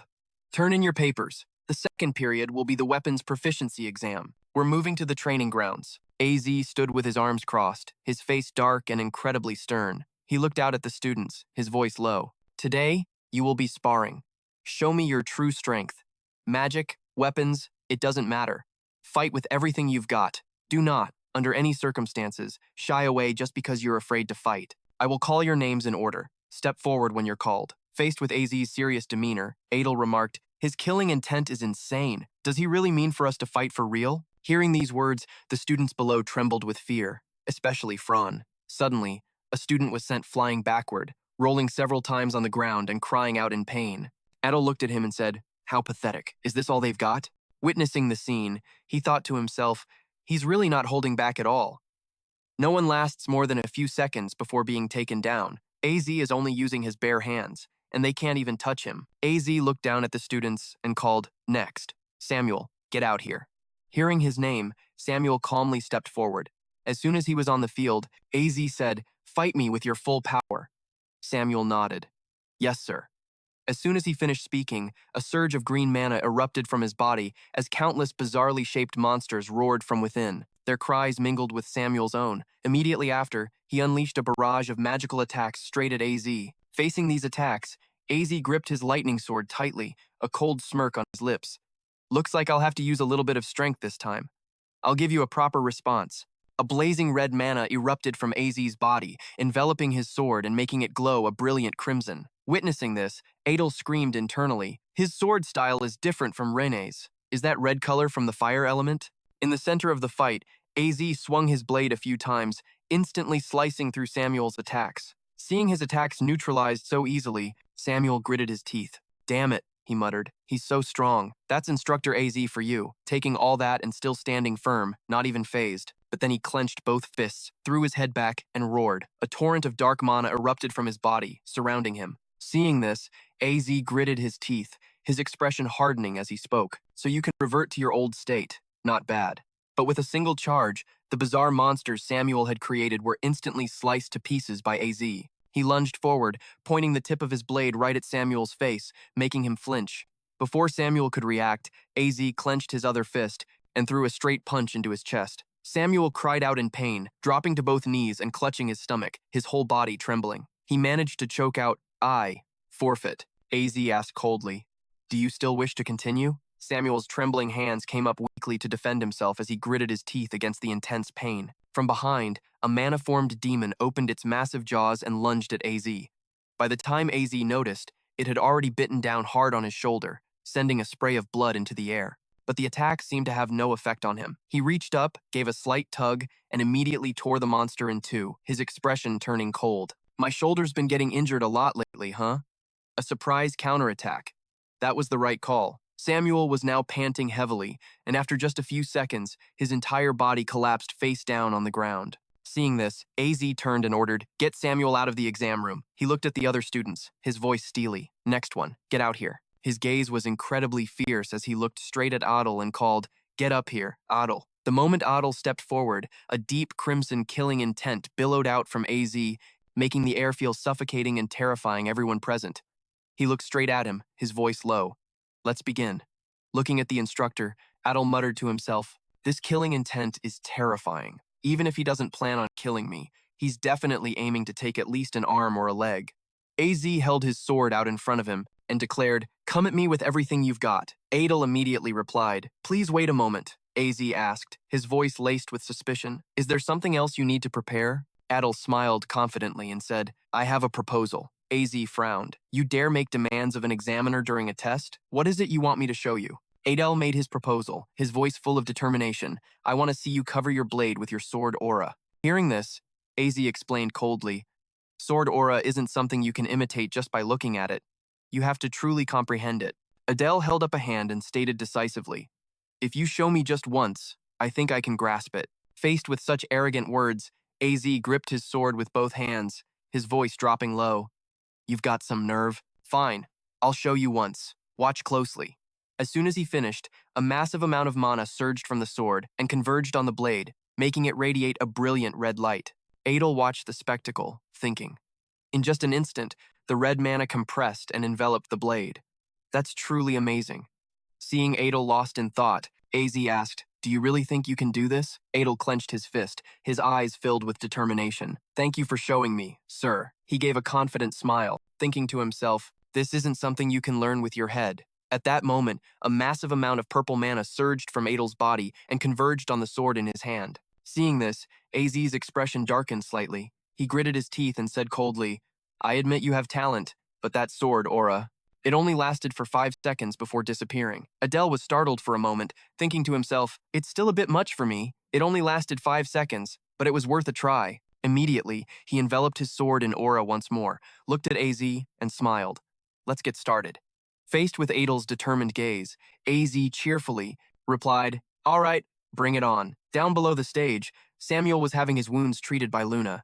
He looked up at Adel on the stage, thinking, if he moves like that. The scene shifts back to the stage, where streams of sword aura clashed violently, shaking the space. Energy radiated everywhere, creating a chaotic scene. Adel retreated, took a stance, and then charged straight at AZ, attacking relentlessly. Suddenly, a confident smile appeared on his face. He thrusted his sword straight at AZ, but he easily raised his own sword to block. The two blades collided, sending sparks flying. Adel smiled. "You coat your blade in aura when you swing, huh? It feels like I'm watching a performance." Adel chuckled lightly. "Thanks for the compliment." But immediately after, AZ swung his sword with great force, knocking Adel back several steps. While he was still suspended in midair, Adel instantly used his position-swapping skill. This time, the target was AZ's sword. In a flash, he appeared, right in front of him. His sword, enveloped in aura, was aimed straight at AZ's face. A powerful thrust shot forward, but with his quick reflexes, AZ leaned back, dodging the attack. Then he swung his leg, kicking Adel hard and sending him flying back several meters. Adel thought to himself. He dropped his sword. "This is my chance." He immediately executed the skill Shadow Fang, triple dark blade. 3 mana blades appeared around him, radiating a dense killing intent. On his command, the 3 blades shot towards AZ, but AZ was completely unharmed. He gritted his teeth and thought, "That just tickles." He braced himself, creating a protective circle that blocked all 3 of Adel's attacks. Such quick reflexes, Adel thought. For such a big guy, his reflexes are unbelievable, and he even has a body shield. Even my dark blades can't hit him. He's a real monster. Just as he finished his thought, AZ clenched his fist, extending his other hand, intending to grab Adel's head for an attack. As the fist neared his face, Adel shouted, "I surrender!" The unexpected words startled AZ. He wondered, "What?" He then shouted angrily, "I already told you, you're not allowed to run away." Adel explained calmly, "Both the arms I used to block are injured and I'm out of mana. I can't continue fighting." He gently pushed AZ's fist away, thinking, getting injured before the practical exam would only be a disadvantage. I don't need to do that. Besides, I only surrendered to piss him off. AZ, furious, put his hands on his hips and turned around, yelling, "Fine, go back to your seat." Adel smiled. "Thank you for your understanding." He turned back and shouted angrily, "Stop talking nonsense! Next!" Faced with AZ's furious attitude, Adel smiled to himself. "I'm so scared I don't even dare to open my mouth again." As he walked down, the students below started buzzing with chatter. The class president tied with the examiner. "That's impossible after what happened." Another person added, "Even as a half-demon, the class president is still the class president." These whispers were within Adel's expectations. He smiled inwardly. "Everything went just as I planned. I've drawn attention with my flashy attacks, while AZ looked like he couldn't do anything. In the practical exam, I have to be the clear center of the class. Without a leader like in the original story, Class A will be wiped out." Having witnessed the fight, Samuel approached, clenching his fists, and asked, "Why did it end like that?" Adel turned back and replied, "You recovered. Pretty fast." "But what the hell are you talking about?" Samuel said loudly. "I'm asking why." Adel adjusted his shirt and calmly explained, "Well, I ran out of mana and energy, so I had to surrender." Samuel interrupted, his voice laced with anger. "I'm not asking about that. I'm asking why you're so damn strong." His arm was clenched into a fist, trembling slightly with rage. Adel looked at him and smiled. "Ah, I guess I was just born with it." Samuel angrily retorted, "Is that all?" Adel replied, "Do I need another reason?" Samuel scoffed. "Ha, unbelievable. A guy like you is this strong." Adel responded calmly, "Weren't you also born into a privileged clan with that gluttony ability?" At these slightly provocative words, Samuel's expression darkened. He said coldly, "What did you say, you piece of trash? Watch your mouth, or one day I'll break your teeth." As he spoke, a dense, killing intent radiated from his entire body. Looking at Samuel's darkened eyes, Adel was curious, but he didn't say anything. After a moment of staring each other down, Samuel angrily turned and left, huffing, "You garbage." Watching his retreating back, Adel thought, "You just show up out of nowhere and start a fight. I'm worried you won't follow orders during the midterm exam." Yuzan approached, interrupting his thoughts. "What was that all about? Why did you act like that?" Adel turned and replied, "Samuel started it." She continued, her voice serious, "That's not the point. It's true that Samuel treats you poorly, but I don't understand why you keep provoking him about his clan. He's making a big deal just because I mentioned his clan, compared to him looking down on you for being a half-demon." Hearing that, Yuzan gently closed her eyes and let out a sigh. "So you really don't know," she explained. "Samuel is the head of the Gluttony clan."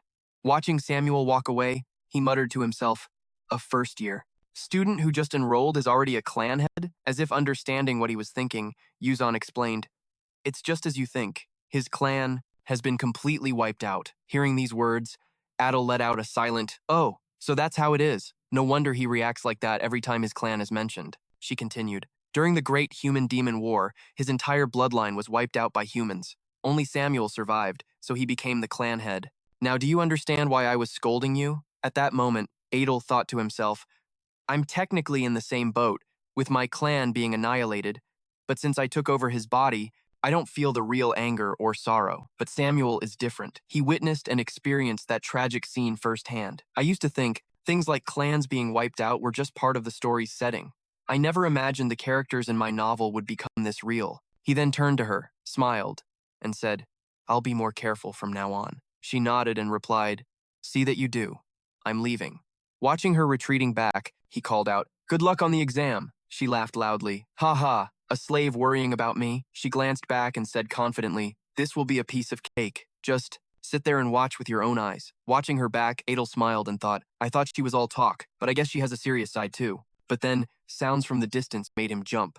"Frozone, get out here." Then, from that direction, desperate screams cried out, "Get up, now! Please, I'm begging you, spare me." At this sight, he frowned slightly, thinking to himself that he should probably prepare for the next test. The third test was stealth techniques and magic theory. It was his specialty, so there was nothing to worry about. As for magic theory, most of it was stuff he already knew, so it wasn't difficult. As soon as he finished the test, the proctor announced, "All right, you've all worked hard.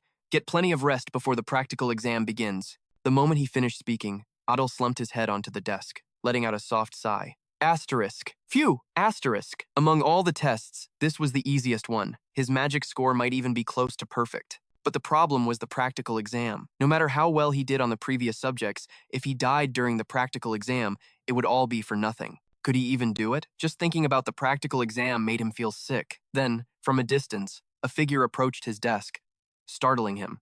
It was Frozone. She crossed her arms and asked, "Did you do okay on the magic test?" He replied, "It was all right. What about you?" She laughed loudly and shot back, "Ha ha, why don't you take a guess?" Seeing her confident attitude, he thought to himself, asterisk, acting this smug. I guess magic must be her specialty, so she probably aced it, huh? Asterisk. Asterisk, if I don't humor her a little, she'll probably annoy me all day. Asterisk, he said aloud. I bet you got a perfect score, right? But then he continued, you clearly bombed the weapon proficiency test, yet you still love to show off, huh? Hearing this, her attitude instantly changed. Her expression hardened as she stormed over, grabbed him by the collar, and yelled, "What the hell did you just say, you bastard?" Seeing how furious she was, he quickly tried to explain.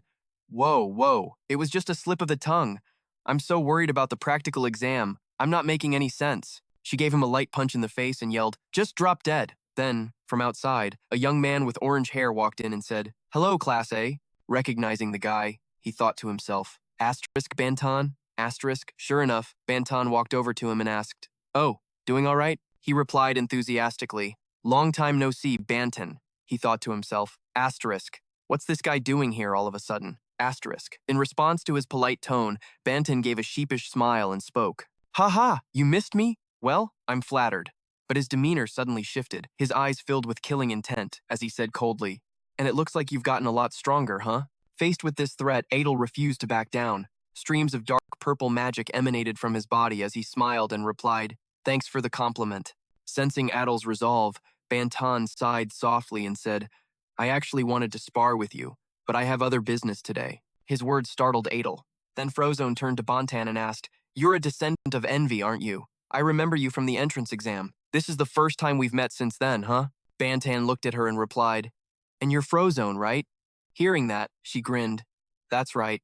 Then he pointed to the door and said, "I've got something to take care of. You should come with me." She snapped angrily. "Are you daring to give me, of all people, an order?" He replied. "Ha ha, it's a meeting for the class presidents. The headmaster will be there too, so you have to show up."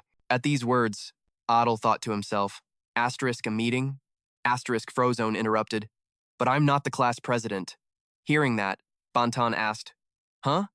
You're not the class president?" She smiled. "Yeah, although the class president is technically my subordinate, this guy here is the one in charge." As she spoke, she directed her gaze towards Adel, who was still sitting there quietly. Her words startled Bantan.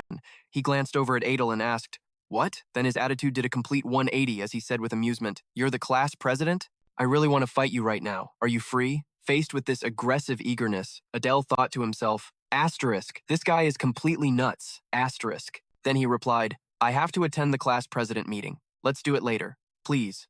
After you, lead the way." At this blunt refusal, Bantan got slightly annoyed, turned, and said, "Fine then, let's go. And Frozone, you should come along too." She smirked and replied, "I'm the class president's master.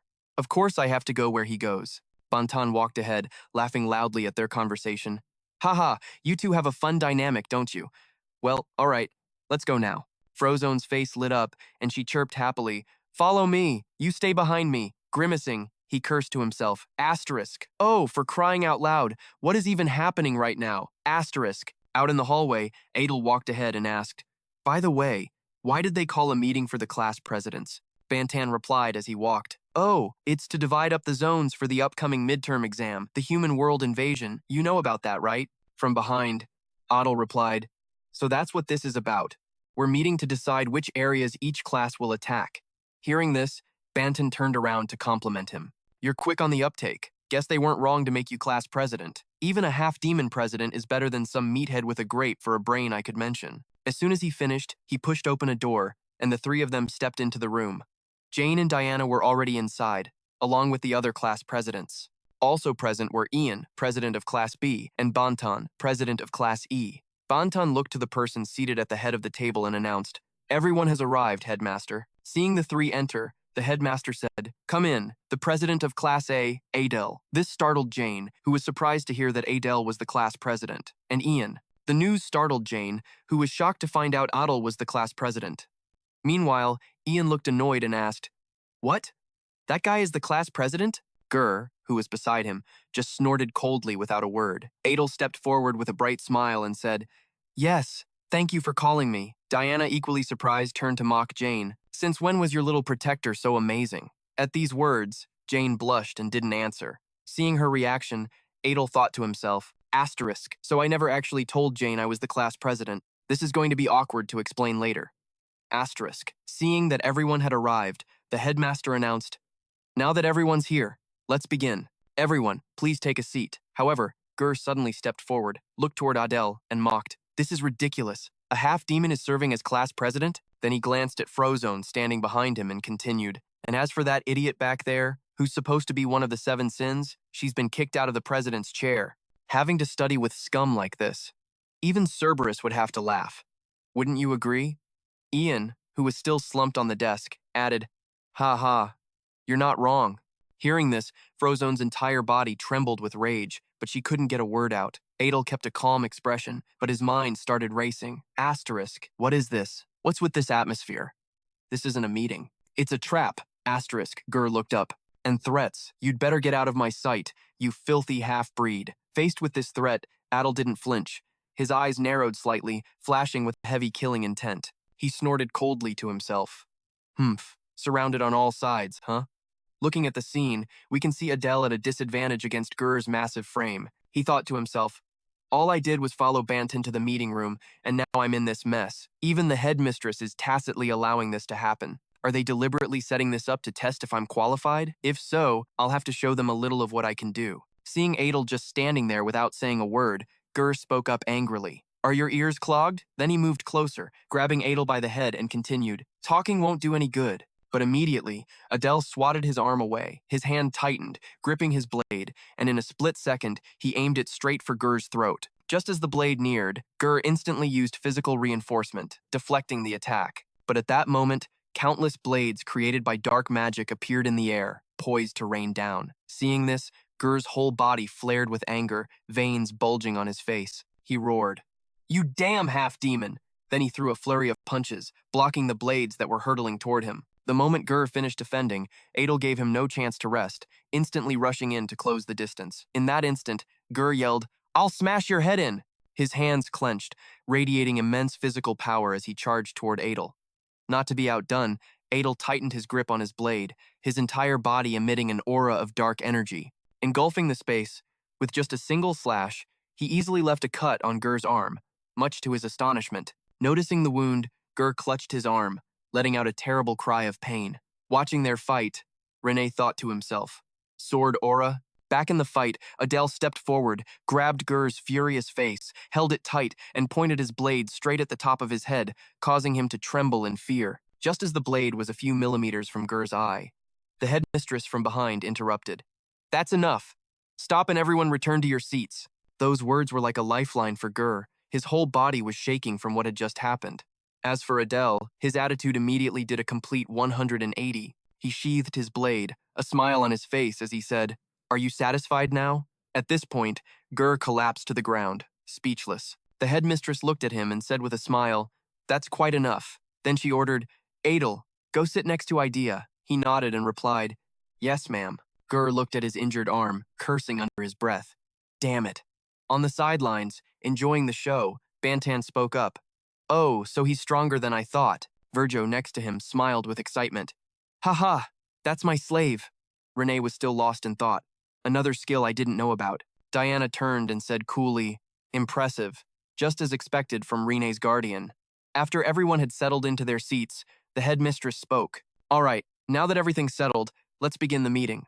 The only reason I've summoned you all here is to assign attack zones for each class president in the practical combat exam in the human world." Adel chimed in, "I've heard a little about it, but I want to know exactly how the zones are divided." Instantly, the headmistress summoned a cubic orb in her hand. She looked at him and said, "Seeing it directly is better than just hearing about it." From the orb, a vast map materialized in the air. Looking at it, Renee wondered, "Is this a map?" The headmistress replied, "That's right. But everyone knows this isn't an ordinary map, right? Adel spoke up. This is a continental map of the human world. The headmistress laughed. Haha, correct. Actually, I was hoping Class A would attack here, but it seems I've underestimated the class president. Looking at the marked location, Adel mumbled to himself, Is that the Royal Academy? The headmistress continued, Therefore, I've decided to give you an even more difficult mission. These words made Adel's lip twitch. He thought, attacking the Royal Academy is already the most dangerous mission in the human world. And they're giving us a mission that's even harder? Is there something I don't know? The headmistress continued. According to information from one of our spies, one of the first-year classes in the human world will be conducting an off-campus lesson to attack a hidden realm. Realizing the headmistress's intention, Adel mumbled to himself, Ah, so that's it. They think attacking a single first-year class far from the school is an easier target. Even though the first years are the weakest, the problem is, the headmistress continued, so wouldn't it be better to have Class A attack the urban area instead of the Royal Academy? At this suggestion, Virgo suddenly stood up. Clenching his fists, he said excitedly, That's right. What's the point of fighting a bunch of worthless brats? Our Class A should be attacking the capital. This statement left Adele speechless, but thoughts continued to race through his mind. The spy doesn't have the exact time yet, but the main character's party has already surpassed the descendants of the 7 deadly sins. Their true nature will be revealed during the intergrade tournament after the Royal Academy's midterm exams are over. And in the class we have to attack, there's a member of the main character's party, his hands clenched. If a fight breaks out, except for Banton's and Diana's classes, all the other classes will be wiped out. Which area will yield the best result? The area our class has to go to is, Virgo continued, Our Class A will, but as he spoke, Adele immediately cut him off. We will attack one of the first-year classes of the Royal Academy. The moment these words left his mouth, Virgo glared at him angrily and yelled, What nonsense are you spouting? We should be going to the capital. At his answer, Gur glanced over and snorted, What a bunch of weak half-demons. Are you so scared of a single group of people that you'd choose to back down? At this taunt, he turned, his eyes growing cold as he replied, I should have gouged out one of your eyes earlier. Then you probably wouldn't dare to look at me now, would you? At this threat, Gur shot to his feet, yelling, You bastard! Seeing things descend into chaos, the headmistress intervened, then looked at Adel and asked, Why did you choose such an easy area? I thought you'd say you wanted to attack the capital. Adel was still lost in thought. They might not know it, but that's the class of one of the main character's party members, and they are the most dangerous opponents. Even so, I still have to take the risk and go there, because there's an elixir there. Normally, one of the main character's companions would drink it, but I have to get my hands on it, no matter the cost. As he finished his thought, he spoke aloud. The reason is because of a special ability. Mine. These words briefly startled the headmaster. A special ability? He nodded and replied, Yes. First of all, I'm extremely talented at assassination, but there's no reason to stir things up in a city full of people. In the capital, most areas are very crowded, so bringing dozens of people along for an assassination is obviously very dangerous. Of course, killing all the witnesses would also solve that problem. At this bold thought, the headmaster smiled and said, I see. You're more than I imagined. You clearly understand both the terrain of the human world and your own strength. In that case, there's no reason to stop you. Class A will be assigned to attack the first-year class of the Royal Academy. Hearing this decision, Adel spoke up. Thank you, headmaster. Then he immediately stood up and said, In that case, I'll go inform my classmates. He thought to himself, Asterisk. I'd better get out of here before the headmaster changes his mind. Asterisk. Then he turned to Frizona and said, Let's go. She was extremely surprised by this decision, but also replied with a start, yes. After the two left, the room suddenly became unusually quiet. Idea crossed her arms, sarcastically. Quite impressive. He's a descendant of the Ba family, isn't he? I can't believe you picked up someone like that. These words were directed straight at Jenny, making her too embarrassed to reply. She was still lost in thought. What Adel used just now was definitely sword key, but just recently, he couldn't even manifest it. How did he do it? Her gaze fell, becoming heavy. Adel has always been good at hiding things. What is it, really? What is this stinging feeling in my heart? Banton leaned back in his chair and sighed softly. During the martial arts tournament, he was only a little strong, but now he's grown so quickly? This just makes me want to fight him more. Haha. The headmaster walked to the window, his gaze distant, thinking to himself, Asterisk. Now I understand why Instructor AZ warned us to be careful with Adel. Asterisk. He defeated one of the descendants of the 7 deadly sins just to prove his strength. He could have chosen a more difficult area but acted with extreme caution. His judgment and his abilities are both outstanding. He's too valuable a seedling to eliminate just because of AZ's warning. If guided correctly, he could become a true hunting dog, just like my other subordinates. But if I can't tame him, the only option left is the same as with those 6 human families. Walking down the hallway, Adel muttered to himself, the real combat exam finally starts tomorrow. I have to prepare thoroughly. Scene changed to the next day in a large hall. Adel and the other students, dressed in combat attire, walked inside. 2 guys behind him wondered aloud, is our class going to kill the human hero? One replied, my family is their target. I'm really looking forward to this. Another guy next to them clenched his fist, raised it high, and said with determination, let's show those lowly humans the power of Class A. Looking at everyone's confidence, Adel thought to himself, asterisk, we've sent false information that will attack Dormitory 53. Therefore, the instructors from the Imperial Academy will rush to the dorms. Asterisk, only one instructor will go out with the first-year class.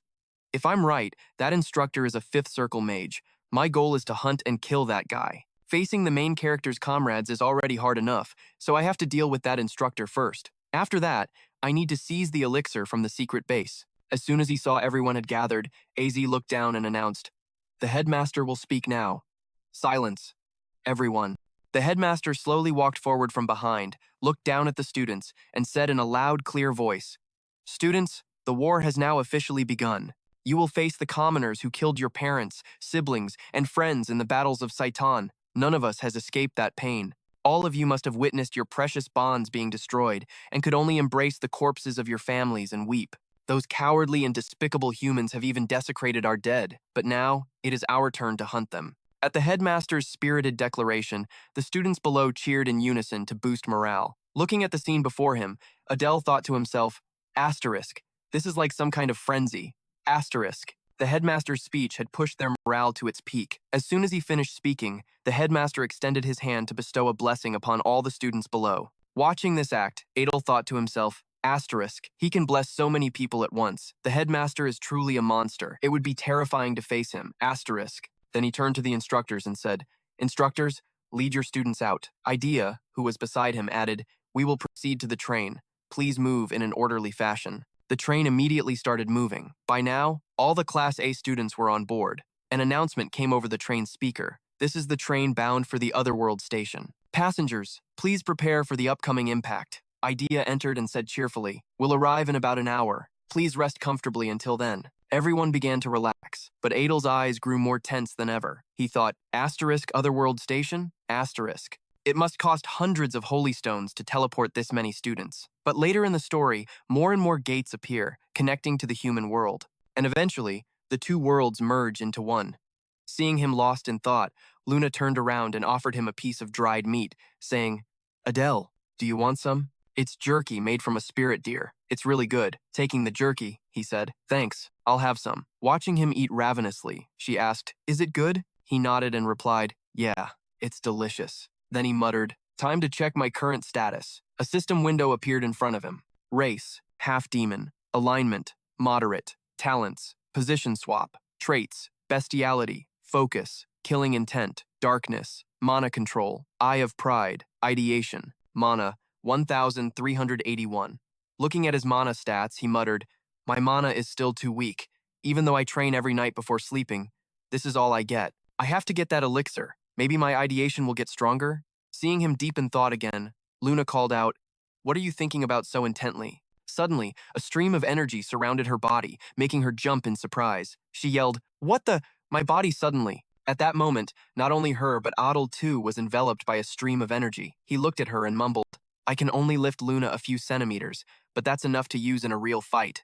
Experiment successful. I absolutely cannot get complacent. I have to keep evolving. Because later, this will be considered a transcendent ability, like a separate domain, since it allows me to control gravity. Okay, that test was fine, but I'm still worried. These are the Knights of the Continent.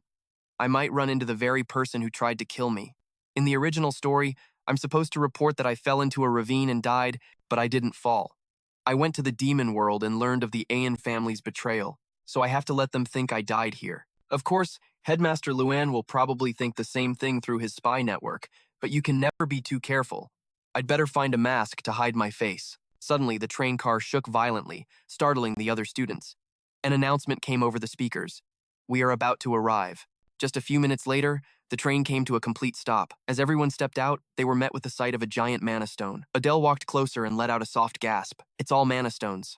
Selling just one of these would be enough gold to live on for a year. What a waste to use so much on a single-use portal. If they had waited a bit longer, it would have been so much cheaper. Seeing that everyone had gathered, Idea stepped forward. All right, I'm sure you all know where we are. Then, she walked over and placed her hand on a nearby crate, continuing. Before we depart, everyone take one of these items. Someone approached and handed him a mask. He looked at it and mumbled, "Is this a mask? Perfect timing. I was just wondering where to find one." Idea picked up a mask, put it on, and began to explain. This mask is enchanted with magic to reduce the chance of recognition. It will help you conceal your identities. Those wearing masks can still recognize one another, so don't worry too much. Then, looking at him, she said, "Class president, give it a try." He nodded. "Yes." Then she turned to the others. "Everyone else, put them on." As soon as she finished speaking, he and the other students immediately put on their masks. The moment he did, his vision improved so much, it made him gasp. "My vision is even better than normal. I'm starting to like this." Idea walked over and asked, "So, can you see better?" He replied, "Yes, it's more effective than I anticipated." Then she held out a few sticks. "And take these, too." He looked at the wood-like sticks in front of him. "What are these?" she replied. "They're emergency rations. Eat one of these a day, and you won't need any other meals. But don't eat a lot of them on the battlefield. They taste like dirt mixed with insect guts." Her words made Adel flinch. She walked past him and continued, "Anyway, one a day is enough. Got it?" He nodded. "Yes." But he cursed to himself, "It tastes absolutely horrible." After giving her instructions, Idea spoke again. "Now, before you enter the gate, I will explain the test procedure.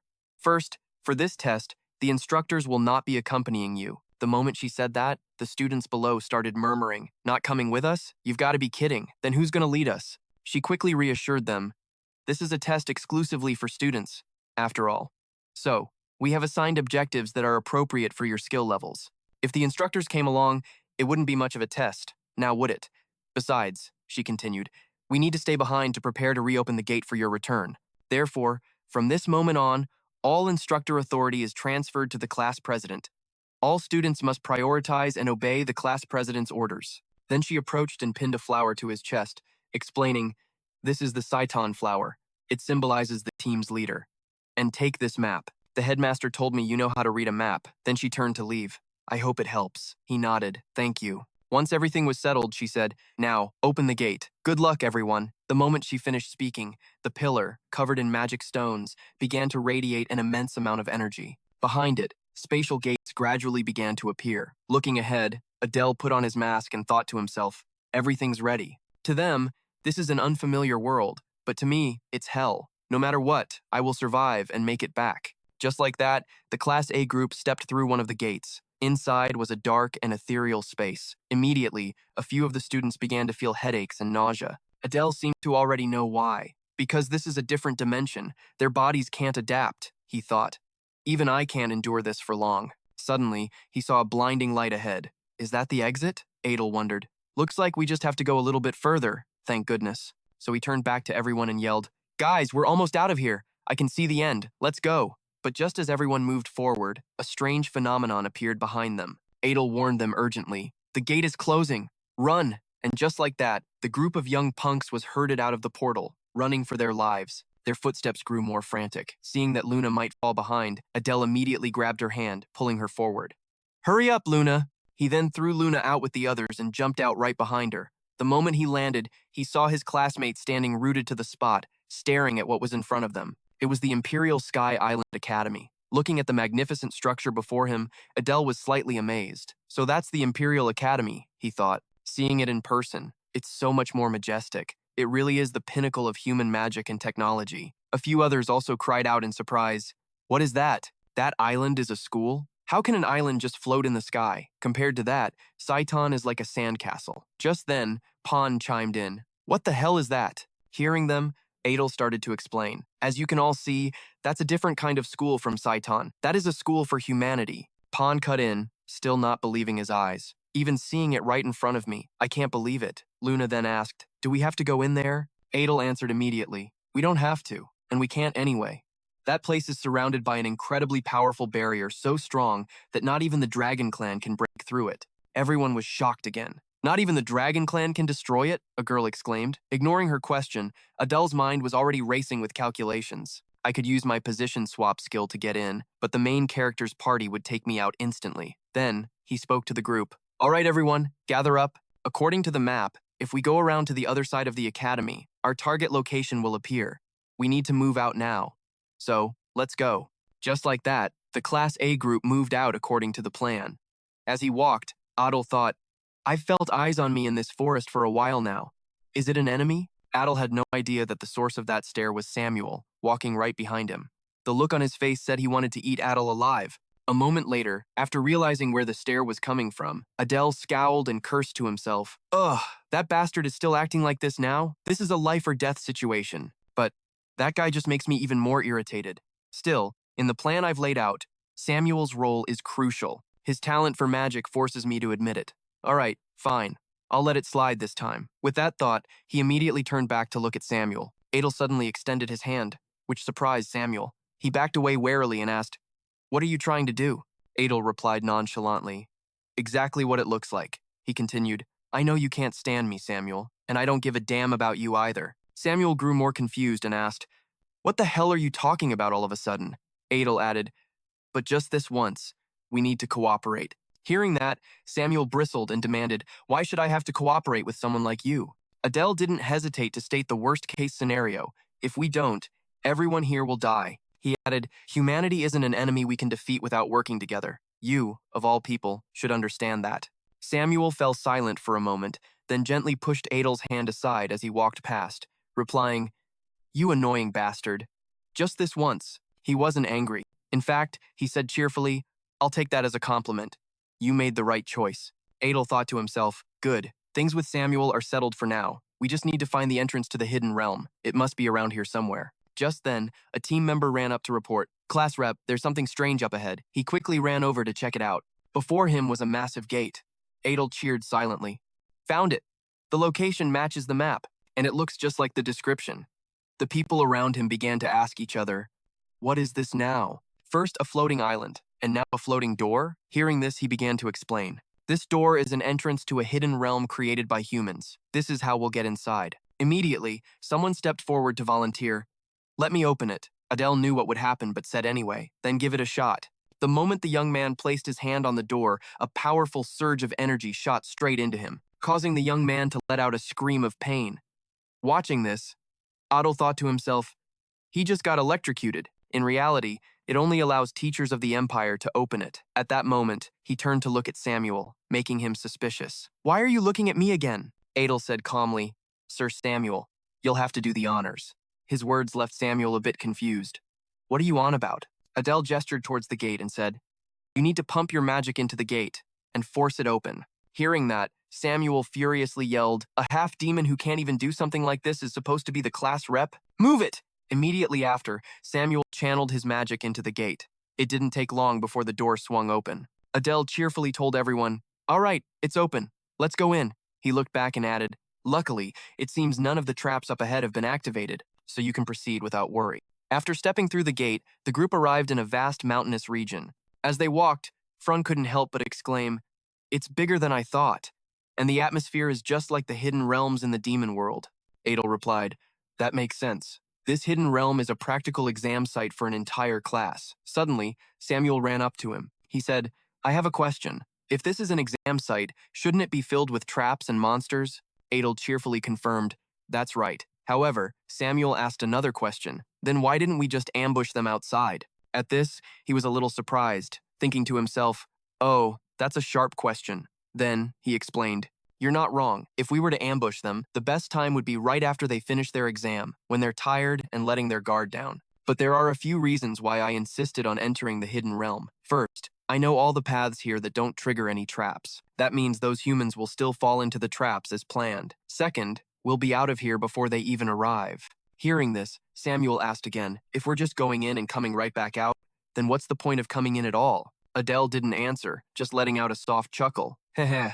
This attitude made Samuel yell again, Stop laughing, you're pissing me off. Left with no choice, Adel finally said, This place doesn't just have a sky like the demon world. It was also designed by humans to find a way to conquer the demon world. This sentence seemed to make Samuel realize something. He blurted out, Meaning? Adel immediately continued, That's right. These artificial hidden realms are like treasure troves from the demon world. In other words, there's treasure here, and we're almost there. In front of the group now was a large cliff face with 6 doors leading inside. Adel thought to himself, we're here. Before them were 6 branching paths. Looking at the passages ahead, Samuel sighed. Good grief, there are 6 paths at this fork in the road? Fran added, which way should we go? Adel stood in thought for a moment, as if observing, searching for something. Then he walked over to the adjacent cliff face to examine it. Seeing this, Fran tried to stop him. That's not the path. Before she could finish her sentence, his hand had already touched a block of stone. After some thought, he stored the 2 items and turned to everyone. I've taken everything. Let's go. A battle is about to break out here, so check your surroundings thoroughly. After moving for a while, they finally escaped the cave. The group found themselves in a vast forest. He spoke up. All right, I'm going to assign tasks to all of you now. He looked at Samuel and said, you're on reconnaissance duty. Samuel questioned him, why do I have to do that? He replied with a smile. You're the most suitable person for this mission, Samuel retorted.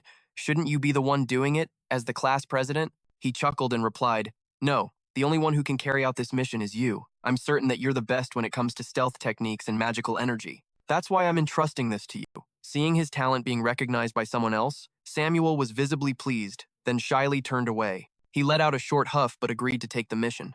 All right. Seeing his reaction, the MC thought to himself, he seems happy about it. Could it be that he wanted the recon mission from the very beginning? I'm relieved that Samuel is taking this on, because I can't leave this position, because I'll be commanding and monitoring the situation from the start. Samuel turned to him and said, fine.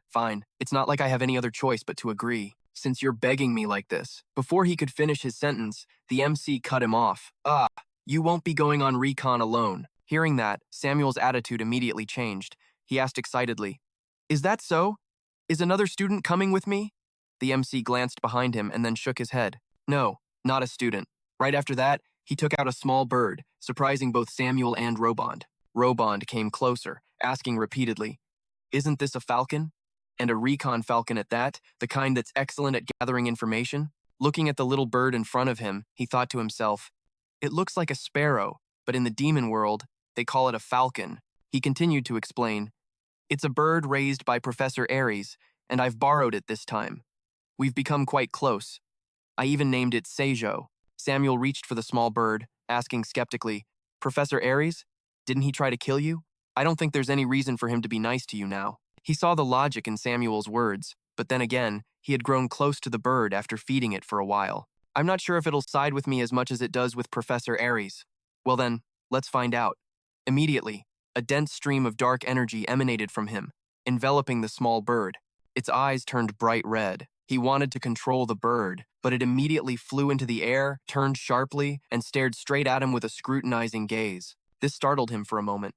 He thought, why won't you come to me? But then, something appeared before his eyes that made him jump. A small screen materialized in the air, showing his own image through the small bird's eyes. He looked at it and muttered, that's my face. Then he glanced up at the bird and continued, so that's how it is. It shares information through its eyes. Having gained a loyal subordinate, he then gave an order, all right, you're to go with this person for a while. Upon receiving the command, the small bird chirped a few times as if it understood its master's intent. Then, it flew over and landed on Samuel's head, much to his utter shock. This made Samuel jump. He waved his hands, shouting angrily, get down! Don't you dare sit on my head again, you lowly creature! As if it understood his words, it immediately flew away, only to dive back and peck relentlessly at his head, making Samuel cry out. Standing to the side, the MC explained, Seijo can share information with me, so you have to protect it well, Samuel. Samuel nodded. All right. Then he turned to Robond and said, as for you, I want you to lead the students in my absence. Your ability is charm, isn't it? Robond nodded. That's right. It makes allies stronger for a short period, but for some reason, it has no effect on you. He raised a hand and teased. That's most likely due to Lady Robond's lack of charm. Hearing that, Robond shouted angrily, what? That's impossible! Then she got back to the main point. But why are you leaving? He explained. When the students from the Royal Academy get here, their instructors will come with them, and I'll be the one to confront their instructor. Hearing this somewhat reckless plan, Samuel, who was standing nearby, blurted out, what? No matter how strong you are, it's difficult to face an instructor alone. Noticing Samuel's concern, the MC started to tease him. Are you worrying about me now? I never thought I'd live to see this day. Seeing his concern being met with sarcasm, Samuel shouted angrily. Then go die. The MC immediately changed his tone and continued. I was just kidding. I'm only going to be ready in case that instructor shows up. But if they don't come, I'll return to escort everyone immediately. He thought to himself, actually, that guy will definitely come. More accurately, he has to come, at least to increase my own mana pool. After finishing the assignments, he announced, now that everyone's tasks have been assigned, Samuel will go on recon, Lady Robond will stay behind to command, and I will go confront the human instructor. Robond, beside him, asked, so, what do we do now? Faced with this sudden question, he fell into thought for a few seconds. This left the other two with question marks hovering over their heads. After thinking, he spoke. I'm hungry, let's eat first, and it's probably best if we camp here for a day. In response to these somewhat empty words, Samuel, standing beside him, yelled furiously. Is that all you have to say? The MC replied with a smile. Ah, Samuel, you need to head out immediately. Please check if there are any classes from the Royal Academy out for a field study session.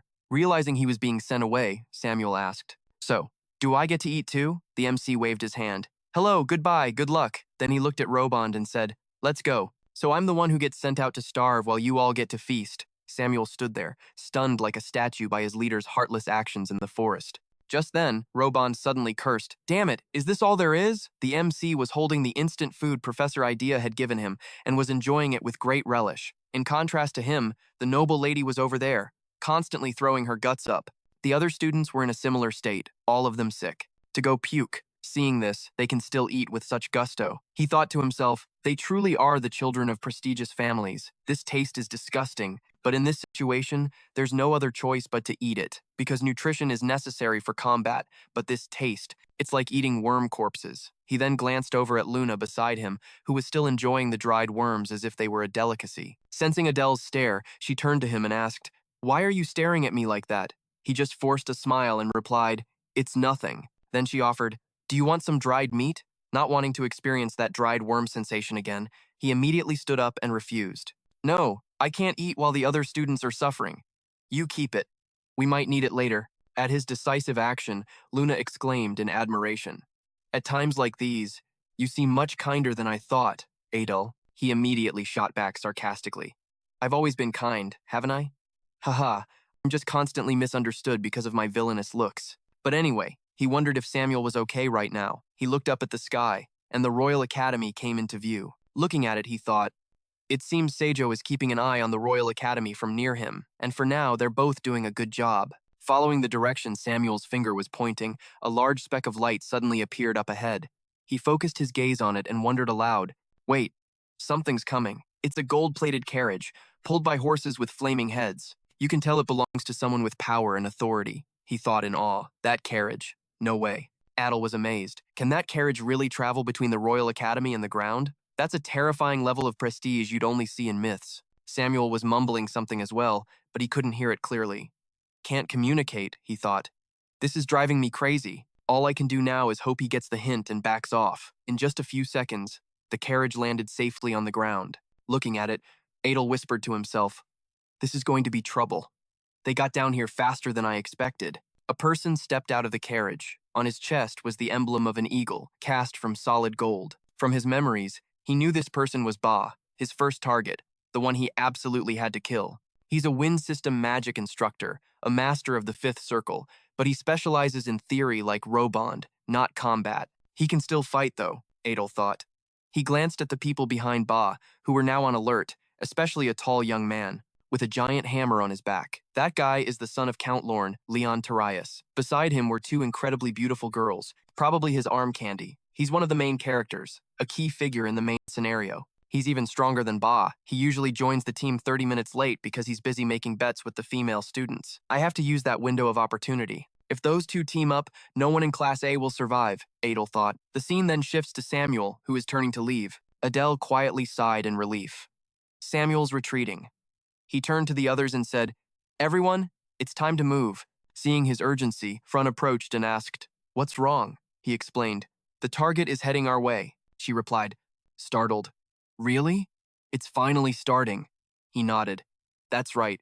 Quickly erase our tracks and check your weapons. I'll stay outside the secret realm to deal with the human instructor. The rest of you go inside, and once the human students are exhausted, Attack. Luna came over and asked, "Is that instructor really coming?" He nodded in confirmation. "He's even stronger than Instructor Ares, and I'm not even sure if I can win against him." This made Luna, who was standing behind him, incredibly worried. No way. But he remained calm, thinking to himself, if someone even stronger than Ba shows up, that would be truly terrifying. He turned to Fran to encourage her. "Fran, I trust you to lead the students well." She nodded in confirmation. "Don't worry." Then, from a distance, Seijo's chirping echoed, followed by the appearance of Samuel. He rushed over, panting. "The humans are coming." He nodded. "Perfect timing. I just confirmed it myself." He gave Samuel his assignment. "You go into the secret realm too, and take Seijo with you." Samuel was about to agree, but then hesitated, asking, "Are you really going to face the instructor alone?" He confirmed with a nod. "Yes. It's something I have to do. We're out of time. Hurry up and open the gate beside you." Samuel turned to leave, but not without a warning. "Don't you dare die," Adel smirked in reply. "I'll try, and be careful of that dark-skinned, blonde human." Samuel nodded. "Got it. I'll keep an eye on him." Then he shouted to everyone, "Stand back! I'm opening the gate!" Watching their retreating figures, he thought to himself, "I hope this class can hold out until I'm done with Ba. Though I'm not even sure if I can beat him. Well, I should probably get into position." He immediately used his transposition skill to teleport onto a high branch, his gaze fixed on the gate below. His expression turned dead serious, his guard raised completely. "Everything is ready. Now, all I have to do is wait for them to arrive." At that moment, Instructor Ba led the students into the forest. He suddenly stopped and turned to the group. "Halt! Will be mine eventually." Hearing that, Sylvia turned and left, leaving behind a mocking retort. "No way in hell. Get real." Terius just smiled. "Haha, we'll see about that." Seeing them hesitate to enter, Besa reminded them, "What are you still standing there for? Get inside already." Sylvia bowed her head apologetically. As for Terius, he still had an unfazed look on his face. "I understand." Observing from above, just as all the students entered, the door closed, and finally, only Instructor Besa was left. He looked toward the gate and muttered, "They're all in." Then he turned, his eyes scanning the surroundings. Adel, watching from above, thought, "He's even checking the area around him. He's really cautious." After a visual inspection, Besa's whole body erupted, with a stream of green mana spreading throughout the surrounding area. It created a circular wave of light. A moment later, the entire forest was illuminated by that energy. Faced with the blinding light, Adel grabbed a branch to keep himself from falling to the ground. He sighed inwardly. Ha! He even dispersed his energy to confirm again. If I had moved just a little bit more, I would have been discovered. Finding nothing, Besa dispersed his mana and said, "As I thought, there's no one. Now, let's go." He then headed towards the secret chamber. Just as Adel predicted, now all I have to do is keep a safe distance and follow him. As he thought this and moved deeper into the forest, Besa suddenly stopped as if he detected something. Behind, a tree. Adel had just teleported there. He only made a very small noise, but this time, it reached Besa's ears. Startled, he said, "I definitely felt someone. Was it just my imagination?" He continued moving until he reached a tree trunk, touching it and muttering, "What kind of terror is this demon clan planning? Making me come all the way out here. I should have just killed them all, shouldn't I?"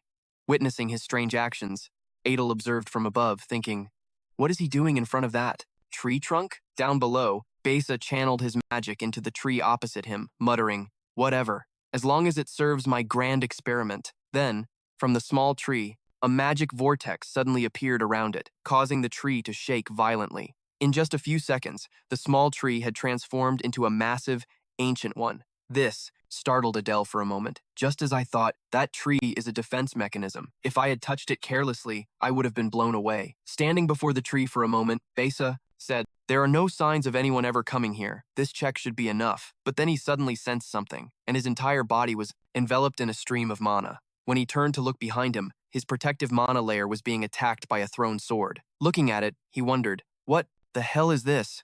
The words had barely left his mouth when Adel appeared before him. Staring at him with eyes as cold and sharp as bullets, he said coolly, "What a shame. That almost killed you." His sudden appearance made Besa furious. He looked at Adel and screamed, "Who the hell are you?" Adel didn't answer, his hand still gripping the sword tightly. As he used his skill to enter an invisible state once more, he instantly vanished. From Besa's sight, Besa summoned a magic orb and said angrily, "You dare play these little games in front of me." Then he muttered an incantation. "With the winds that swirl around me, tear my enemy to shreds." As the incantation finished, the magic orb formed a gigantic tornado, enveloping his body. The magical gusts of wind blew outwards, blocking Adel's advance. This made him grit his teeth in anger, cursing internally. Damn, he reacts faster than I thought. He continued to chant, "O wandering winds of the forest, find him."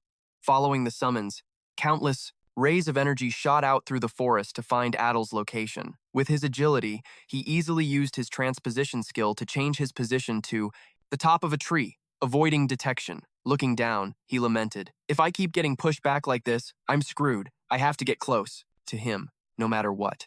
After observing for a while, he saw an opening and immediately dove down, muttering, "Now's the time." While he's chanting a new spell, he instantly used his transposition skill again.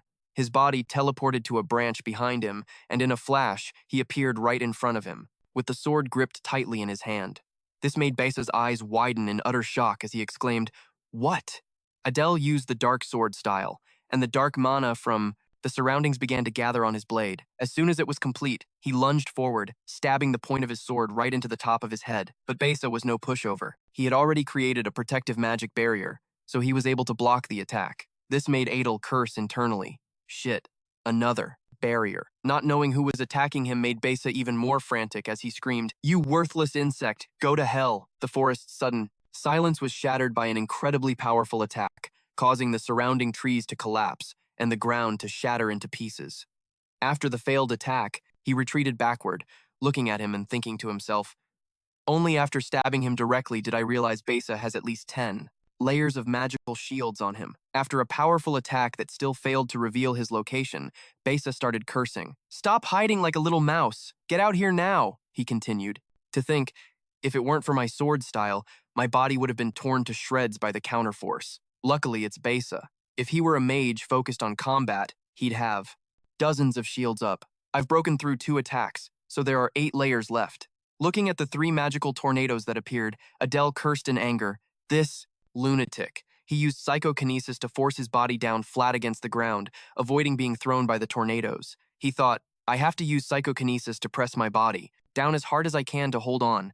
If I get swept away, it's over. After the gale passed, from under a pile of rotten wood, Adel slowly pushed a log off and staggered to his feet. After getting out, he coughed a few times, fresh blood trickling from his mouth. He let out a sigh of relief and said, "I'm alive." Then, from a distance, Besa appeared before him with a sharp piece of wood in his hand. He looked at him, gritting his teeth as he spoke. "You've finally shown your face." But as soon as the words left his mouth, he quickly used his transposition skill to swap places with the piece of wood in his hand. Just as he was about to deliver the finishing blow, Besa unleashed a magic blast that pushed him back. He screamed, "You damn half-demon bastard." He simultaneously unleashed countless blades of energy at him, but with his quick reflexes, he continuously used his transposition skill to dodge the attacks. He thought to himself, why the hell is this guy targeting me like this? Right? Isn't Dormitory 53 their target? Over here, Besa suddenly remembered something, thinking to himself, wait a minute, could it be one of our students? Then he gave a sly smile. Ha ha, you fool. You've dug your own grave, thinking that just getting rid of me would guarantee your victory. I will show you my true power. He raised his hand, summoning a large magic orb. Gritting his teeth, he yelled, "Go die." Adel didn't let himself remain on the defensive. His body instantly grew still, turning entirely black and white.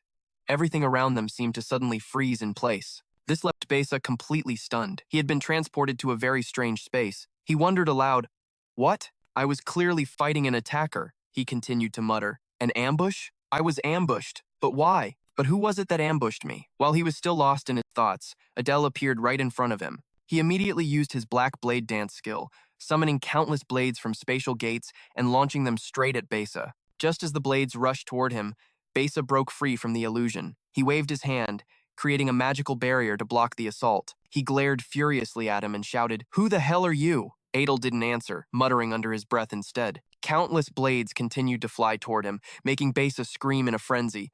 "This is ridiculous!" He summoned a giant magic orb, aiming it straight at Adel to attack. But at that moment, Adel used his transposition skill again to close the distance. Besa looked at him in shock, stammering, You are?" Adel muttered. "This is the final blow." These 3 surprise attacks left Besa no time to react, and he took the full force of the blow. He still couldn't accept what was happening. Besa cursed angrily to himself. Arg, how could I be defeated by a mere half-demon? This is absurd. I am a grand mage, destined to create a masterpiece to rival the gods. Not giving him a chance for any last words, with a single, clean move, Adel easily took his head. His body lost consciousness and immediately collapsed. After finishing the job, Adel let out a soft sigh, finally able to relax. He plopped down on the ground and smiled. Ha, of all the opponents I've ever faced, he was the strongest. He took off his mask to catch his breath. He remarked, "Thank goodness I didn't lose any of my vital senses after using absolute stealth. If it had been my sight, just the thought sends a chill down my spine. First, I need to recover my mana. I already drank my mid-grade mana recovery potion right after using absolute stealth. So, all I have left is the high-grade mana potion. I'll have to face Terius soon, so there's no reason to be stingy." He raised the vial to his lips and downed it in one gulp. He wondered aloud, "It has no taste. Could I have lost my sense of taste?" Then he looked toward the door in front of him and said, "Now, time to find the elixir." But first, the badge on the man's coat caught his eye. Picking it up, he thought, "I'll need this to prove that I've taken care of Besa." He then went through the door. As he descended, he thought, "Thank goodness. There are magic lamps right at the entrance. That's convenient. I should take one with me later. But why is the stench getting stronger the further down I go?" When he reached the bottom of the stairs, he was greeted by the sight of a large laboratory filled with countless vials and specimens. These strange specimens were kept in glass enclosures, and off to the side, a desiccated corpse was hanging from a noose. He walked over for a closer look and remarked, "Is this a biological laboratory that uses demons as subjects? I never imagined it would be this horrific.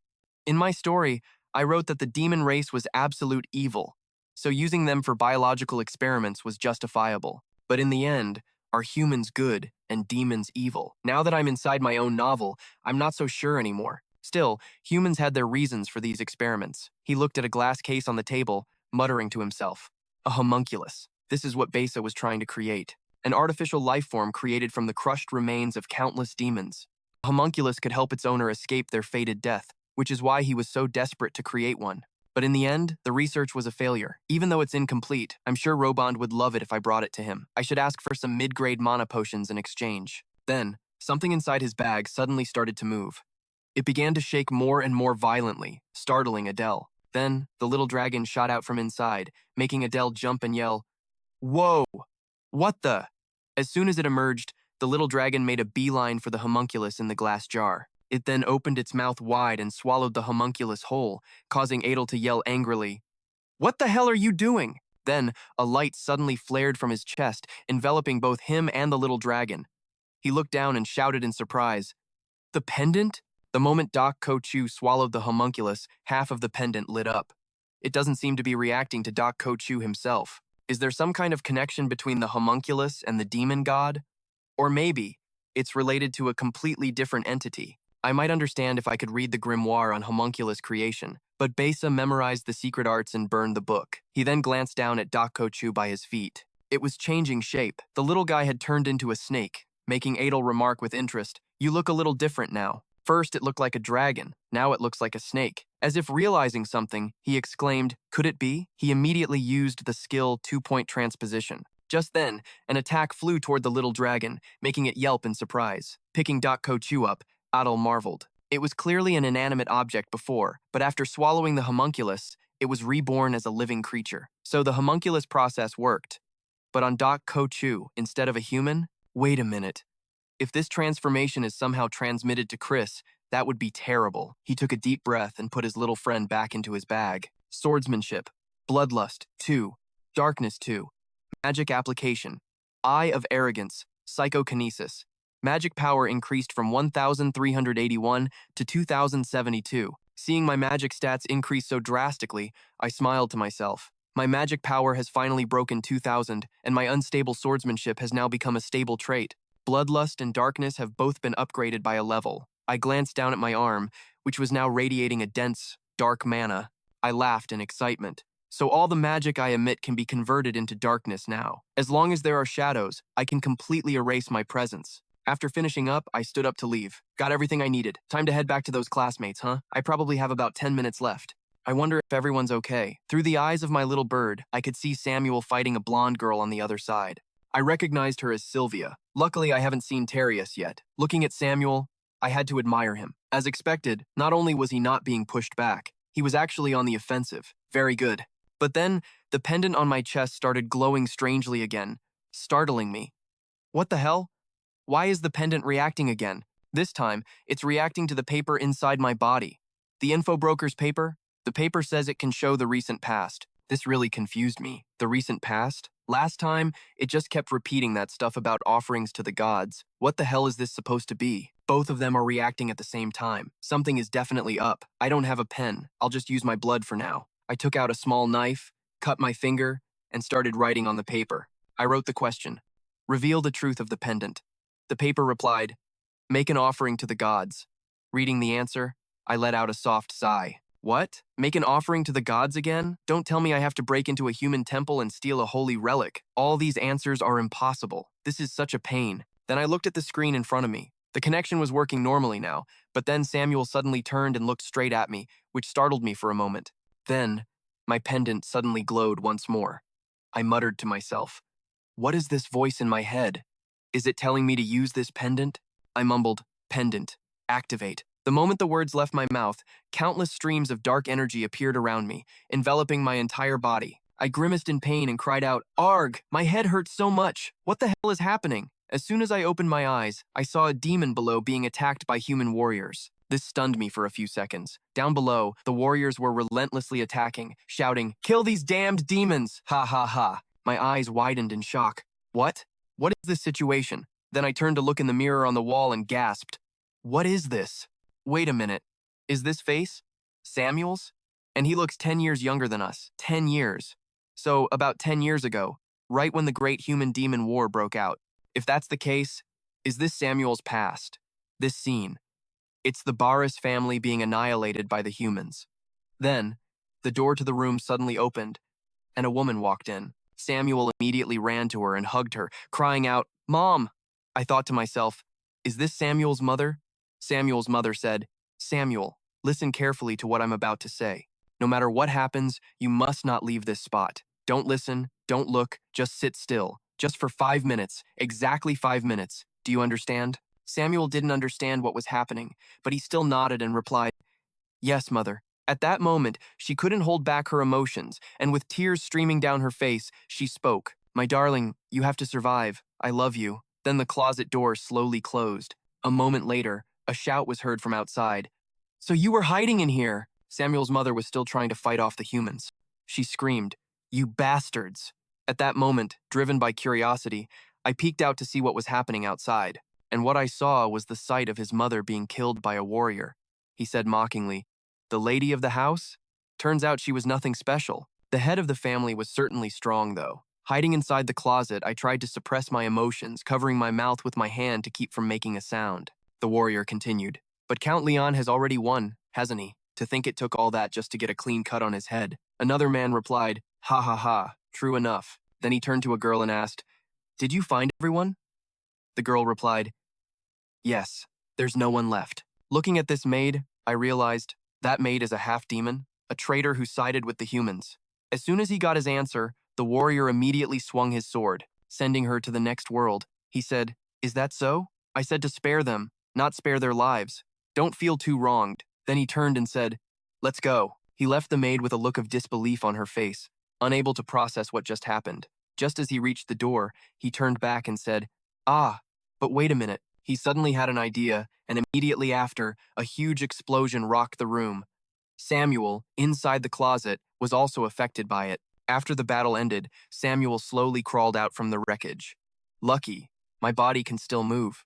How many days has it been, I wonder? He crawled out and saw his mother lying collapsed on the ground. His whole body trembled in fear as he gritted his teeth and screamed, Mom! Suddenly, a bizarre green mana erupted from the boy. It made me wonder, what the hell is he trying to do? Don't tell me. To survive, is Samuel going to eat his own mother's corpse? I screamed in my mind. Stop. Stop it. I said stop. Following the scream, I returned to the present. That whole experience made me retch violently. I wiped the corner of my mouth and realized something. So that's it. That's why Samuel has always hated me. That half-demon maid who betrayed her master.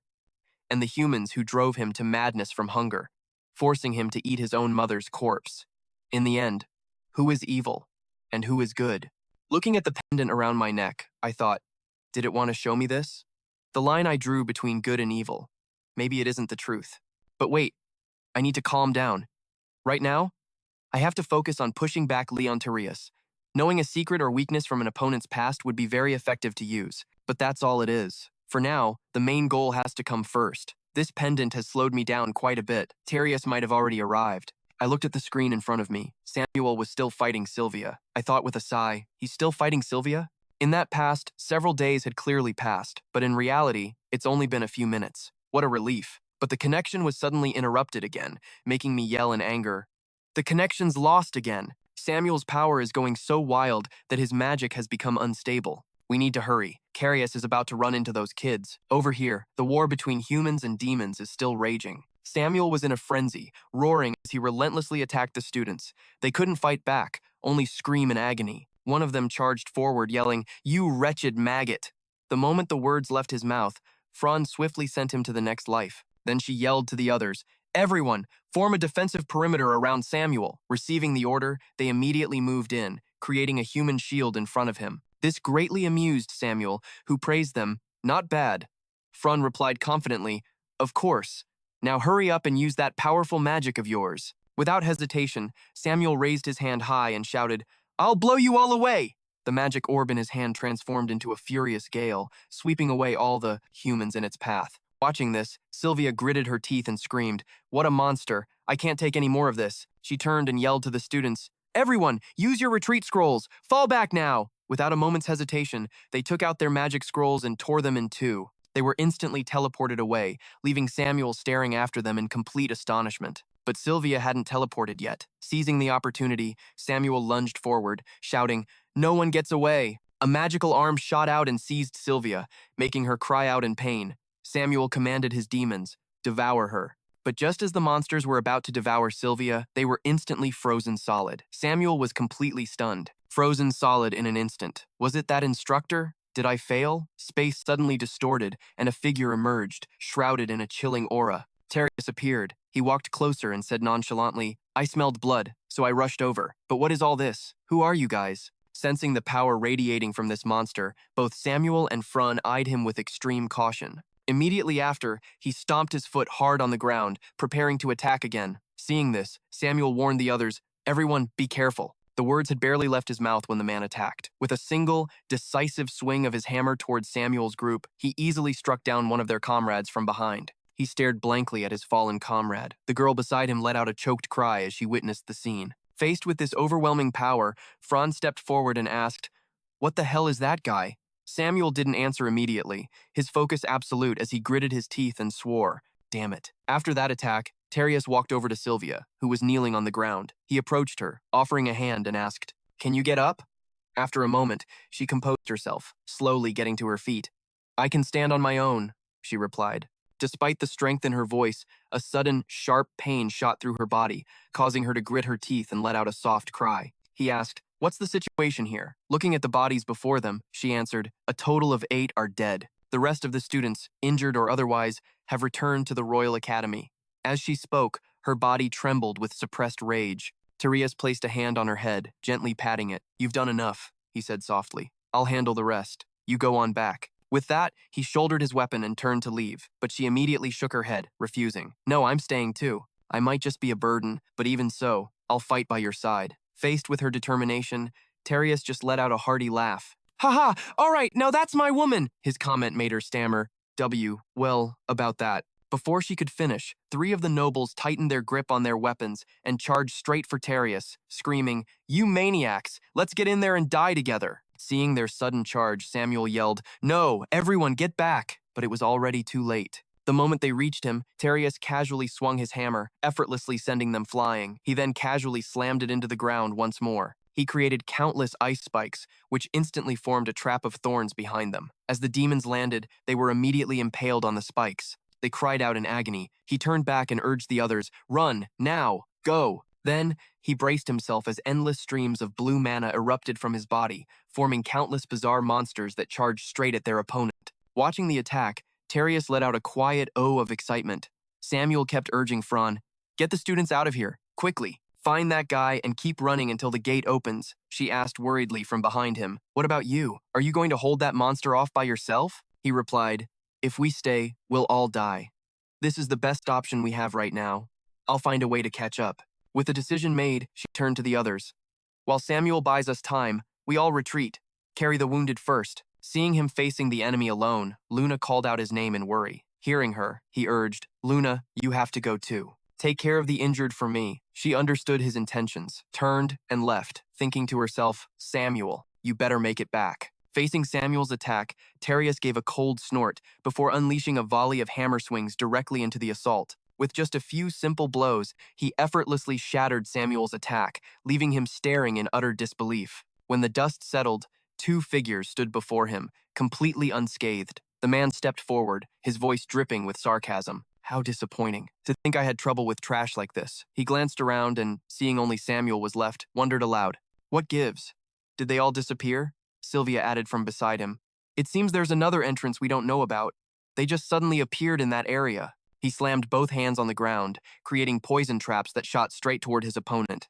Seeing this rather simple attack, Terius smirked mockingly. He then stomped his foot hard on the ground, creating massive pillars of ice that blocked his poison traps. The two attacks collided, causing everything to come to a sudden halt. He taunted, Is that all you've got? He gritted his teeth and shot back. The one who's bleeding shouldn't be the one talking, right? Hearing this, he glanced down at his right arm. A small cut had appeared, causing drops of blood to splatter onto the ground. Unconcerned by the small wound, he just smiled. Haha, it seems you're looking down on me. Fine then. He raised a hand to cover his glowing blue eyes, then tightened his grip on the hammer and instantly appeared in front of Samuel. Much to his astonishment, the impact made the surrounding space feel like it was about to shatter as dust and debris filled the air. When the dust finally settled, Samuel's body was collapsed on the ground. His body convulsed in agony as he coughed up blood from the attack. He clenched his jaw and thought to himself, I only survived thanks to my greed ability. On the other side, he slammed his hammer on the ground and sighed, Shh, it wasn't a clean hit. Don't you complain. His breathing became labored and difficult, a sharp pain radiating from his chest. He cursed silently. Are all my ribs broken? I can barely breathe, but I won't let anyone die in front of me. He struggled back to his feet, one arm clutching his body. You're not getting through, he said. The moment he spoke, a sudden attack came out of nowhere, instantly severing one of his legs, much to his utter shock. Then, he let out a horrifying scream of pain. Witnessing this, Sylvia narrowed her eyes slightly at Terius's cruelty. Seeing that he still refused to yield, he taunted, Insects really do struggle, don't they? Right, Sylvia? She replied quickly. Just finish this up so we can go after the others. They can't have retreated completely yet. Hearing that, he replied, Ah, right. As he spoke, he swung his hammer, severing his trembling right arm. He warned, If you dare touch my woman, don't expect an easy death. I'll make the rest of them look just like you. Just you wait. With that, he delivered the killing blow, swinging the hammer straight at Samuel's head. Staring at the hammer coming straight for him, Samuel thought helplessly, Is this how it ends? In this situation, if it were him, suddenly, a figure appeared in his mind, and then that same person swept in like the wind and carried him away. Him? Who the hell is that? This sudden appearance startled Samuel. The man turned to him with a smile and said, Not dead yet? Then he set him down on the ground, remarking, Though it looks like you're pretty close. Seeing him appear, Samuel finally let out a sigh of relief. You bastard. Took you long enough to show your face? He replied, I was just a little late. You're a pretty whiny patient, you know that? Now it's my turn. Get some rest. With that, he directed a murderous glare at Terius on the other side. Over there, Terius's eyes narrowed in surprise. He thought to himself, What was that just now? And where did that guy suddenly come from? Looking at him, Samuel warned, Be careful. He reassured him, Don't worry, I'll be right back. On the other side, Terius said the same thing. Step back, Sylvia. He tightened his grip on his blade and strode forward confidently. I talk a big game, but to save Samuel, I had to use absolute instinct, so I've completely lost my sense of touch. It's a slim chance, but I have to make it work. Seeing him approach, he let out a cold snort. 2 insects now. He gripped his blade tightly and said coldly, This time, you'll face me. Get ready. He seemed rather amused by this. I don't know what tricks you're planning, but you seem different. Hopefully, you're better than the last guy. As he spoke, he instantly appeared in front of him, with incredible speed. He then swung his hammer down with immense force, straight at him. He saw that he was able to block the attack, and he was thoroughly entertained. Oh? You blocked it? Haha, not bad. The two exchanged blows for a while, and he thought to himself, Even though my eye of arrogance can't predict the hammer's trajectory, I can read the micro-movements of his muscles, so I can still fight. After the hammer strike, he followed up with a punch that took him completely by surprise. His arm trembled as a few spurts of blood shot out. Seeing him standing there stunned, he taunted, "What's wrong? Don't freeze up on me now." He looked down at his arm, thinking, "My hand is torn to shreds, but I can't feel any pain.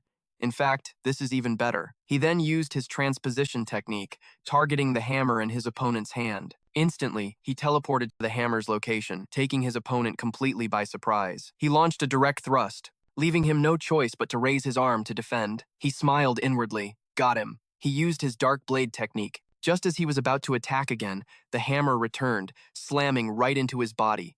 He suddenly remembered, damn it, I almost forgot his hammer is a unique item, a stat-boosting cheat item that automatically returns to its owner no matter the distance. He took a few steps back to assess the situation. If that's the case, I can't use transposition on his weapon anymore. Across from him, Tyreus was furious. He gripped his hammer tightly, swung it at him, and yelled, "You damn insect, you dare startle me?" With overwhelming power, he swung the hammer straight down at his head. He had to raise both hands to block the attack. But the pressure was too great, and his right arm shattered into pieces. Looking at it, he thought to himself, "It's over. My right arm, if that's the case." He then used the skill, Dark Shadow, Dark Blade Dance, summoning countless magic blades that appeared behind Tyreus. Tyreus spun around. He roared, "More of these pathetic tricks?" With a single swing of his hammer, he easily knocked away the blades hovering in the air. This was just as he expected. "It's not over yet. One more time. Get up, you insect. Your body is lying motionless on the ground. Even your spirit is broken. Are all my bones shattered? My body won't move? Get up, I said, get up." He walked over to me, raised his hammer high, and roared in anger, "I will smash your head to pieces." At that moment, I was completely helpless. Damn it, am I really going to die here? Then, a brilliant light suddenly flared, and my body was transported to another space. I opened my eyes. In a state of utter shock, my body no longer had any wounds. I asked in confusion, "What is this? Who am I? Where am I? Heaven?" Then I noticed the mirror beside me. Looking into it, I mumbled, "The mask is gone again. Wait, more importantly, my wounds, they've all healed." My reflection in the mirror moved unusually, speaking, "Have you been well? This is the second time we've met face-to-face in here, Creator." This was the true self of Adel, the body I had possessed. He continued, "My apologies for startling you.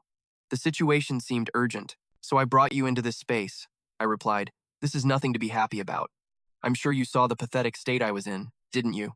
He laughed out loud. "I understand your feelings, Creator. It's been a long time since we've had a chance to meet." I let out a cold snort and asked, "Since we're meeting in person, answer 3 questions for me." He replied, "Please ask." I asked the first one, "Where is this?" He responded, "I can answer that without compensation." His words made me furious. I yelled, "What? I was on the brink of death and you're still demanding compensation? You bastard." He explained, "Please calm down.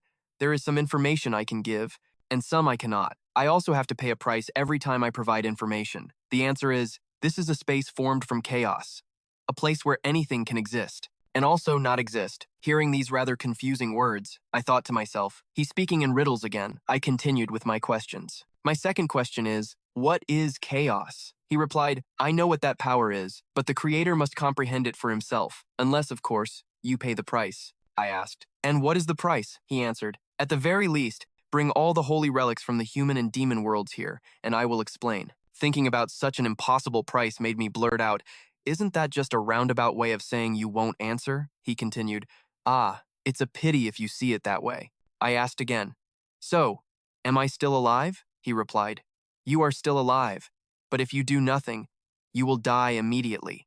At that moment, I suddenly remembered something. I muttered to myself, "Not yet, it's not time." Then I made a proposal. "Adel, lend me your power." These words were exactly what he wanted to hear, which made him extremely pleased. "I intended to invite you here for that very reason from the beginning, but there is a price. I don't demand gold, relics, or mana. I will take a portion of the Creator's most precious possession. Do you accept?" The power he was offering left me slightly stunned. I asked myself, my most precious possession? Do I even have something that valuable? What if the demand is for something unimaginably important? But if I die here, at worst, my real self, in the real world, will also die. I clenched my fists. I'm still afraid to die. I want to live, and I have to live. After thinking it through, I was resolute. I replied, "I accept." The reflection in the mirror responded with delight. "Request accepted. I shall lend you 20% of my power for 1 hour." I kept thinking, I have to live, no matter the cost. I will see this damn story through to the very end. Back in reality, a helpless Samuel reached out his hand. He looked toward my motionless body on the ground and cried out. As my body lay still, my eyes suddenly flashed with a strange light. Immediately after, an immense torrent of mana erupted from my body, enveloping the surrounding area. This took Terius completely by surprise. Samuel was equally shocked. After receiving the power, I used the transposition skill, teleporting myself away from my opponent's hammer. Then, I enveloped my entire body in dark mana. This enormous source of power stunned Terius across from me. I began to feel the changes in my body. My arm is still the same, the wounds from before, but in Adel's space, they looked healed. Suddenly, I noticed the status window that appeared before me. Name, Adel. Race, half-demon. Alignment, chaos. Innate ability, transposition. 4 traits, interest, focus, sword form, killing intent. 5. All black, mana application, eye of arrogance, psychokinesis. Mana, 2072 out of 4,301. Looking at it, I marveled. Forget the mana pool. My transposition and killing intent both jumped 2 whole ranks. What's even more shocking is that the darkness attribute has changed to all black. It's a shame these new powers aren't truly mine. My sword form still hasn't reached the level of sword intent. Still, this isn't bad. But is it enough to beat that guy? Across from me, a furious Terius yelled, "What the hell are you?" Showing up out of nowhere, pulling tricks, and then getting some kind of power-up right before you die. Before he could finish his sentence, a tendril of dark energy shot out and wrapped tightly around his neck. It made it hard for Terius to breathe. Is this an automatic effect of his power? I thought to myself. I responded from across the way, "You should already know who I am, so why keep asking?" I really don't get it. Over on his side, Terius yelled in anger, "How would I know you? What the hell are you talking about?" I explained, "A moment ago, you called me the same thing 3 times. You insect, you bastard."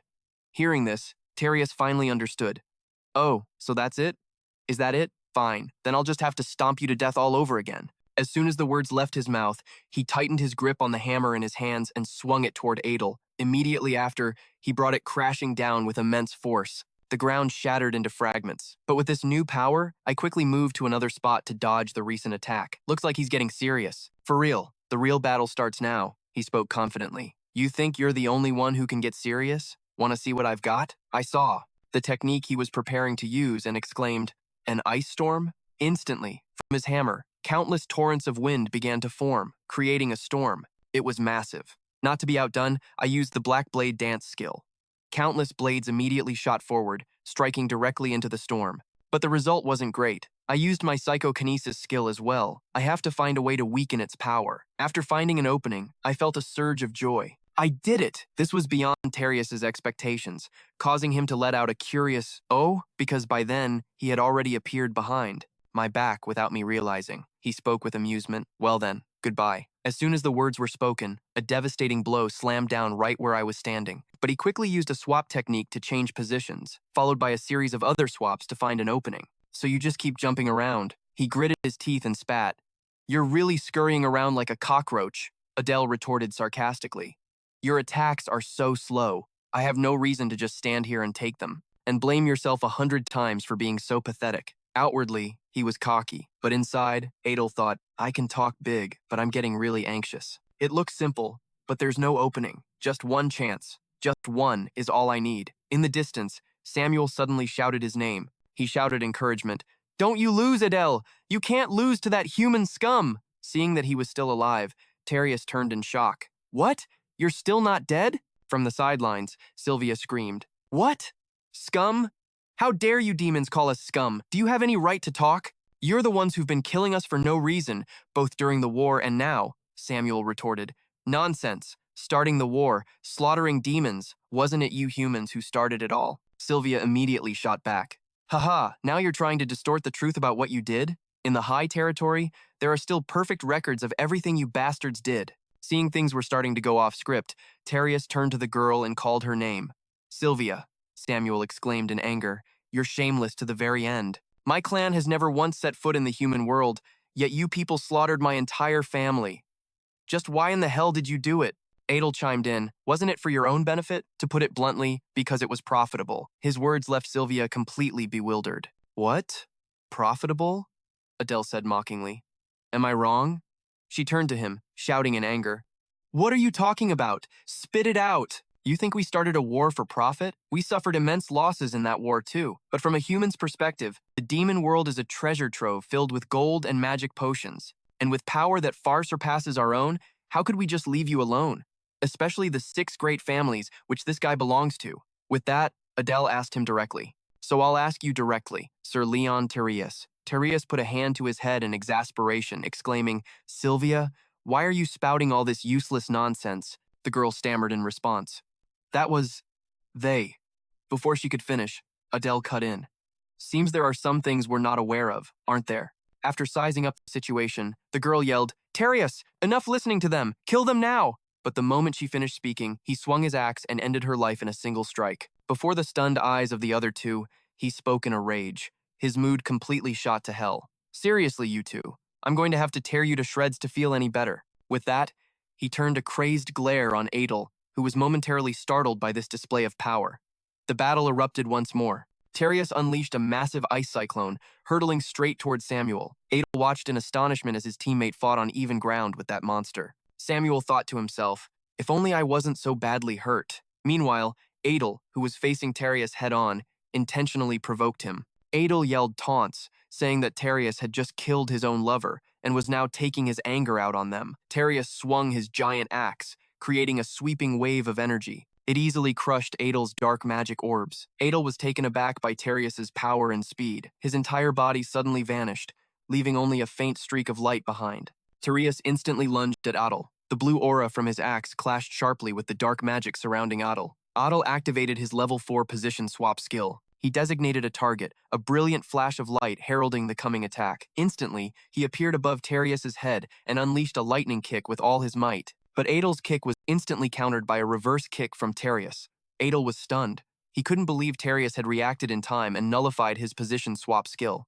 He realized his disadvantageous position. His mana was nearly empty, he couldn't use his strongest move, and he was out of recovery potions. He looked at Terius, who was still rampaging like a monster. Adel resolved to find a way out, even if it meant taking them both down together. Suddenly, Samuel yelled, Adel, are you all right? Causing Adel to reflexively turn his head. Seeing Samuel's terrible condition, he thought to himself, all right? What part of this looks all right? In your state, how could you possibly be a decoy? Adel was silent. But in his mind, he knew that using Samuel as bait was the surest path to success. Adel turned to Samuel and told him he needed his help. A daring plan started to take shape. Seeing the two whispering and scheming, Terius immediately grew cautious, wondering what tricks they were planning as he prepared to unleash a wide-area freezing attack. Just as planned, Adel scooped the weakened Samuel into his arms and used his swap skill to move to another location. Adel pleaded, please, Samuel. Though frightened, Samuel replied, I get it, showing complete faith in his comrade. Adel used position swap again, this time targeting Terius's axe. Immediately after, Adel charged forward, his dagger wreathed in dark mana and aimed straight for Terius. Terius sneered confidently. This old trick again? He was sure the axe would return to his hand as it always did, but when it didn't, he turned his head and was horrified to see the axe bound tightly by a stream of green energy from afar. Terius's axe was ensnared by green magical vines, completely immobilizing the weapon. This was Adel and Samuel's plan. The one casting the spell was none other than Samuel. He was pouring all of his remaining strength into restraining the enemy's weapon, shouting to Adel that he was running out of time. This created an opening for the final blow. While Terius was disarmed, Adel lunged forward, landing a fatal stab in his opponent's chest and declaring, that's enough. Terius roared in fury but was too late to dodge. Suddenly, something stirred in the leather pouch at his hip. The greedy, venomous snake unexpectedly shot out of the bag and attacked Terius. He was startled by its appearance. The venomous snake sank its fangs into Terius's arm, injecting its poison into his body. Terius howled in agony, his screams echoing through the cave. Watching the snake's display, Adel couldn't help but praise it. Nice one, Viper. You really live up to your name. At that exact moment, Samuel's spell started to fade. Terius's axe broke free and flew back towards him. Samuel cried out Adel's name in panic. The axe flew right at Terius, but struck Adel instead. Knocked back by the blow, Adel was sent flying, his body staggering across the stony ground. Adel cursed himself for getting complacent after landing just one hit. The silhouette of Terius, axe in hand, slowly advanced. Adel could only watch in terror as his enemy approached, but Terius himself was not in much better condition. He stumbled forward, gasping for breath. Adel couldn't believe Terius was still on his feet after that stab. Terius advanced shakily, growling through clenched teeth, I'm going to kill you. But suddenly, Terius collapsed. Adel yelled up from the ground. How's that? Feel good looking down on everyone? Terius gritted his teeth, enduring the pain as sweat poured off him. The venom was ravaging his body, weakening him rapidly. Samuel could only watch, his jaw dropped in astonishment. Asen gave a mysterious smile and said his goodbyes. Hope we meet again. Terius clutched a magical item, probably a teleportation scroll, and gritted his teeth as he replied, Yeah, I'm counting on it. A moment later, Terius's body glowed and then vanished. He had successfully escaped. As soon as the enemy was gone, Asen couldn't hold on any longer. He let out a sigh of relief and collapsed to the ground. Samuel rushed to Asen's side, anxiously asking if the fight was really over. Asen confirmed it was. Samuel breathed a sigh of relief, thinking how lucky he was to be alive. A moment later, Asen turned to Samuel and asked why, in such a pathetic state, he didn't run away and instead stayed to fight alone. Samuel, covered in wounds, simply replied that he stayed to protect his comrades. This revealed a side of him that Asen had never expected. Asen asked again in surprise, Even those demi-humans? Samuel wearily admitted that although he didn't like them before, he now considered them classmates. Friends. This confession made Asen see Samuel in a new light. Samuel looked at Asen and said, You're the same. Everyone looked down on you, but you still came back to save people. Asen gave a vague reply. Who knows? Samuel admitted that Asen was unpredictable. Asen smirked under his cracked mask and said smugly, That's my charm. Hearing that, Samuel snapped, You idiot. Asen didn't answer, just chuckled softly. Amidst the rubble, the two shared a brief moment of understanding, but then Asen's smile vanished. He realized a harsh truth. Even though they'd defeated the monster, in their current state, it was highly likely neither of them would escape death. Samuel agreed. I hope they all got away safely. Asen believed they probably did. Suddenly, the venomous snake appeared. Asen recognized it, transferred his mana to it, and didn't forget to thank it. Thanks to it, they'd won. After that, Asen had no strength left. Exhausted, he wondered if this was the end for him. Suddenly, the sound of footsteps startled Asen. He didn't expect anyone to arrive so quickly, fearing the enemy had returned. But it was their comrades. Frun and Luna were in the lead. They had come back for Samuel and Asen. Samuel angrily yelled at them, calling them idiots for returning to such a dangerous place. Meanwhile, everyone rushed over to worriedly check on the two of them. Luna immediately used healing magic, a stream of blue light wrapping around Asen. She told him not to say a word. You can't die, Luna pleaded, tears of desperation streaming down her face. Asen thanked her but told her to stop. He said the bleeding had already stopped and told her to heal Samuel first. Just then, Samuel spoke up coldly. No need. A terrifying dark blue energy erupted from his body. A dark entity in the shape of writhing snakes coiled around Samuel, causing everyone present to back away in terror. Frun and the others panicked. She screamed, asking Samuel what he was doing. Are you trying to kill yourself? From within the dark energy, Samuel denied it. He looked towards Asen and revealed his true intention. Asen, let me borrow your body for a bit. Asen, lying on the ground, could only manage a confused, Huh? What did you say? Without giving Asen a chance to react, Samuel declared, I'll take that as a yes, then. The dark entity immediately shot towards Asen. It lunged with greedy, sharp fangs, sinking them slowly and firmly into Asen's arm. It coiled around his arm, making him flinch. Frun, not understanding what was happening either, screamed, What is this? Luna covered her face in fear. Engulfed by that terrifying energy, Asen realized in horror that this was the same greed that had once consumed Samuel. He panicked, wondering if it was going to devour him whole, but strangely, Asen felt no pain at all. On the contrary, the energy began to crystallize, forming sharp, blue spikes that sprouted around his body. In the blink of an eye, the entire mass of greedy energy contracted and was absorbed completely into Asen's arm, leaving him stunned. Asen stared at his arm in a daze. The greed had latched onto it, leaving behind a sharp horn that made him wonder, what is this horn? Suddenly, a magical parchment appeared before him, glowing with a mysterious purple light. The contract announced that the value had exceeded the initial agreement by more than 20%. Therefore, a portion of the power would be transferred to its creator. Asen was confused, not understanding what exceeded the value meant. Asen opened his status window. His name, Asen, his race, demi-human, along with a list of stats and skills, appeared clearly. Asen noticed that some stats had changed. His mana had increased. Skills like position swap, killing intent, and darkness had all been raised by 1 level. Despite the power-up, Asen still felt uneasy. He wondered what had been taken from him, the thing he considered his most precious. Just then, Luna ran over worriedly and asked why Asen was staring at his arm like that. Startled, Asen quickly closed the status window and tried to play it off, saying it was nothing, just checking if his arm was hurt. Asen knew he was the only one who could see the contract parchment, and suddenly, he froze. He seemed to have just realized something incredibly important and unbelievable. Asen hurriedly reopened the status window. In the skill list, he was horrified to find the name Samuel. Why is Samuel's name here? A familiar voice rang out. I'm not dead yet. The whole group, including Fran and Luna, stared at Asen, who was still on the ground. Fran recognized Samuel's voice and asked in surprise where it was coming from. The voice replied, right here, I'm inside my arm. It turned out the black horn on the arm was Samuel. Asen, completely shocked, asked if it was really Samuel. Samuel confirmed it and said he'd have to borrow Asen's right arm for a while. Samuel, now a parasitic entity, explained that his body was completely depleted. Even with healing, he would have died. This was the only way for him to survive. He added that this form consumed the least amount of energy, and he'd be able to regenerate his original body in just a few months. Asen, still shocked and a bit annoyed, asked why Samuel chose to become a parasite on his arm. Samuel nonchalantly explained that to regenerate his body, he needed to consume a fixed amount of mana every day, and since Asen had a lot of mana, he had no other choice. Asen immediately retorted that both Fran and Luna had far more mana than him. Hitting a sore spot, Samuel stammered, unable to find a logical reason. Finally, Samuel came up with a lame excuse, saying that while he doesn't have eyes, he shares his host's vision, and since he'd be sharing a room with times them asterisk, he chose him. This explanation immediately made the atmosphere awkward. Hearing about the shared vision, everyone started whispering amongst themselves. Everyone understood the implication behind Samuel's excuse. Fran crossed her arms and, without holding back, bluntly called Samuel a disgusting pervert, yelling at the black mark. All Samuel could do was cry out that he was being framed. Asen agreed with Fran that Samuel was indeed a pervert, which made him scream in frustration. You bastards! To change the subject, Asen quickly said, more importantly, we need to get out of here immediately.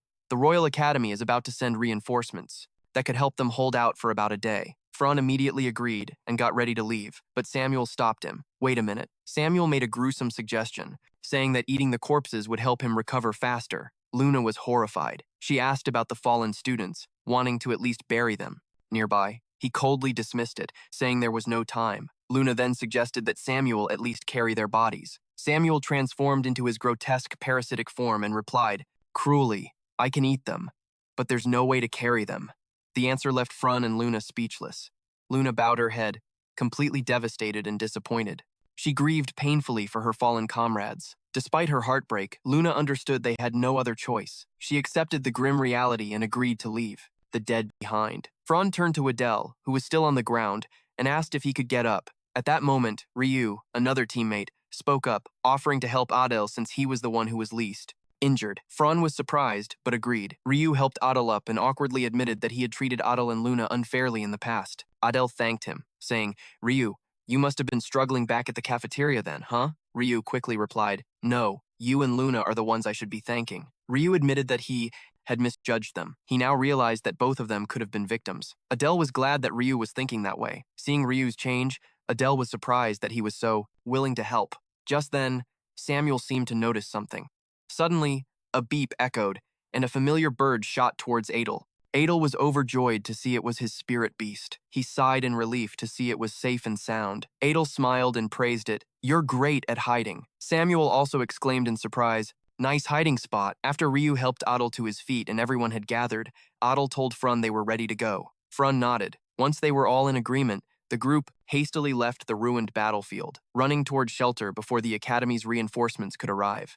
Meanwhile, in a completely different place, the scene shifts to the Royal Academy, a magnificent castle floating in the clouds. Inside the Royal Academy's main hall, echoing footsteps heralded the arrival of an important figure. A purple-haired woman stepped forward. She wondered what could have possibly happened to make Terius return in such a dreadful condition. She was Madeline, an instructor at the Royal Academy. With a stern expression, she ordered the crowd of students to make way. Madeline approached the heavily injured Terius and demanded a full report. Terius, his face contorted with pain and fury, reported that they had been attacked by demons during a covert raid. Many students, including Sylvia, were dead. Even worse, Terius added that Instructor Ba had apparently been killed as well. The news stunned Madeline, and the surrounding students also panicked, unable to believe that an instructor as strong as Ba had been killed. Madeline raised her hand to silence everyone, quickly bringing the situation under control. She surmised that the demons must have sent an assassin on par with a certified instructor, but Terius coughed and refuted it.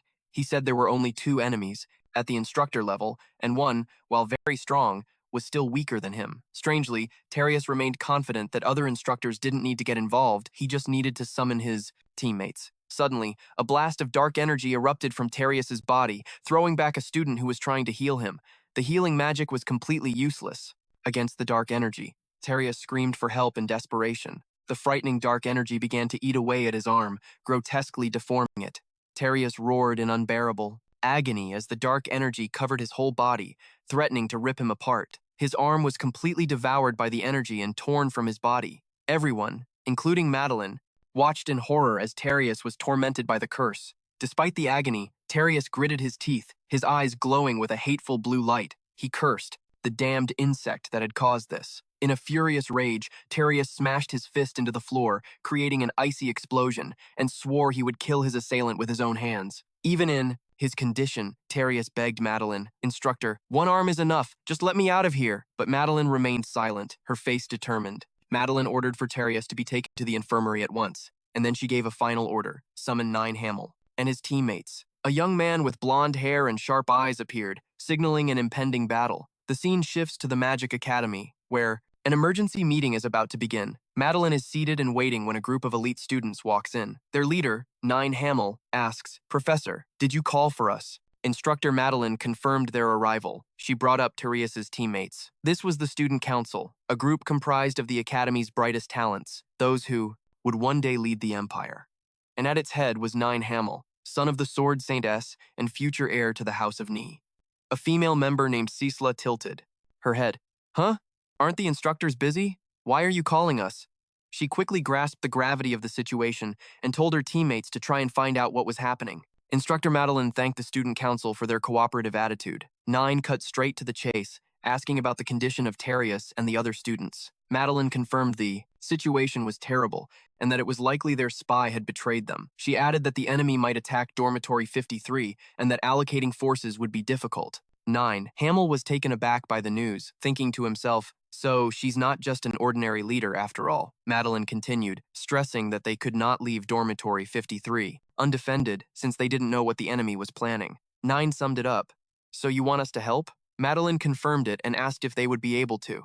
9 Hamill fell silent for a moment, then a confident smirk appeared on his face. "Of course we'll help," he replied decisively. He then turned to Cecila and ordered her to go ahead to the secret area and find them. 9 asked Instructor Madeline for more details on the plan. "We will crush them, without a doubt," he declared with conviction. Meanwhile, elsewhere, Adel grimaced in pain. He clutched his stomach as a sudden chill washed over him. Adel looked around and saw that everyone else was sound asleep.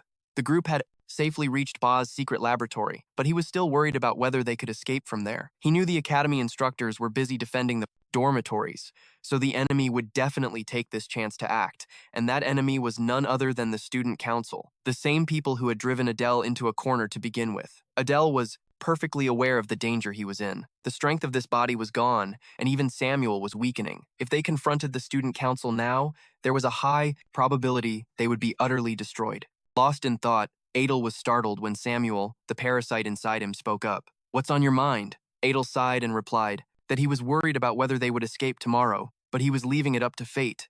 Samuel commented that the place was horrible, saying he never imagined his kind. "I'm being treated like this again." Adel made a chilling request, telling Samuel to eat the corpses here. Samuel was in shock. "What? You're telling me to eat my own kind?" Adel explained. That he was worried the bodies would decompose and spread disease to the other students. He added that if their bodies were used to protect the demon world, they would surely rest in peace. Hearing this, Samuel transformed into his larger form and admitted that while he didn't like it, he couldn't let a plague break out. Adel agreed that it was the right decision.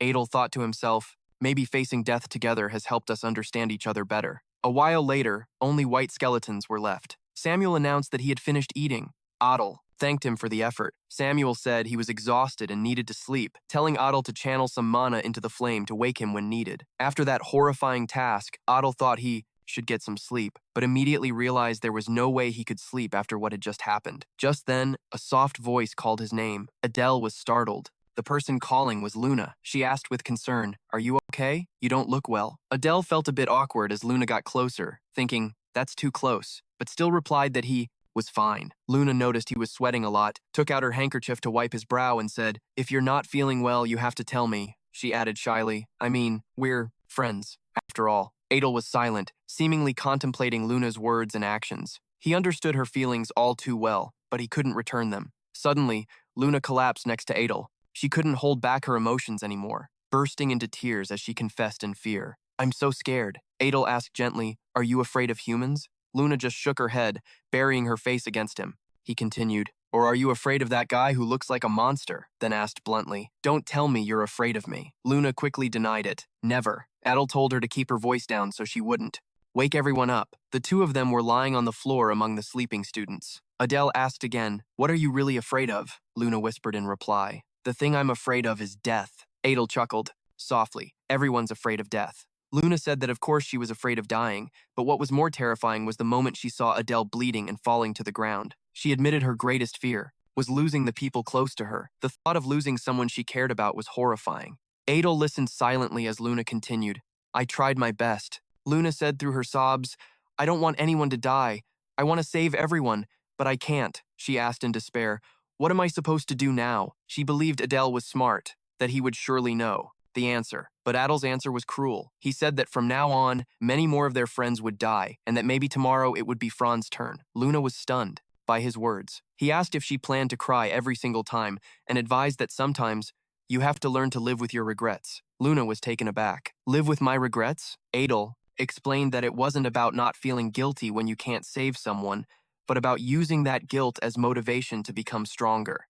If she wanted to save everyone, she had to improve her healing skills and practice her magic more. He encouraged her not to forget how she felt today and to grow from it. He believed Luna could do it. Encouraged by his words, Luna looked up, wiped her tears, and said with determination, Okay, I'll try. Adele told her they should get some sleep because they had to leave in the morning. The two of them lay down to rest on the floor. After a long night, everyone was asleep, preparing for the escape the next day. But they didn't know that Fran was awake and had heard their entire conversation. The next morning, sunlight flooded the forest, signaling the start of a new day. A hand pushed aside the thick grass, revealing the path ahead. The group had finally escaped the secret laboratory. They moved cautiously through the forest. Even though Adel was injured and had to lean on someone to walk, he thought to himself that luckily, the enemy still didn't know their location. Just a little further to the teleportation gate, he told himself. I pray nothing happens until then. But that hope was instantly shattered when a voice rang out from ahead, finally decided to crawl out. Ah! Cecila appeared, her drawn bow glowing with a brilliant golden light. She called them filthy insects and arrogantly declared that she would wipe them all out in a single blow. At that moment, the group was still completely unaware of what was happening, just walking cautiously and observing their surroundings. Suddenly, Fran stepped forward and asked, What's the situation? Someone immediately replied, I can't sense any mana fluctuations. It seems it hasn't opened yet. Hearing this, Adel breathed a sigh of relief. Thank goodness. We're not too late. Then, Fran asked again, What should we do now? Adele immediately laid out a plan. First, everyone hide as best you can. I'll go up a tree to keep watch. Just then, Samuel asked, Do you really have to do it yourself? Hearing this, Adel hesitated slightly. Well, there might already be a few. People as strong as Cecila lurking around here. Samuel exclaimed in surprise. Huh? Not just one, but several of them? Seeing how loud he was, Adel immediately shushed him. Shh, you need to lower your voice. Samuel continued to press him. This kid knew about something like this from the start and still chose this place. At this, Adele fell into deep thought again. I can't exactly say it was for the elixir. Meanwhile, Samuel continued to complain. This is insane. We're so gonna die. Out of options, Adel tried to calm him down. Come on, calm down. Let's move up into the trees. That spot over there looks good. With that, Adel immediately used transposition. However, the moment he vanished, a deafening explosion rang out from behind him. Adele couldn't help but look back in astonishment. An entire section of the hill had been engulfed in the explosion. Cecila exclaimed, slightly confused, Hey, what the hell was that? That guy has special mana, so I aimed perfectly. How could I have missed? Damn it. From behind the thick cloud of dust, the demon students still didn't understand what had happened. They turned to each other, asking, Adel, where are you? Suddenly, Adel poked his head out and called, I'm over here. Is everyone all right? Luna quickly replied, Yeah, I don't think anyone's seriously hurt. Adel looked down at the Fae, arrow still stuck in the ground, thinking it was exactly where he had been standing a moment ago. A sniper. He immediately told everyone spread out, get as low as you can, and take cover. When the gate opens, Don't look back, just run straight through. Adel continued to think, I've been constantly checking the mana in the area as we moved. Where on earth did that shot come from? For now, I can only guess it came from an extremely long distance. He then turned to Samuel and asked, Samuel, can you find the location of the person who shot that arrow? Samuel replied, with just my intuition, no chance. They're probably farther than we think. Hearing this, Samuel activated his power and said, all right, let me try and find them. In this situation, Adel couldn't help but worry. He prayed silently, please, don't let it be them. If we run into them, we're all dead. Suddenly, Samuel announced he'd found them, but he hesitated a bit when mentioning the distance, then continued, to the north of here, about 5 kilometers away, near a hill. They can still hit a target from that distance? Hearing these words, Adel was horrified. At this moment, all he could do was mutter to himself, damn it, there's no mistake. It's her, the female member of the student council, who would later be known as the Bow Saint, a member of the Wendy family, Wendy Sisla, at a distance where both my transposition and dark blade are useless. We can't get close. That girl can even channel her aura. It's something like sword chi or sword pressure, but into her arrows. The moment we leave the forest, we'll become her target. Is Class A really destined to be wiped out here? Samuel suddenly asked. Adel, looks like the gate's about to open. Is there any way to escape? Her sniper range? Adel replied without a second thought, no, but if you and I sacrifice ourselves, we might be able to save the other students. Hearing this, Samuel asked back in surprise, what? Then he sighed, so there's no other way, huh? So what do we do now? Adel suddenly laughed and said, just kidding. He immediately activated his skill, the arrogant eye, opening it. Adel thought to himself, so what if I'm up against the student council? I'll save everyone. From the skill's backlash, Adel's eye quickly started to bleed. He thought, if I force this eye open, I might lose my sight. But that's still better than dying here, right now. Seeing the blood dripping non-stop, Samuel warned him with some concern. Hey, your eye's bleeding. But Adel didn't even care. His only goal right now was to find that brat, Sisla. Watching Adel's ability, Samuel couldn't help but exclaim in shock, what? Suddenly, everything is moving in slow motion, even every single leaf. And just then, Adel finally found her location. At the same time, however, she was once again drawing her bow, her incredibly sharp eyes channeling energy into the arrow. This sight made Adel curse out loud. Damn it, she's pouring all her aura into Earth attribute mana? Is she planning to wipe this whole place out? Without hesitating, Adel leaped away. He thought, I have to lure the arrow. However, Sisla's determination flared. I won't miss this time. Asterisk, whoosh! Asterisk. The arrow shot forward. At that exact moment, the gate happened to open. Fran immediately told everyone, the gate's open! Everyone run! Adel then said to Samuel, Samuel, we have to block that arrow. Use the mana. Storm. He replied without a second thought, got it. Instantly, a vortex of mana formed in front of them. Adel continued, using swap, now we have to jump into that storm. These words confused Samuel, who asked, what? Hey, you madman! Before he could finish speaking or stop him, they both appeared, inside the eye of the storm.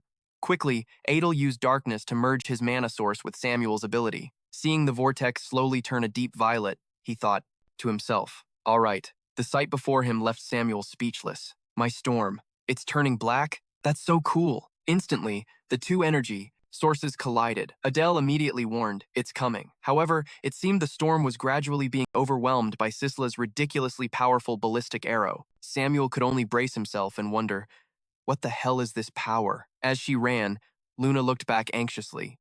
Seeing this, Fran urged her on. Luna, hurry over here! On their side, Samuel's storm was getting weaker and weaker. Noticing this, he warned, this is bad. The storm's about to be pierced through. But Adel couldn't do much more than encourage him, just a little more. He raised his hand, using psychokinesis and praying internally, please, devour. Immediately after, the energy storm began to rage violently. Although it couldn't devour the arrow, it successfully deflected its path. This made Sisla unable to believe her eyes. Adel then used swap and told Samuel, it's been deflected. Let's get to the gate. Near the portal, Luna and Fran also urged them on. Adel, Samuel, hurry up! The gate is about to close. At that moment, Sisla seemed unwilling to accept defeat. She gritted her teeth and growled, you damned insects, die. With that, she fired another arrow. The moment the arrow got close, Adel could only curse in his mind. Damn it! Seeing Adel was just a short distance from the gate, Fran and Luna shouted encouragement. You can do it! Noticing the danger from behind, Samuel also yelled worriedly, "Holy crap! There's another arrow coming!" Adel cut him off, annoyed. I know! In that brief moment, he instantly focused on the sword on a classmate's shoulder and used a high-speed swap. Right after, a massive explosion shook the entire forest once more. Luckily, Adel managed to get inside the gate, though he was slightly injured. Seeing this, everyone immediately ran over to check on him. Adel, are you okay? He slowly sat up and replied, I'm fine. Is everyone else through? Luna said, Yeah, we're all here. Adel glanced at the state of things inside, the gate, then turned to everyone. When the gate closes, this pocket dimension will start to collapse. We have to run to the exit. Now. Hearing that, Fran immediately said, Got it, she quickly announced to all the students. This space is going to collapse soon. Everyone run to the exit. Hurry. Not long after, outside the gate, the instructor spoke. You're a bit late. You've all worked hard. For Class A, it was as if a heavy burden had been partially lifted from their shoulders. He sighed in relief, thinking, We survived. We made it back alive. Soon, everyone was back at the academy. Adel stepped forward to report to the class. A president, reporting back. Total personnel, 21. -4 casualties, 17 have returned. After that, he also reported everything from beginning to end to the instructor. After listening, Idea said, I see. Adel also apologized for not being able to retrieve the students' bodies, but said he would remember their names until the day he died. Idea then placed a hand on his shoulder and said, You've worked hard, class president. We instructors will not forget the students who were sacrificed. Now then, since we still need to conduct the evaluation, I'll be collecting this inner flower. However, a few guys standing nearby made sarcastic remarks.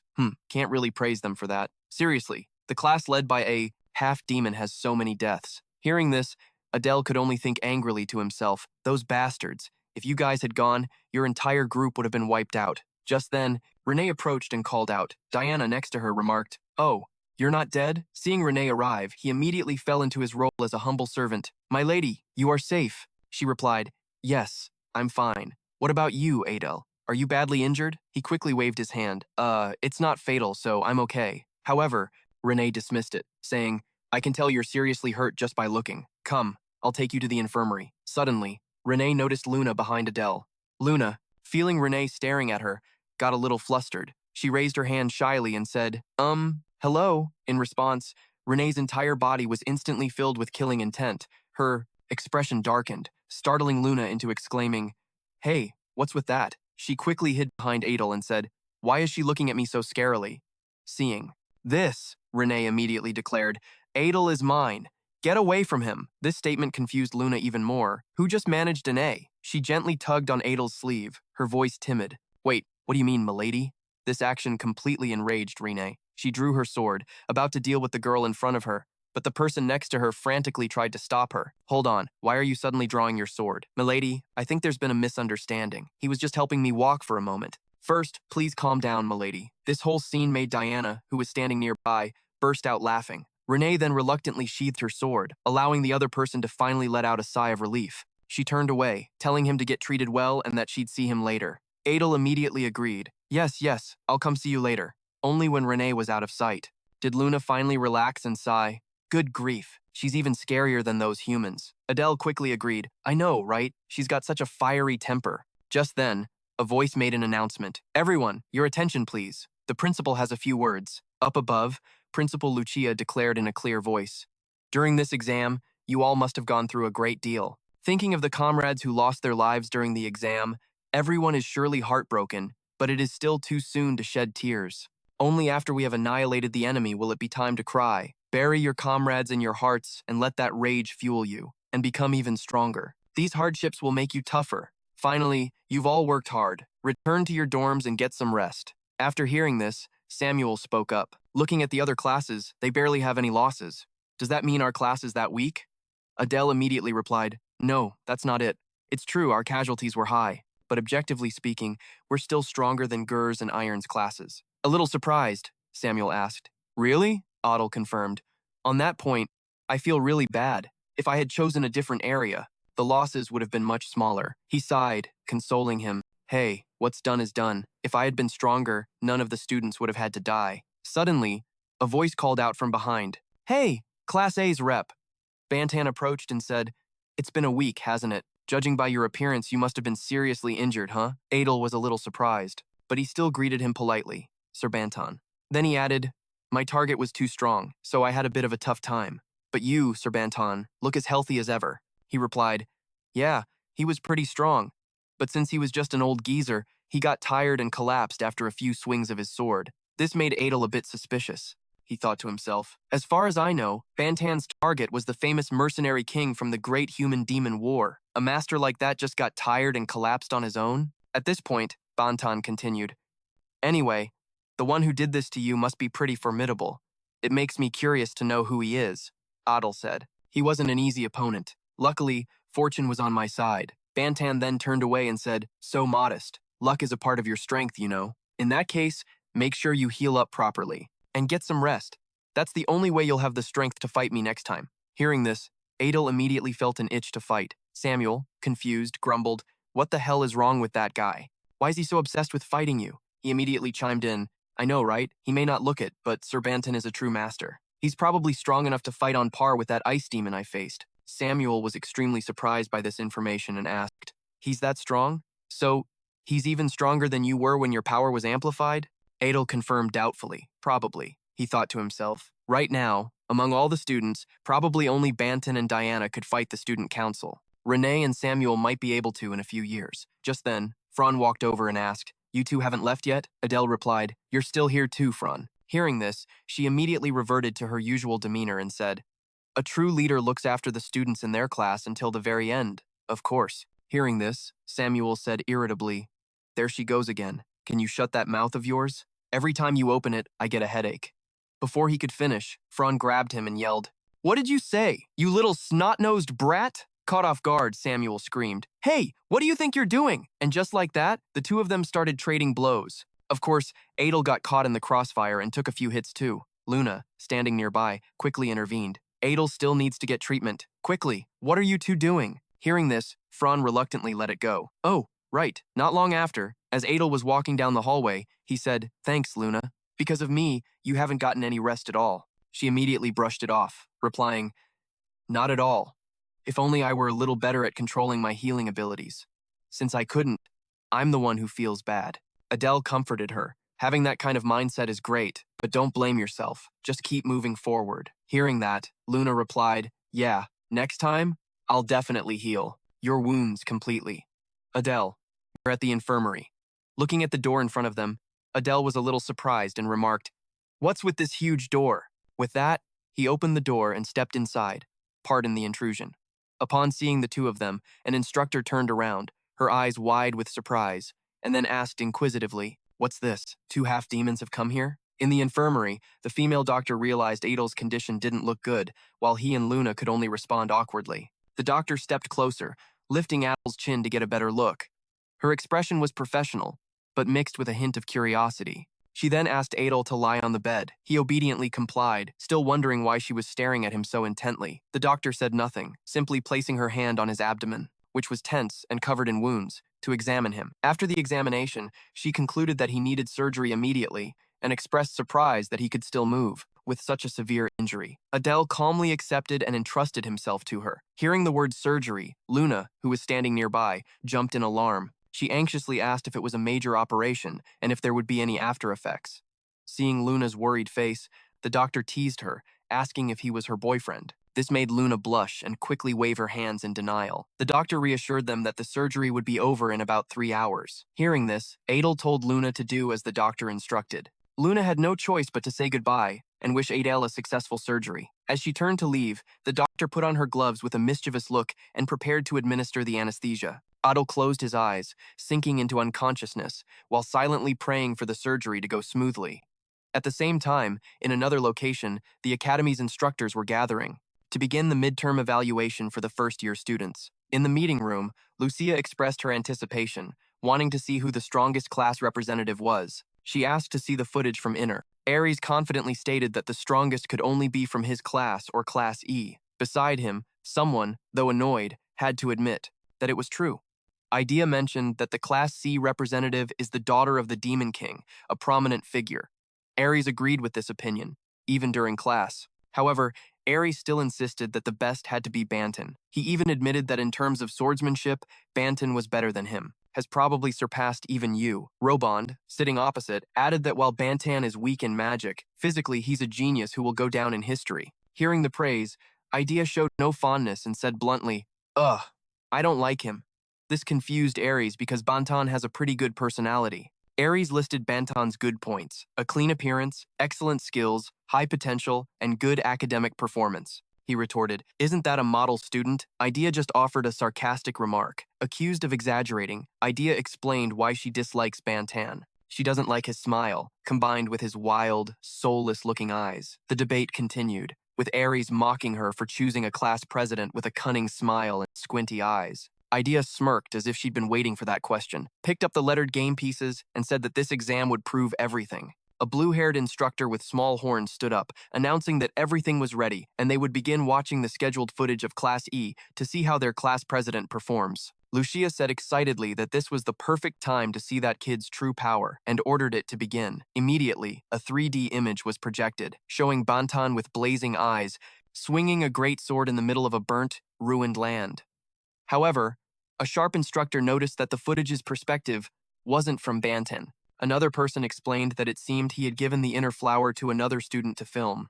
Robond guessed it was a strategic move. Bantan wanted an objective assessment of his strength. Still, Robond was annoyed, muttering that the rules only allow the class president to wear it. The footage continued with the image of Bantan's opponent. The hired mercenary king, even as just an image, had such an impressive presence that the instructors regretted not being able to hear the sound. Then came the spectacular scene of Bantan and the mercenary king charging at each other, creating a terrifying energy explosion. The instructor's jaws dropped in amazement. Even Robond had to cry out in shock. The idea that a first-year student could be on par with the mercenary king was unimaginable. On the screen, the mercenary king began to channel his battle spirit into his sword, preparing a finishing blow. Meanwhile, Bantan seemed to be at a disadvantage, having only channeled sword aura into the tip of his spear. And one instructor was quick to deny that Bantan was using battle spirit. But no, Bantan could also channel battle spirit into his weapon. In fact, he had mastered it right before the midterms, a development none of the instructors knew about. Robond broke out in a cold sweat,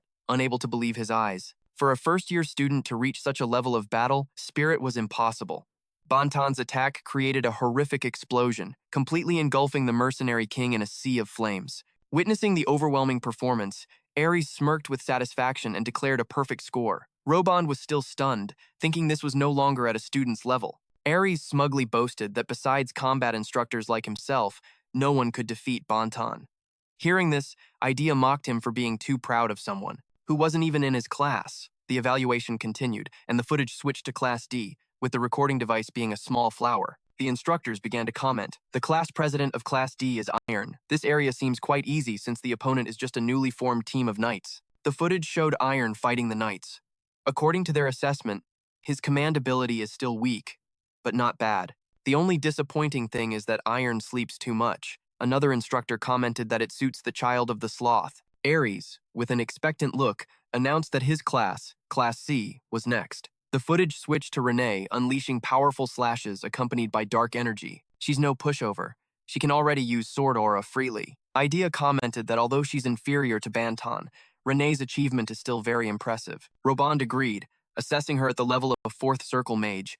But the real challenge had arrived. Renee was facing a 5th circle mage, a tower lord. The opponent unleashed an extremely powerful spell. The amazed instructors wondered if it was a 5th circle spell and suspected he had advanced to the 6th circle. A huge magical explosion enveloped the battlefield, overwhelming all who witnessed it. The blinding light from the explosion silenced the watching instructors in awe for a moment. When the glare faded, the figure of Diana appeared. Without a single wasted movement, Diana raised one hand to the sky to block the massive magical lightning bolts. It was a display of power far beyond expectations, leaving everyone speechless. The instructors realized Diana's crown was actually an item to suppress her power. Yet, she still appeared to be in pain from using such a colossal amount of energy. Diana's power erupted, creating a pink vortex of energy that swallowed her enemies. Their souls screamed in agony. The Tower Lord Mage only had time to let out a single cry before being crushed by Diana's power.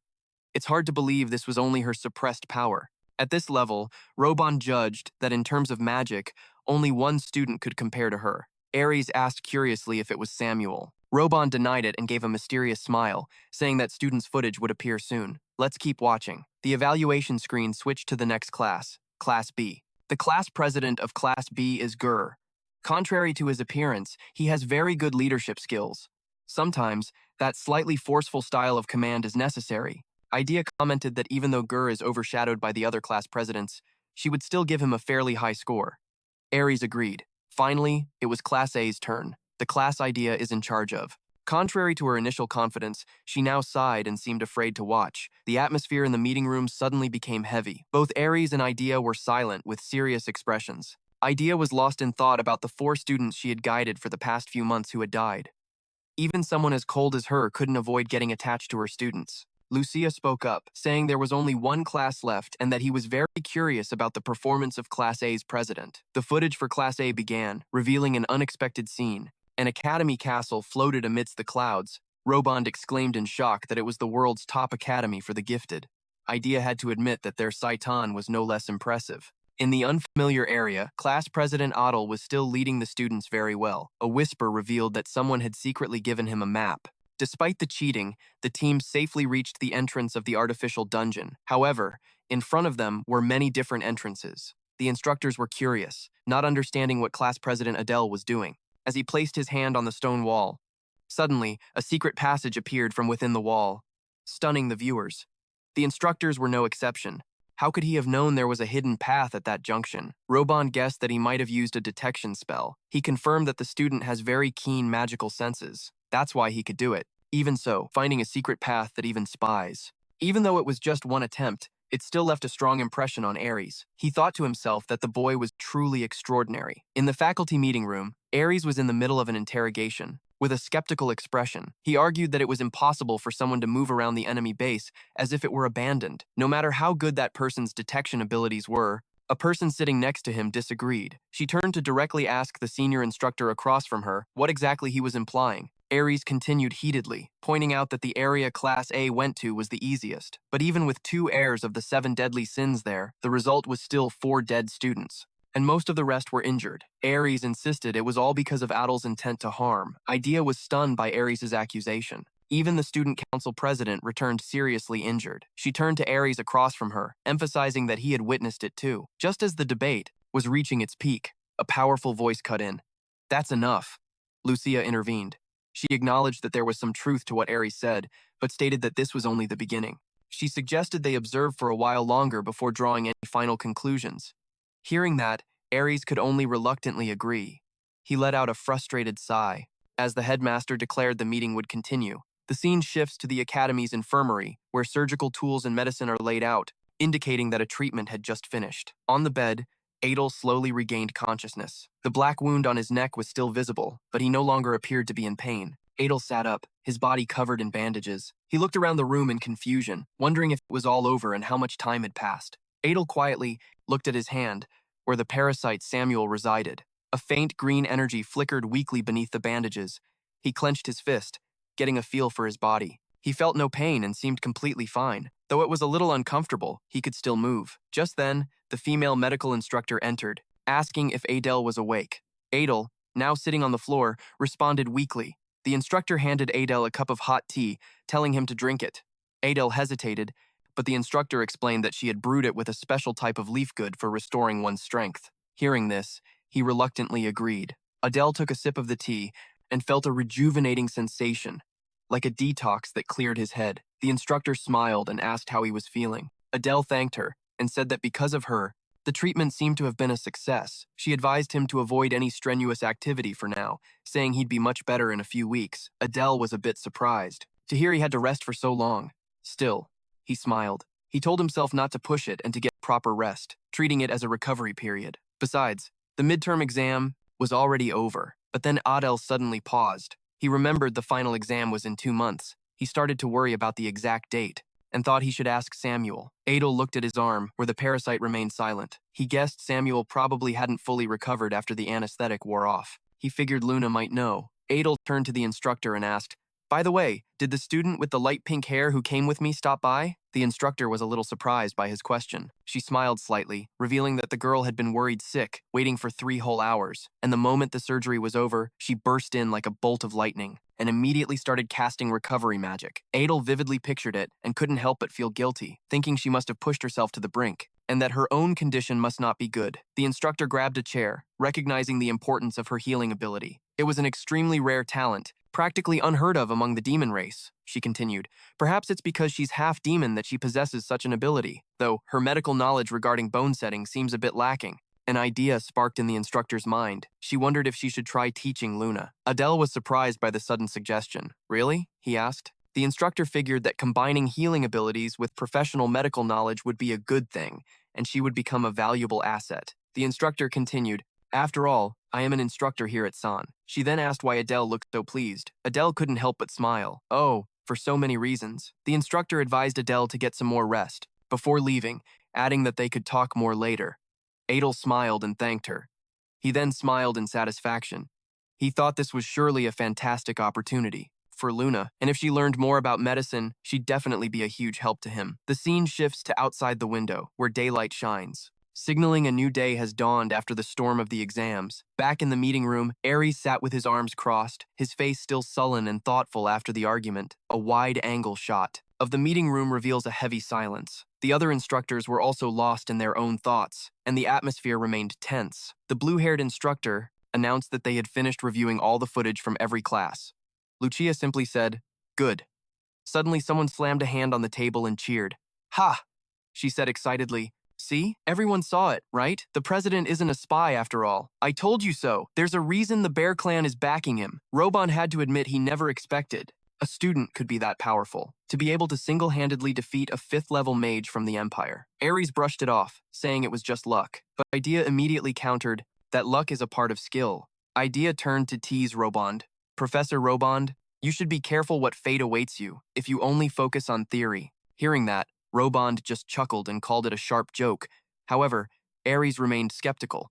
He said that the sudden spike in power and the deliberate hiding of the inner flower bothered him. Still, Ares had to admit that Adel's self-sacrifice to save the other students was worthy of praise, especially since he also fought the ice hammer wielder afterward. That scene sent a shiver down Ares' spine. Idea concluded that Tyrion was a monster of a student. She couldn't believe someone like him existed at the Imperial Academy. Robond agreed, saying it looked like he was just toying with the president. Ares added that even the person who fired the final arrow exceeded their expectations. He concluded that they had underestimated the Imperial Academy. Lucia, who had been silent all this time, finally spoke. She assessed that the student who fought Adel directly seemed even stronger than the mercenary king. Yet, this information was left out of the briefing. She rested her chin in her hand and made a chilling comparison, suggesting that person might be even slightly stronger than young Bonton. A surprised Professor Robond asked, "So, are you saying the area we thought was the easiest was actually the most difficult?" Lucia confirmed that aside from Bantan's and Diana's classes, all the others would have likely been annihilated, and even those two might not have made it back safely.